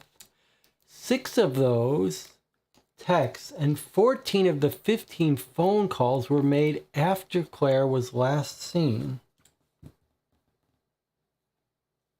Then he says, I made a mistake. So, there's two possibilities here.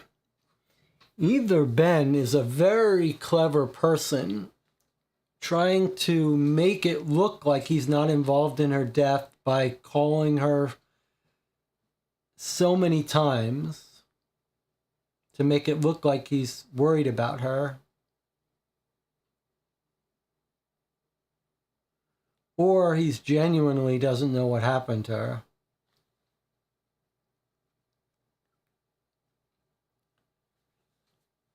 I mean, if you had to guess, you would guess that, I would guess that he didn't kill her based on those phone calls. Obviously, murderers do the fake phone calls and the fake text messages. But the thing is, when that happens, okay, so let's think about this. This is kind of fun, interesting thing to talk about.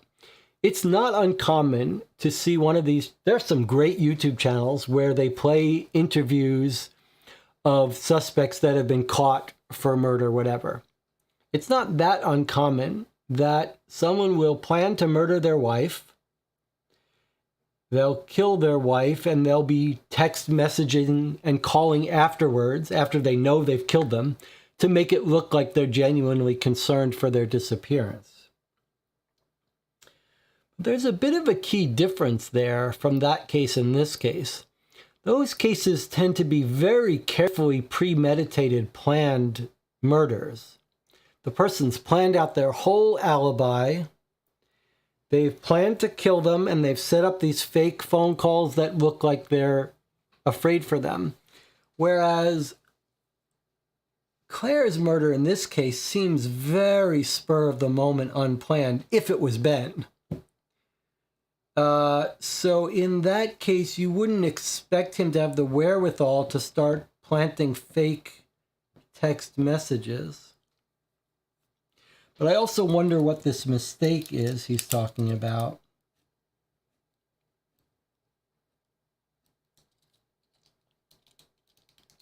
Can I make a proposal? And Tina makes a very good observation. The chat is getting interesting here. Dawn says, makes you think he's lying when he says he hasn't seen her for a month since he starts calling her after the time we think he might have met her. And Tina says, something changed for him to start contacting her after all that time. Anna says, yes, the plot thickens. We'll see. Okay, so I have a theory here. He seems pretty broken up. Is it possible that Pink says he seems traumatized to me? Yes, me too. Is it possible that what we've got here is that he believed they were brother and sister and he's broken it up? That was our initial theory. I still believe that's true. But is it possible he's discovered that he's wrong? Either that Ethan is sort of faking this data, which doesn't seem likely. But is it possible that they're have different, like one is the father of a different mother? Is it possible that Claire is the child of this father and a woman, and Ben is the son of a woman and another man, so that the two of them are quite distantly related, not twins?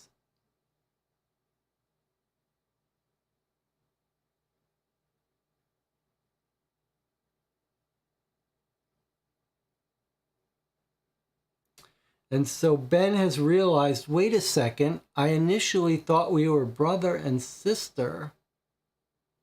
And now he's realized they're not. It just seemed that way.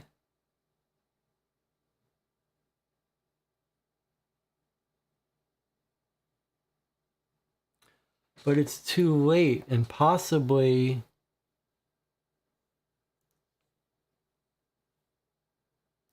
she's run away. John says, I still think they're twins, maybe because of the name of this case is The Duel. All right, well, the case has gotten more interesting, though, you have to admit.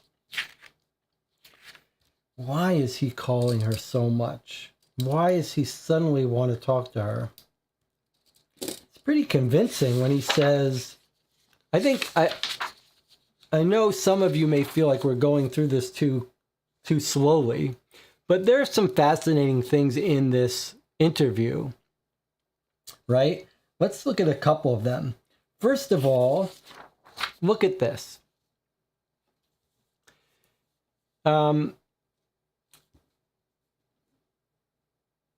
He says they don't disappear. Okay, so he's wondering how she's disappeared. Now look at this. I love this part. The detective says, would there be any reason someone would claim to have seen you and Claire together on the last day of the Maple Festival? He says, no, they're lying. She says, why would they lie about something like that? And he says, I don't even go there. So there's two possibilities. He could be lying. He could be telling the truth. That's one thing. And someone might have said they saw them together. But it's just as likely that the detective is just bluffing. That this detective is just saying, oh, what if someone said you were seen together? Like to get him to admit to something, to see how much he denies it. This is a very common tactic. When someone says something and the detectives don't believe it, they'll say, what if I told you we have security camera that shows you at the scene? Then you watch what the suspect says. Does the suspect say, oh yeah, maybe I was there, because they feel like you've got actual proof, or do they still deny it? So that was a fascinating little moment here. And then there's this really interesting similar thing where they want to figure out if he could have left the marijuana in the car, I guess, right? So they're just slowly easing into it. Do you smoke? Oh yeah, what about marijuana? They're trying to casually get him to admit to this, maybe before he's on guard. But he doesn't know who smokes marijuana. Very clever. Very, very nice interview. The cat has discovered the box. of Be the Detective. Okay. We just had an interview, so let's jump around a little for, well, I guess we should do them in the order. I wish games would tell you whether they think your experience would be better if you went through the evidence in order or if you should jump around. I wish I could show you Sarah in the box here. All right, let's read this other interview. This is an interview with Emily Cho. We've heard Emily mentioned before. Greg Matthews is interviewing her alone at 8 p.m. Detective Matthews, Emily Cho. Am I saying that right? Cho says, yes, rhymes with crow. Cho, what is that? Chinese? She says, it's Korean. Detective Matthews, oh yeah, K-pop. My daughter's obsessed. Nice looking through his notes. So, you're a singer. Do you sing K-pop? Cho, I'm classically trained soprano. I've been performing on stage since I was 6 years old. Detective Matthews, Claire was classically trained as well, am I right? Cho, I'm not familiar with her background. Detective Matthews, I get the feeling you weren't friends. Cho, is it that obvious? Detective Matthews, the reason? Cho, well, our sophomore year, Vienna. Angie forgot her inhaler in her suitcase and Claire volunteered to go back to the room to get it. 2 hours later, she finally shows up. She took the wrong train and went 45 minutes in the wrong direction. We were almost disqualified. And that was just sophomore year. You don't understand. This sort of thing happens like all the time. I really don't think she even deserves to be here. Claire's a pretty face with a mediocre voice. I just think she should have stuck with the violin. It's pretty rough. But I guess she doesn't know she's dead at this point. Maybe that's a good indication that she didn't kill her, that she's not... That's a pretty good indication that she didn't kill her, the fact that she's so free with her insults. Detective Matthews, how about the other girls in the program? Do they feel that way as well? Cho, I think the other girls know better than to take away what they haven't earned. The Burlington University Orchestral Choir was nothing but a tired, worn-out tradition when I stepped in. Till my freshman year, we hadn't competed for a Mueller in over 25 years. Currently, we've placed last the last 3 years and won the last 2. And that's simply because of my leadership and hard work in the program. When Claire saw her opportunity to steal my place here at Burlington University, she went for it. Detective Matthews, and you're obviously bitter about it. Yeah, I'm bitter. You would be too. I've sacrificed to get where I am. My parents have sacrificed. It hasn't been easy. Detective Matthews, are you bitter enough to make her disappear? Whoa. Now, just because I don't like her doesn't mean I'd do something like that. Claire's probably at some Airbnb trying to sort out her screwed up life. In a few days, she'll come back from wherever she's been and everyone will throw her a big party and laugh it all off. It's her modus operandi. Detective Matthews, what do you know about Ben Hathaway? Cho, what do I know about Ben? There's so much to say. He's hot. In many ways, he and Claire are polar opposites. I think he rushed into a relationship with Claire and got in over his head. I don't think they're right for each other. What do you mean by that? Cho, do I have to say it? You asked my opinion. That's my opinion. Out of all the girls, Claire is just not the right one for him, but that's just me. Detective Matthews, are you planning on attending the search party tomorrow morning? I can't. I have to work. Oh yeah? Where do you work? That big building at the end of Canada Street, front desk. Detective Matthews, where were you working on the night of February 25th, the night Claire was last seen? Cho, no, we're closed on Saturdays. I was at the Maple Festival all day with my family. We listened to the live music, then watched the fireworks from Blake's. Okay, that's Blake's mentioned again, and she watched the fireworks, okay? And what time did you leave?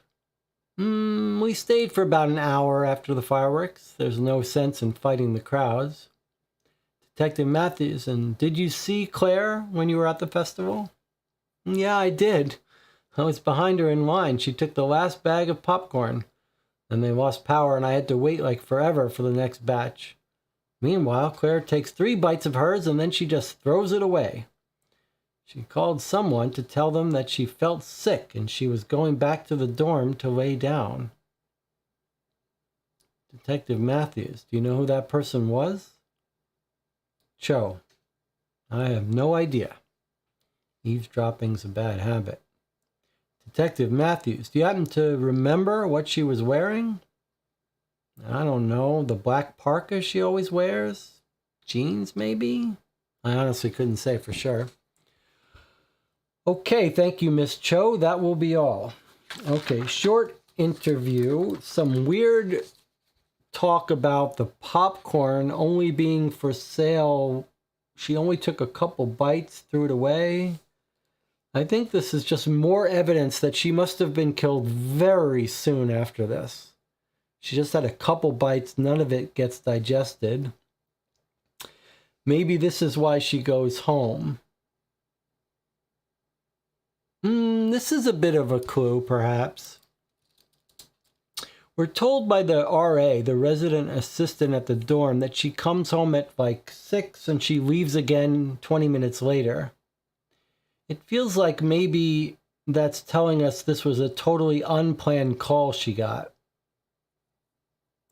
Like she goes home not feeling well, and then she got called out right away. I suspect this will be Cho's timeline alibi as well. We know from one of our interviews when Claire got driving in her car and was never seen again. And if they were watching fireworks when Claire drove away, that's her timeline alibi.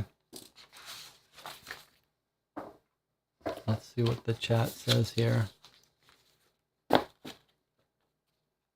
I'm going to say 2 matches to 1, even if not identified. I'm not sure it would. And also, don't forget, she may have checked her thing before Ben is checked. We know she found her match with the father before Ben checked his. So the timeline might have been, she logs in, she sees her 1 match, and then a few days later, Ben checks his. And if he's private, it might not mention it at all. Okay, we've got 2 more interviews. Let's just work our way through them. This is Amy Matheson, another friend. Greg Matthews is interviewing her again. Thank you for coming in, Miss Matheson. Hey, no problem. I'm just glad to help in any way I can. Detective Matheson's, your family's from up north? Just 20 miles north of here, yeah. They run a music store. Is that how you got into the program at Burlington University? My mother's a piano teacher, yeah. I started taking piano, well, since I don't even know when. I just kind of grew up with it. So how did you meet Claire? Through school, we took music theory fundamentals together our first year, and we've been best friends ever since. Did Claire give you any indication that anything was out of place or bothering her in the days or weeks leading up to her disappearance? Did she act uncomfortable or withdrawn, or like someone was stalking her? I think, oh, this is her talking. Or like someone was stalking her? Honestly, Ethan McDaniels. He's been a problem since day 1. And I guess I can't prove it, but a few months ago, Claire started getting calls from an unknown caller, and I swear it's him. He calls her at all hours of the night, and all you can hear is him breathing into the phone. He's a total freak. What do you mean by all hours of the night? Like the night before finals last year, he called 3 times, starting at 3 a.m. Boom, boom, boom. A few days will go by, and then he'll call again. Oh, it was, let me see. I get paid every other Friday, so I think it was the third Friday in January. I picked up the phone for Claire because she was in the bathroom. I don't know how to explain it. It was just weird. You know when you can just feel someone on the other end? Normally he'd just hang up, but this time was different. There was a point when I thought he was actually going to say something. I didn't tell Claire because I didn't want to ruin her night. So we've got a date here. The third Friday in January at 3 a.m. That sounds like that's going to be important for us. Like that's going to be a way to track someone's phone records and find out who really called her. We've got a specific day and time.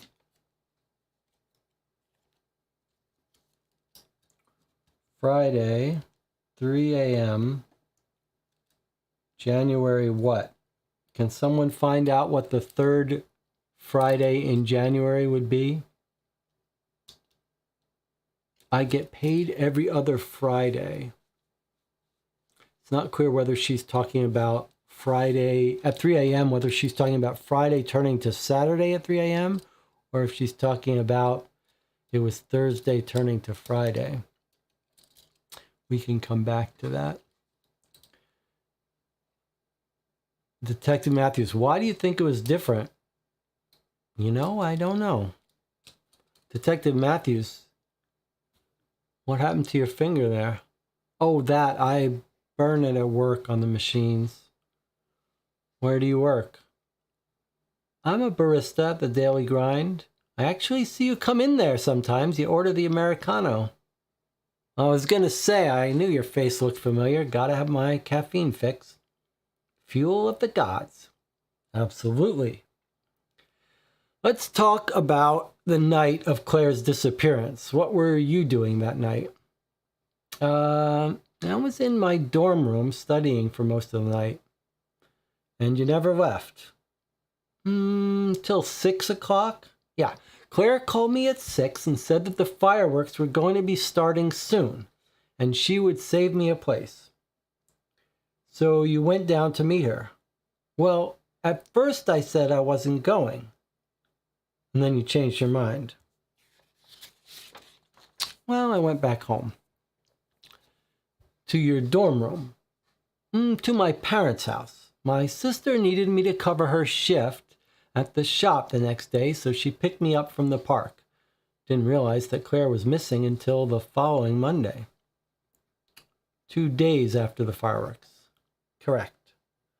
And did you text or call Claire to tell her where you had gone? I can't recall. And what about Benjamin Hathaway? What about him? Well, you were all friends, were you not? Then all of a sudden he just switched like that. Any idea what that was about? Nope. He wasn't afraid of commitment? I don't know. I don't think so. Find another woman, maybe? I'm not sure. Well, something spooked him. I guess he wasn't ready to be a dad. Detective Matthews, what about Claire? Was there another man in her life? Claire? No, she was as loyal a friend as you could meet. I say that like she's dead. She's still out there. You're going to find her, right? And then she breaks down crying. We're going to do everything we can. End of interview with Amy Matheson. So Amy has a weird thing about why she didn't show up. They were going to meet. Called at 6. She would save me a place. You went down to meet her. At first, I said I wasn't going, but you changed your mind. I went back home. My sister needed me to cover. Okay.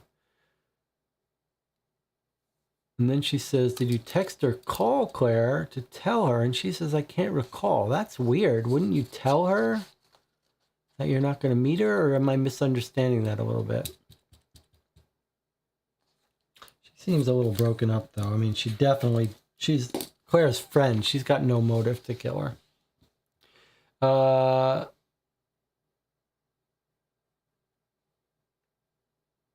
don't know why the audience has not told me what the third Friday in January is. I mean, do you guys want me to have to look that up myself? I'll put that on my to-do list.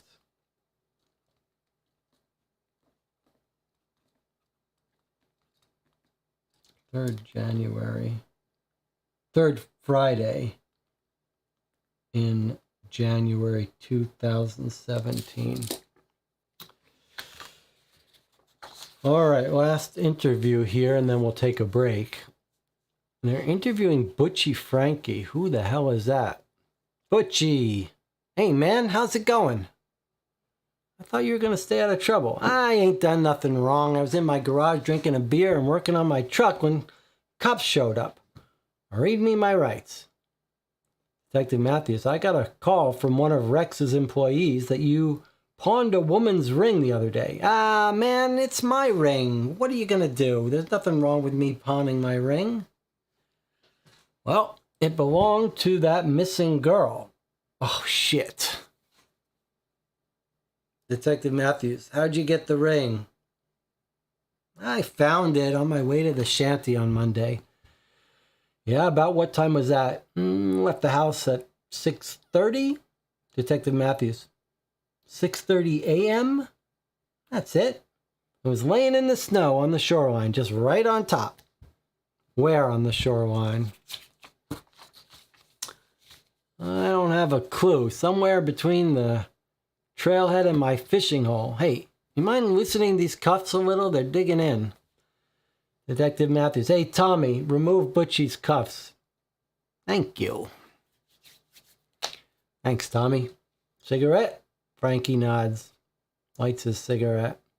Detective Matthews, okay, did you see anyone else out there? Frankie, I didn't see nobody. I didn't see no girl. That's why I go there on my day off. I'd be lucky to see a deer. I didn't see nothing but that ring shining in the snow. I thought it was my lucky day. Couldn't get ahead a little. I could get ahead a little. Celebrate my birthday. Take Mary out to dinner. Pay some bills, whatever. Never gave her a ring like that. Such a nice ring. I thought maybe, you know, after I paid it all back, I could surprise her with it. Detective Matthews, are you sure there wasn't anything out of place? Footprints, tire tracks, broken branches? Hell, if I know, I could draw it on a map and you could go check it out for yourself. Where were you the night before you found... I think he draws it out. I think the detective says, yeah, draw it out for me. Oh, here, he's getting it. Sorry, that's later. I guess before he worries about the map, he says, we'll do that in a second. Where were you the night before you found the ring? I was at McGuther's for a while and then took some donuts over to Jack's until 8:30. Jack Mayhew? No, Jack Connolly, my boss. He lives out on State Street off Main. Brought the family some donuts. Let me find you a map here. You can draw out where you found the ring. So he brings Butchie, who looks like a known criminal who's found a ring and pawned it. And he's told him where he found it. Somewhere along the trailhead in my fishing hole. 6:30 a.m. on Monday. Okay, Butchie, 6:30 a.m., although he's a little too eager to agree about the a.m. He's like, I found it at 6:30, left this house, and he says, 6:30 a.m.? He says, yeah, that was it. Found ring on snow. Okay, it's hard to see a ring in snow, don't you think? Let's see what Butchie... where Butchie claims to have been and found it.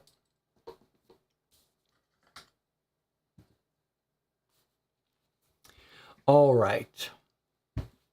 Let's see. It was lying in the snow on the shoreline. Okay, there's the shoreline drive. And he says 6:30 Monday morning. And we say, where on the shoreline? And he said, I haven't a clue. Somewhere between the trailhead and my fishing hole.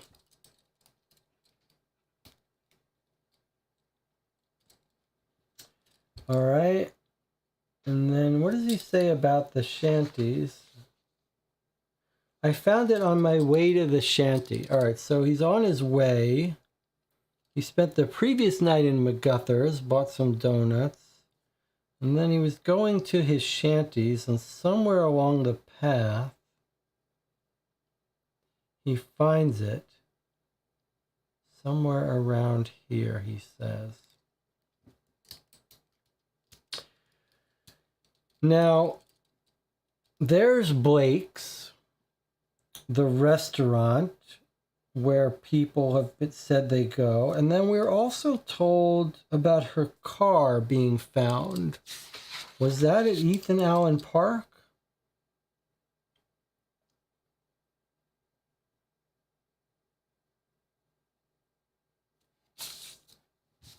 I'm very curious about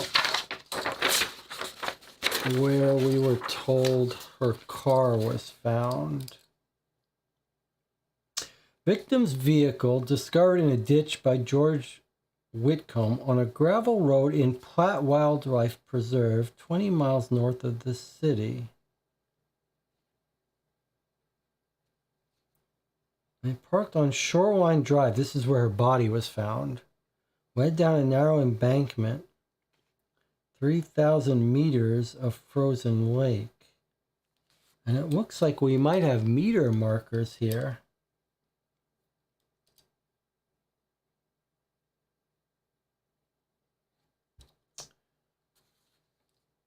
They parked along Shoreline Drive. So this is the park where they find her body. They park and they go into the lake.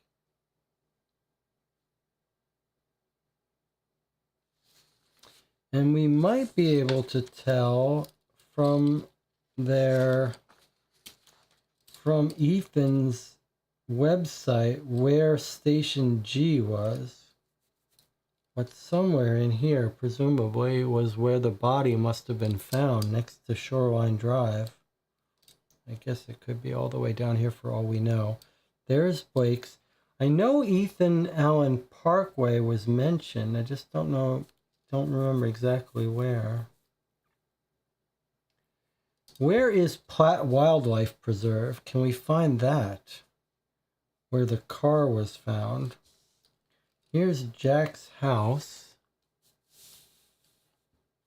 Here's Burlington University, where they were students. The students lived here. There's where the Maple Street Festival was, or somewhere along that street.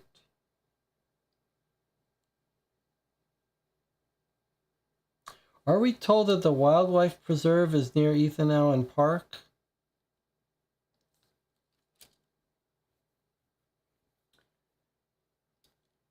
Platt Wildlife Preserve, 20 miles north of the city. Maybe we're being told that the car was found up here somewhere north of the city of Burlington. I guess it sounds right, that the car was actually found north of the city.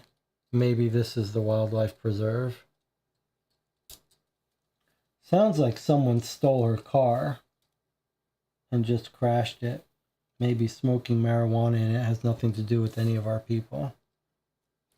This map may be useful to us. Oh, what about Main Street? Can we track down the road she took?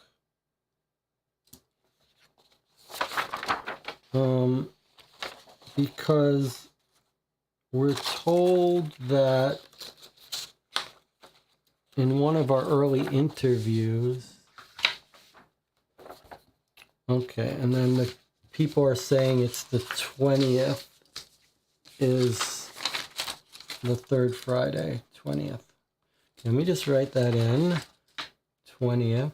All right, now let's find the part about the person, and Ben claims to have been punched in the eye. It sounds like Ben and Claire might have gotten in a fight.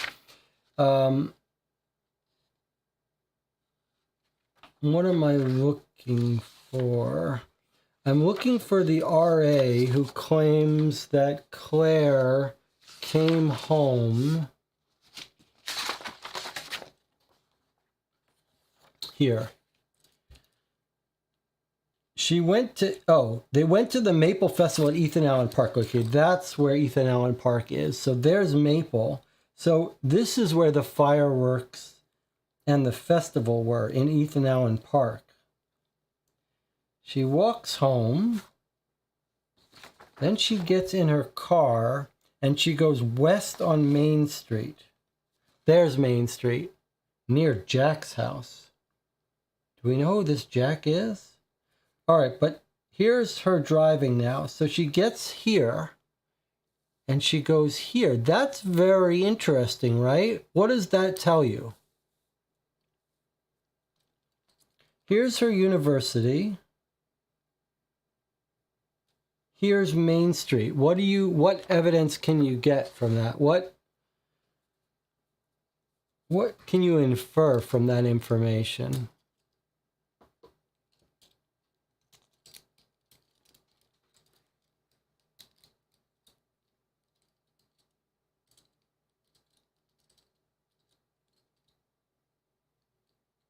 Something fairly substantial, right?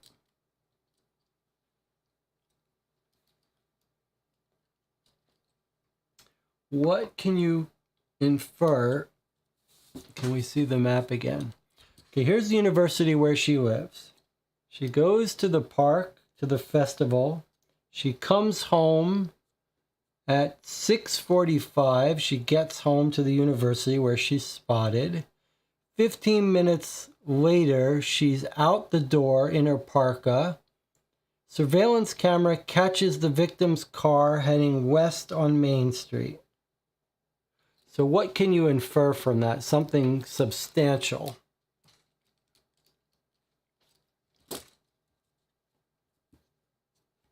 Something quite important.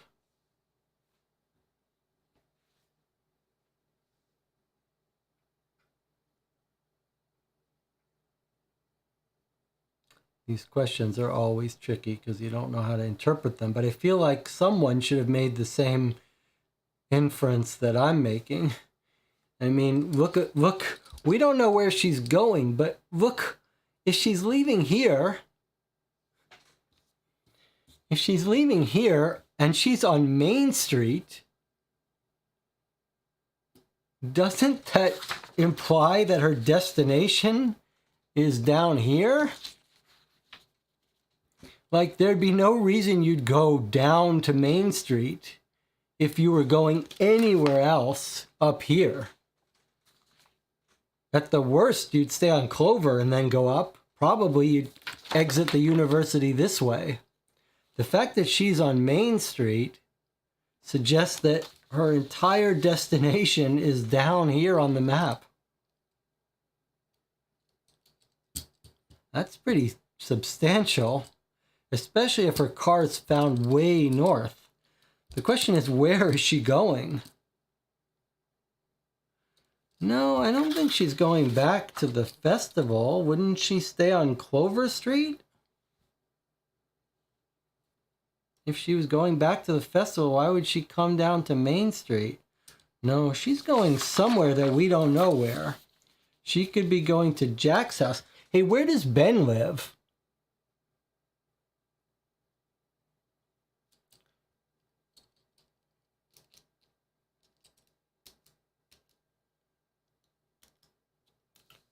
Do we know where Ben lives?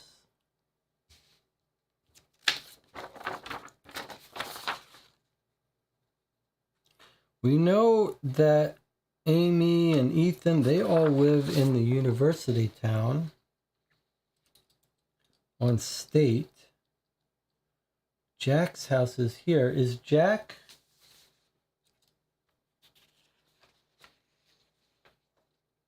Jack Connolly, my boss. So Butchie's boss works here. That's why he's labeled it. Is there any reason why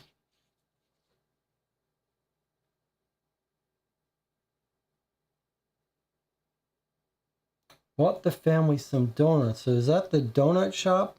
Is it possible that she's pawning her ring or selling her ring to him? Or that they abducted her?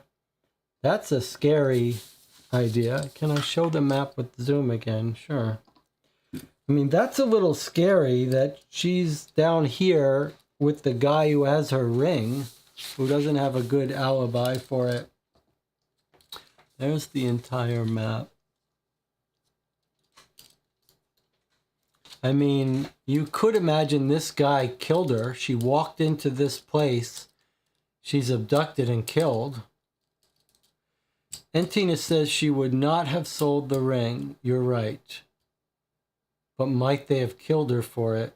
That's a pretty strange case. I guess that's always a possibility. Wrong place, wrong time, she gets killed.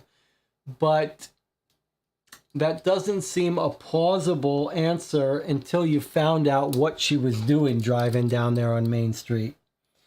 And she went home for a nap because she wasn't feeling well. And 15 minutes later, she's out in her car driving somewhere. So she was going somewhere south, but we don't know where. She was rushing somewhere. I guess she got a call or text. Yeah. So we need to find out where she was going on the south side of this town. Very intriguing. All right, time for us to take another break. I'll see you in 8 minutes.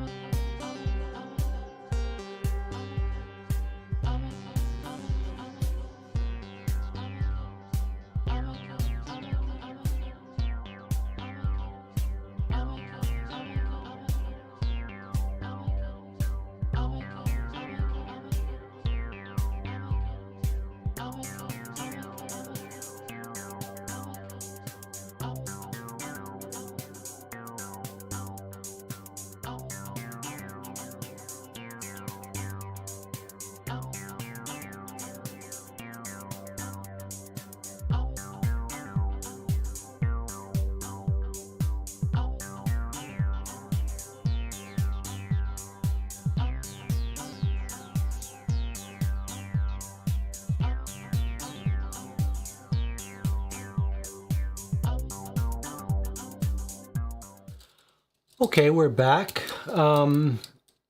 We were discussing the Claire going back home and then leaving, and she went back from the festival. Did she said she was sick. Who said that? So I want to give us a little understanding of that.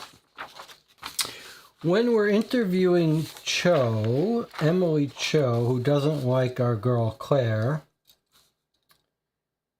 she says, I was behind her in line at the festival. She took the last bag of popcorn, then they lost power. This feels like we could probably find this very specific time when this happened. So it would let us know exactly when this was. Claire takes 3 bites. She throws it away. She called someone to tell them she felt sick and was going back to the dorm. Do you know who it was? I don't know. So she calls someone at some time, but a time we might be able to get the information about. Then when we look at Amy, she tells us her thing. We say, let's talk about that night with the festival. What were you doing? She says, I was in my dorm room. You never left, she says, until 6 o'clock.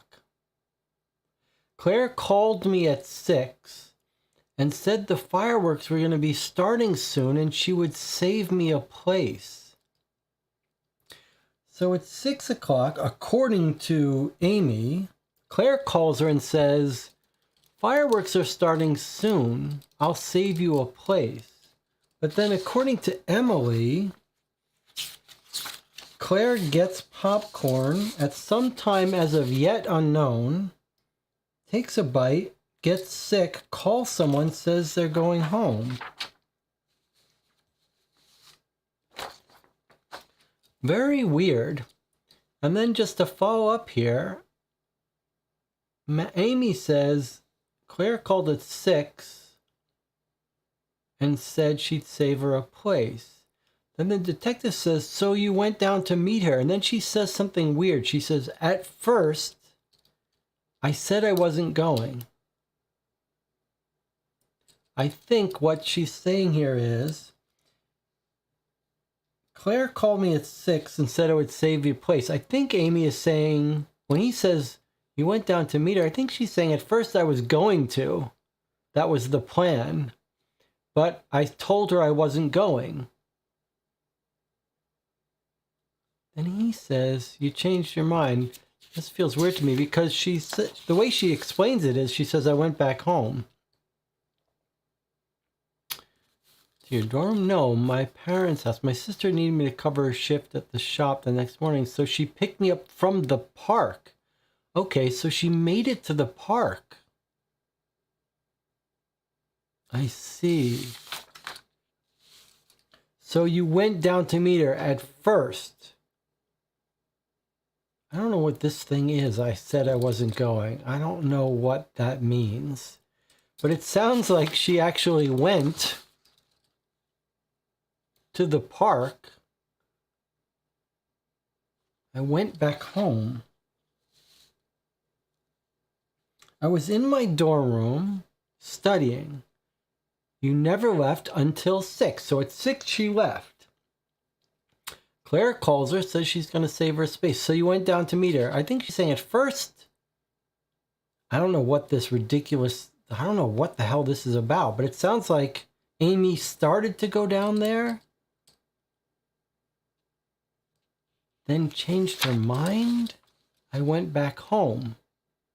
No, to my parents' house. My sister needed me to cover her shift, so she picked me up from the park.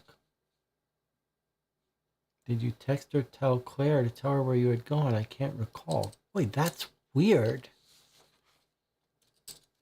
That's very weird and confusing. She was going to meet Claire. Claire calls at 6, says, I'm saving you a spot. And he says, so you went down to meet her, and she says, at first, I said I wasn't going. I don't know what that means.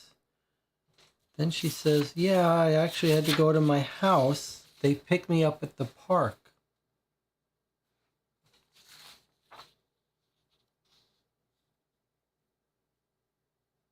Does anyone have a better interpretation of that? That's very confusing. Pink says, first she said she wasn't going, but changed her mind and went. Okay, so your reading of that is, did you go down to meet her? And then she's saying, well, at first I said I wasn't going to go down. And then he says, oh, but you changed your mind, you did go down. And she says, well, I went back home instead. That's very confusing.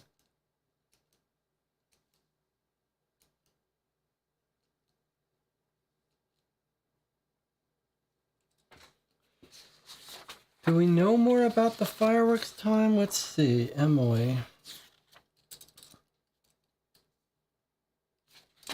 Does Emily give us the timeline for the fireworks or just relative times?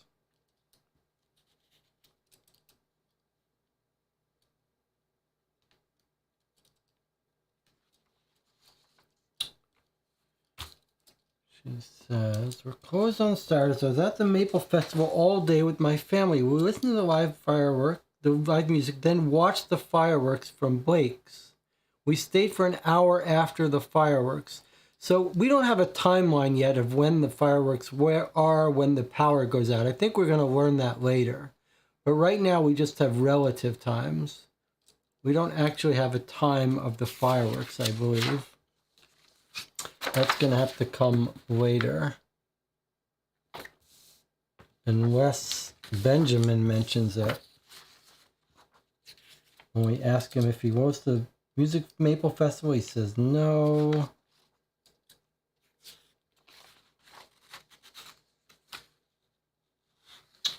He wasn't at it, so it doesn't help. Okay. All right. Well, her statement of Amy is very weird. Oh, I wanted to point out something else. Remember where the car was found?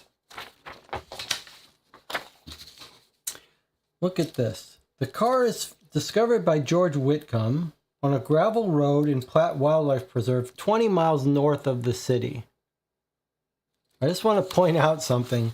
Amy, our weird girl who doesn't recall if she told Claire where she was going, look where she lives.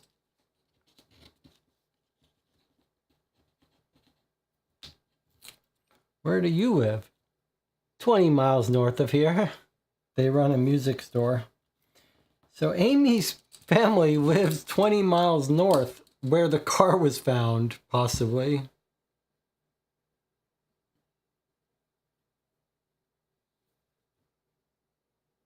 It's hard to find a motive for Amy, though. If she was jealous of Ben, you would think she would be satisfied that they've broken it off. Why would she have to kill Claire? All right, I'm going to suggest we stop here. We've finished all the interviews. We've looked at the map. We've chatted quite a bit about their interviews. And it feels like we've probably gone through a little more than half of the documents for episode 2. I'm thinking this might be a time to break and continue tomorrow evening at 11. Does that seem right to you guys? We've been on the air almost 6 hours. I feel like beyond 6 hours, we start to get a little punchy. It's 5 a.m. Saturday morning. I think we stop here. All right, we're going to stop here. How does everyone feel about part 2? I feel like it's gotten better. Like it's gotten more interesting, more compelling. Pleasantly surprised by the meatiness, the density of episode 2 so far. All right, so I'll see you all tomorrow at 11 p.m. sharp. We'll finish up episode 2, and then our plan is to finish the 3rd episode as well tomorrow and wrap up this case. Alrighty then. I'll see you all tomorrow at 11.